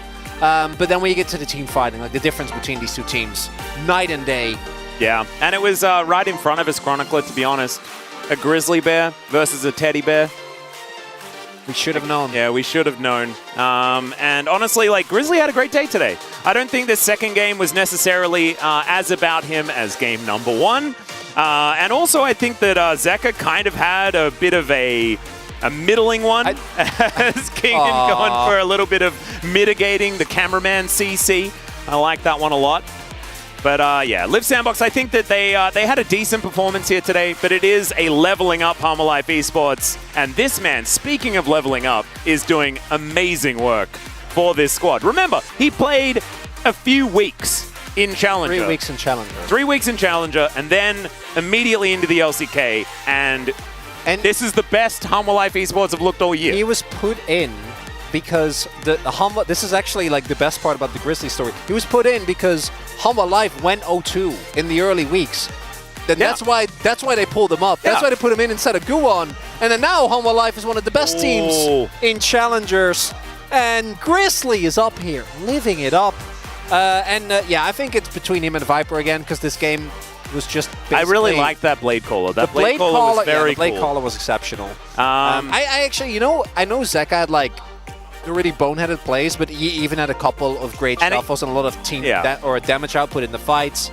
I think Zeka was not very flashy this game, but he did what he needed to do, and he farmed like alongside the clock very effectively. He was very Never far fell ahead. behind. Just kind of, it was the very quintessential Azir low-key carry type performance, but a lot of it had to do with, Grizzly having a bunch of pizzazz, but also Closer going for some optimistic plays, a little bit of desperation here from Liv Sandbox, and also the squad playing with a composition that really didn't have a lot of longevity. Yeah, they had to. I think that this is, for Sandbox fans, you'll take this. Because Hanwha Life have been looking better and better. They always look really good against teams that are weaker. And for Sandbox, this is just a warm-up. You need to beat your direct competitors for the spot. You need to beat your Kwangdongs, your Nongshims, your DRXers, your Brions. But this is still a far cry from what we've seen before. Is it the Sandbox we saw in spring? No, not quite yet. But we're starting to see some glimpses of it in these skirmishes, in some of the bravado that they showed at least in this game number 2. But when it comes to actual team fighting, like the gap between these two teams is just monstrous, right? It feels like Hanwha Life is always the one that comes out on top. Even if the trade doesn't go their way, the follow-up, the way that they're able to then utilize the tempo, it just is miles ahead of what Sandbox was able to do here. Yep, and Grizzly back-to-back tree performances to pretty impressive levels as well. This time playing with the DRX skin as well, which is pretty fun. Viper, this is the Blade Caller moment that we were talking about. Just explodes Closer before he can do anything on this Akali. And he was trying really hard to do stuff, but it was just never really enough.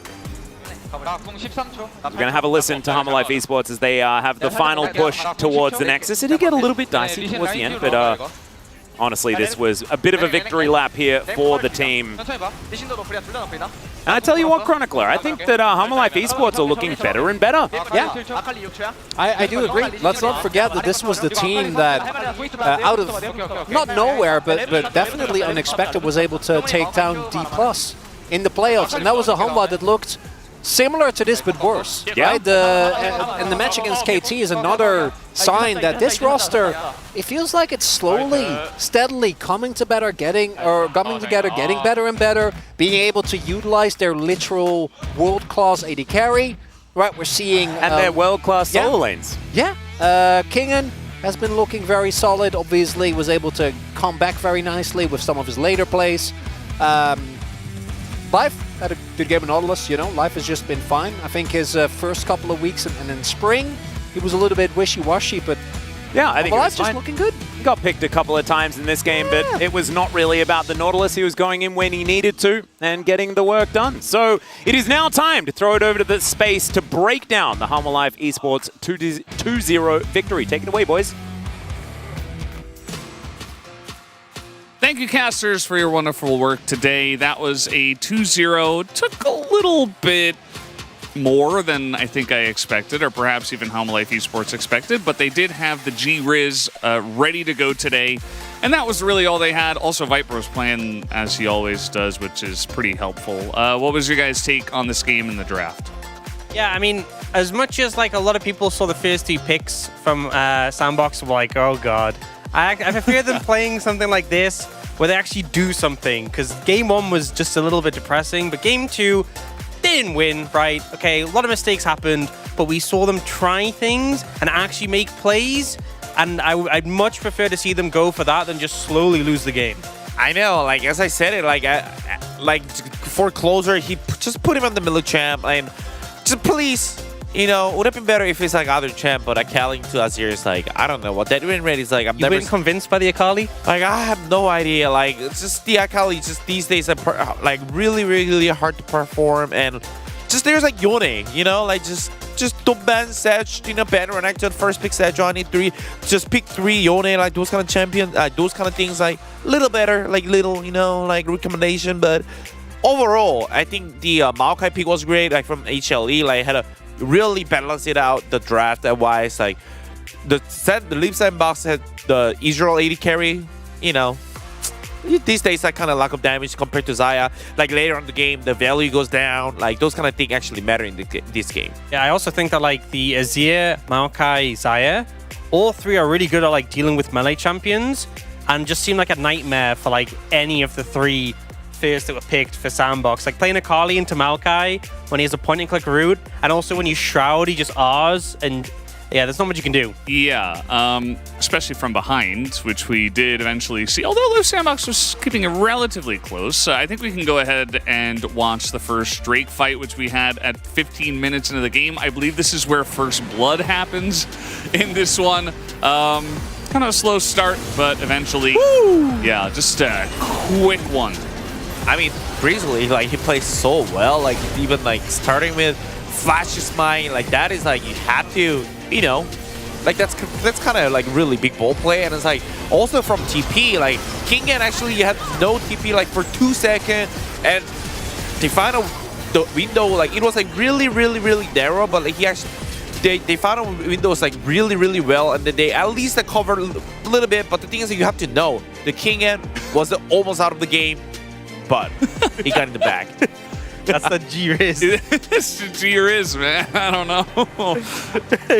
I thought it was Teddy, but I guess not. That's what I thought too. Makes more sense. No, he's got the Riz, so you know who it is, right? And you know, the sunglasses though. Played that one really well. Though actually, like top lane was getting ahead for Sandbox there, and then off that play, we really saw Kingen able to catch it back up. But I just think as well the execution, like stealing the Dragon's big, but also when the engage came in, turning it around quite effectively. We're not often going to praise Maokai mechanics, but yeah, doing a good job. Yeah, we were pleasantly surprised once again by Grizzly's performance, and we can take a look at the second highlight as well, which, you know, some plays, trying to go bot. You've got to teleport on your Cassante, but not on your Xayah that you're sending to gank with the Baron. Yeah, I mean, this is what, like, you know, like when AD carry actually has a thing that will just read the map. Like, that's only, like, the Viper, like, the good AD carry can always do it, like, from who has a mid lane prio, and it's like, after that, they just fight with the 4v4 with the Cassante tipping in. That's pretty easy for HLE. Yeah, they unfortunately don't manage to get the smite there, otherwise it would have been super devastating. But again, I just feel like the Azir does so much and is pretty much untouched for the entire fight with the wall in the pit there. Yeah, the G-Riz, it really just comes down to timing at the end of it, right? So, you know, not having the timing on the second smite, but the first one was pretty good. Let's see who got player of the game here for game number 2, as we might see some more timing here. Yes, it is. It is the G-Riz once again. A solo POG, Risley. Both in the same day, right? That's crazy. Same great pose as well. And yeah, I mean, this is exactly what we were talking about before. Turns the engage round so well, and you see the ult catches both the Ezreal and the Akali. Yeah, what again, coming so recently into the LCK, a lot of pressure on his shoulders, and he's just gotten better week on week. This one is kind of hard to watch, but you know, cover your eyes. Like, this is the thing that like Akali is like so hard to perform, and even like every single team fight, like. He actually mechanically played really well, like pressing W when Akali's second R. Those kind of, there's so many facts that he actually played well, extremely like calculated, and like even though it's like really small, it actually changed a lot. And you know, smite battle, he just got it. So. Media tried. Can we, Media really tried with this one. They tried their best. Actually, that is about as much power as they have. Thankfully, they don't have any more. They couldn't match the G-Riz. They couldn't match the G-Riz, man. Also, a couple of votes for Viper, which I respect. I think that the Viper, it's always easy to give him the POG, especially in the second game. First game, I think he even could have gotten some votes, but he didn't. It was 11 out of 11 because the G-Riz was just too strong. Speaking of which, we do have the interview ready to go. Let's hop over to Deer for the translation. Thank you very much, guys. This is Deer for the POG interview translation. We are here joined by Grizzly on the side of Hana Life Esports, who just secured their 8th victory, now tied for 3rd place. Grizzly, this is your first and solo POG, and an unanimous one, so how do you feel? I feel like from the moment I got triple kill in game 1 with Maokai, I knew that I kind of predicted that I would get POG, but I didn't realize that I would get it in game 2. And I'd like to take a look at the replay later to keep talking about your Maokai. And what a refreshing charge by the Locomotive. How fast do you think you guys ran in today's match? I feel like we didn't show our full potential and performance. I believe that if you look forward to our next performance, I'm sure you'll be more impressed. And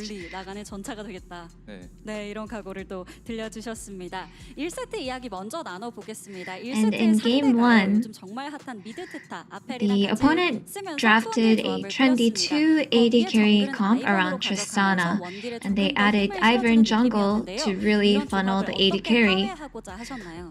So what was the plan to disrupt their comp? Since our bot was Samira and Rel, we were pretty confident in team fighting. And since we have experience going against and playing against Ivern, I feel like we were pretty confident.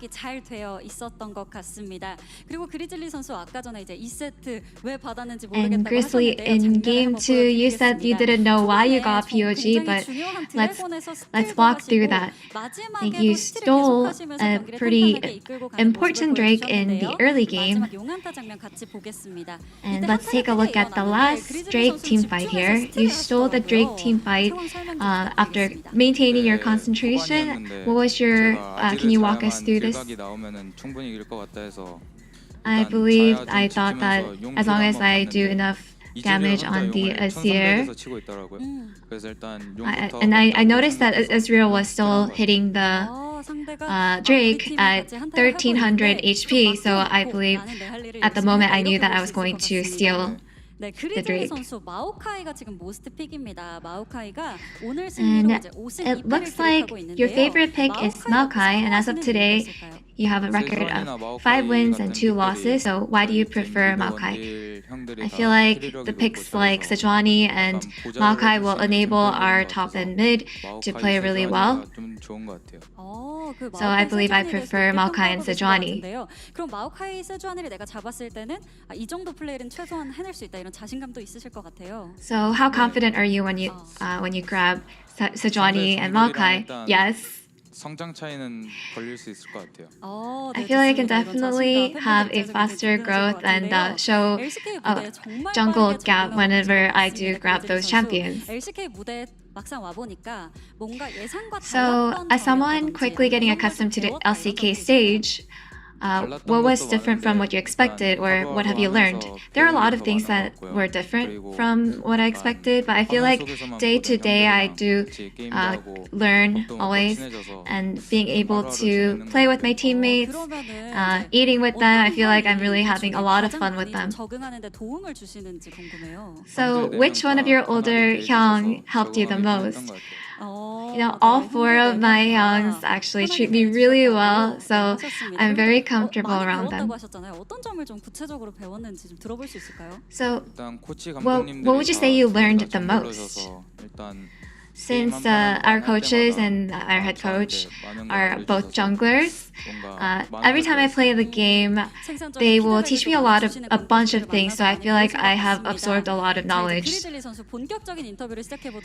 And Grizzly, to really get into the important questions, we heard that as a high school freshman, you lifted over 350 kilos for your big 3. So after hearing that, Kingen said he was going to quit working out. So now that you probably do more than 350 kilos. What's the number now? You know, I haven't been able to measure it out during the season, but maybe I'll be able to do that after the season. And I believe I would like to go over 350 kilos. And the Korean commentator Coco constantly asks who would win if you, Kingen, and Zeka arm wrestled. So, who do you think you would win? If you would rank from the first place to third place. We haven't arm wrestled yet, but I think my teammates will be stronger. Kingen and Zeka they work out together, and whenever I look at them, I feel like they're gonna be stronger than me. 만만치 않으실 것 같습니다. 네, 꼭 혹시 나중에 팔씨름 뭐 하게 되시면 결과를 저희한테. So if you ever do arm wrestle in the future, please share with us the results. 다음 상대는 T1입니다. And with such a nice victory, your next opponent is T1. So what's your mindset to head in with? I believe I always go into a match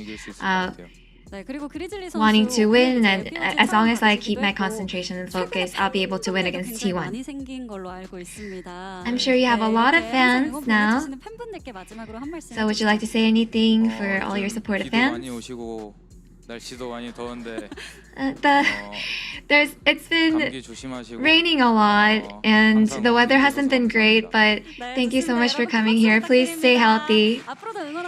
And this will be the end of the interview with Grizzly, and back to the space.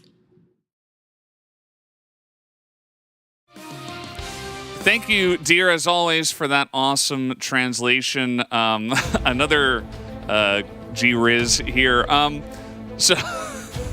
So now we know why he's such a great League player and also such a unit, because he had a big 3, which is bench squat deadlift of 350 kilos at 14 years old. And this is why he's capable of carrying his teammates, you know? Insane! He's been lifting heavy this whole time. Gets 2 POGs, carrying all day, all night. He can carry all of his teammates easily 350. Yeah, I mean, this team definitely has a breath of fresh air with this guy in the roster, and it's obvious his hands are so fantastic in the game, and he's playing Maokai. So who knows what he's got in store for the future. Let's take a look at the standings that we do have here at the end of today. Sun Life Esports pretty comfortable in that tied for 3rd spot right now. Yeah, and I think that third spot, Hooney's kept saying it, is really important because you'll get to play against the 6th place team. And if we're being honest, the 6th place spot is up in the air, but all these teams look a lot weaker than whoever's going to end up in the 5th place spot. So you definitely want to hold on to that if possible. Yeah, I mean, Eastern not looking well, so especially to Western, you guys gotta battle up. And every time any team that isn't Kwangdong Freaks loses, the Kwangdong Freaks' chances to get into playoffs increases. Even if Kwangdong lose every single match till the end of the season, they might still end up getting the spot, which would be incredible because they only have 4 wins. How great would their chances be if they beat Gen G tomorrow? Wow. Yeah. Oh, that's the dream. Well, the first match, I don't know. I mean, we'll have to see how much happy gaming we get out of Gen G because it is a very one-sided match on paper. DRX up against Nongshim. Who knows? I mean, if DRX takes the win, might be a little bit of a struggle streak for Kwangdong. Yeah, I think if Nongshim lose that, though, they're probably just doomed. I don't know the numbers, but I think it's pretty boom from that. Yeah, it's gonna go like below like 1%, but you know, we'll see how it goes. Yeah. Winnable. Winnable for Nongshim. Winnable. There's still a chance. But winnable for DRX as well. Yeah, that's a comfort zone, you know? Yeah. Less than 1% chance. We'll have to wait and see, guys. Will it be DRX or Nongshim to win the second match today? But we are done on the space. Thank you so much for watching. We'll see you tomorrow for more of the LCK. Have a good night.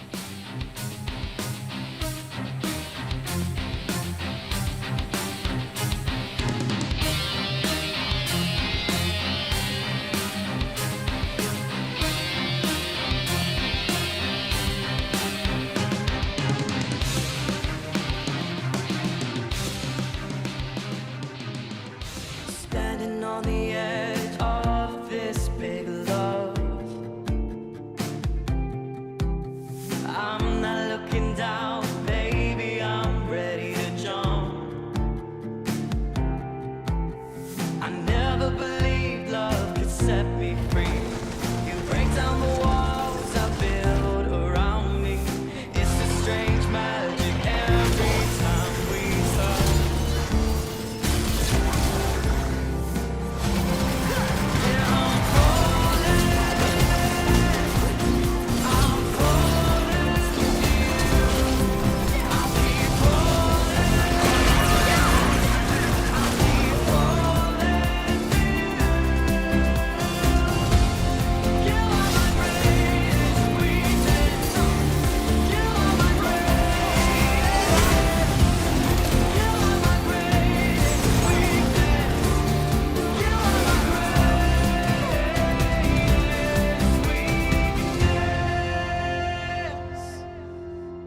Standing on the edge of this big love, I'm not looking down, baby, I'm ready to jump. 젠지의 파괴력이 진주하는 KT 롤러코스터를 그냥 완전 브레이크 제대로 걸거든요. 페이지 입에다가 촉이다 넣었는데요. 완전 쏙! 팀 자체 연속 신기록을 만들어냅니다. 젠지입니다. 썸머의 KT 화성까지 갑니다. 이거 맞습니다. 젠지 나와. 나이스. 고밸류의 젠지. 그렇습니다. 끝까지 가면 젠지가 이겨. 이것이 KT의 속도입니다.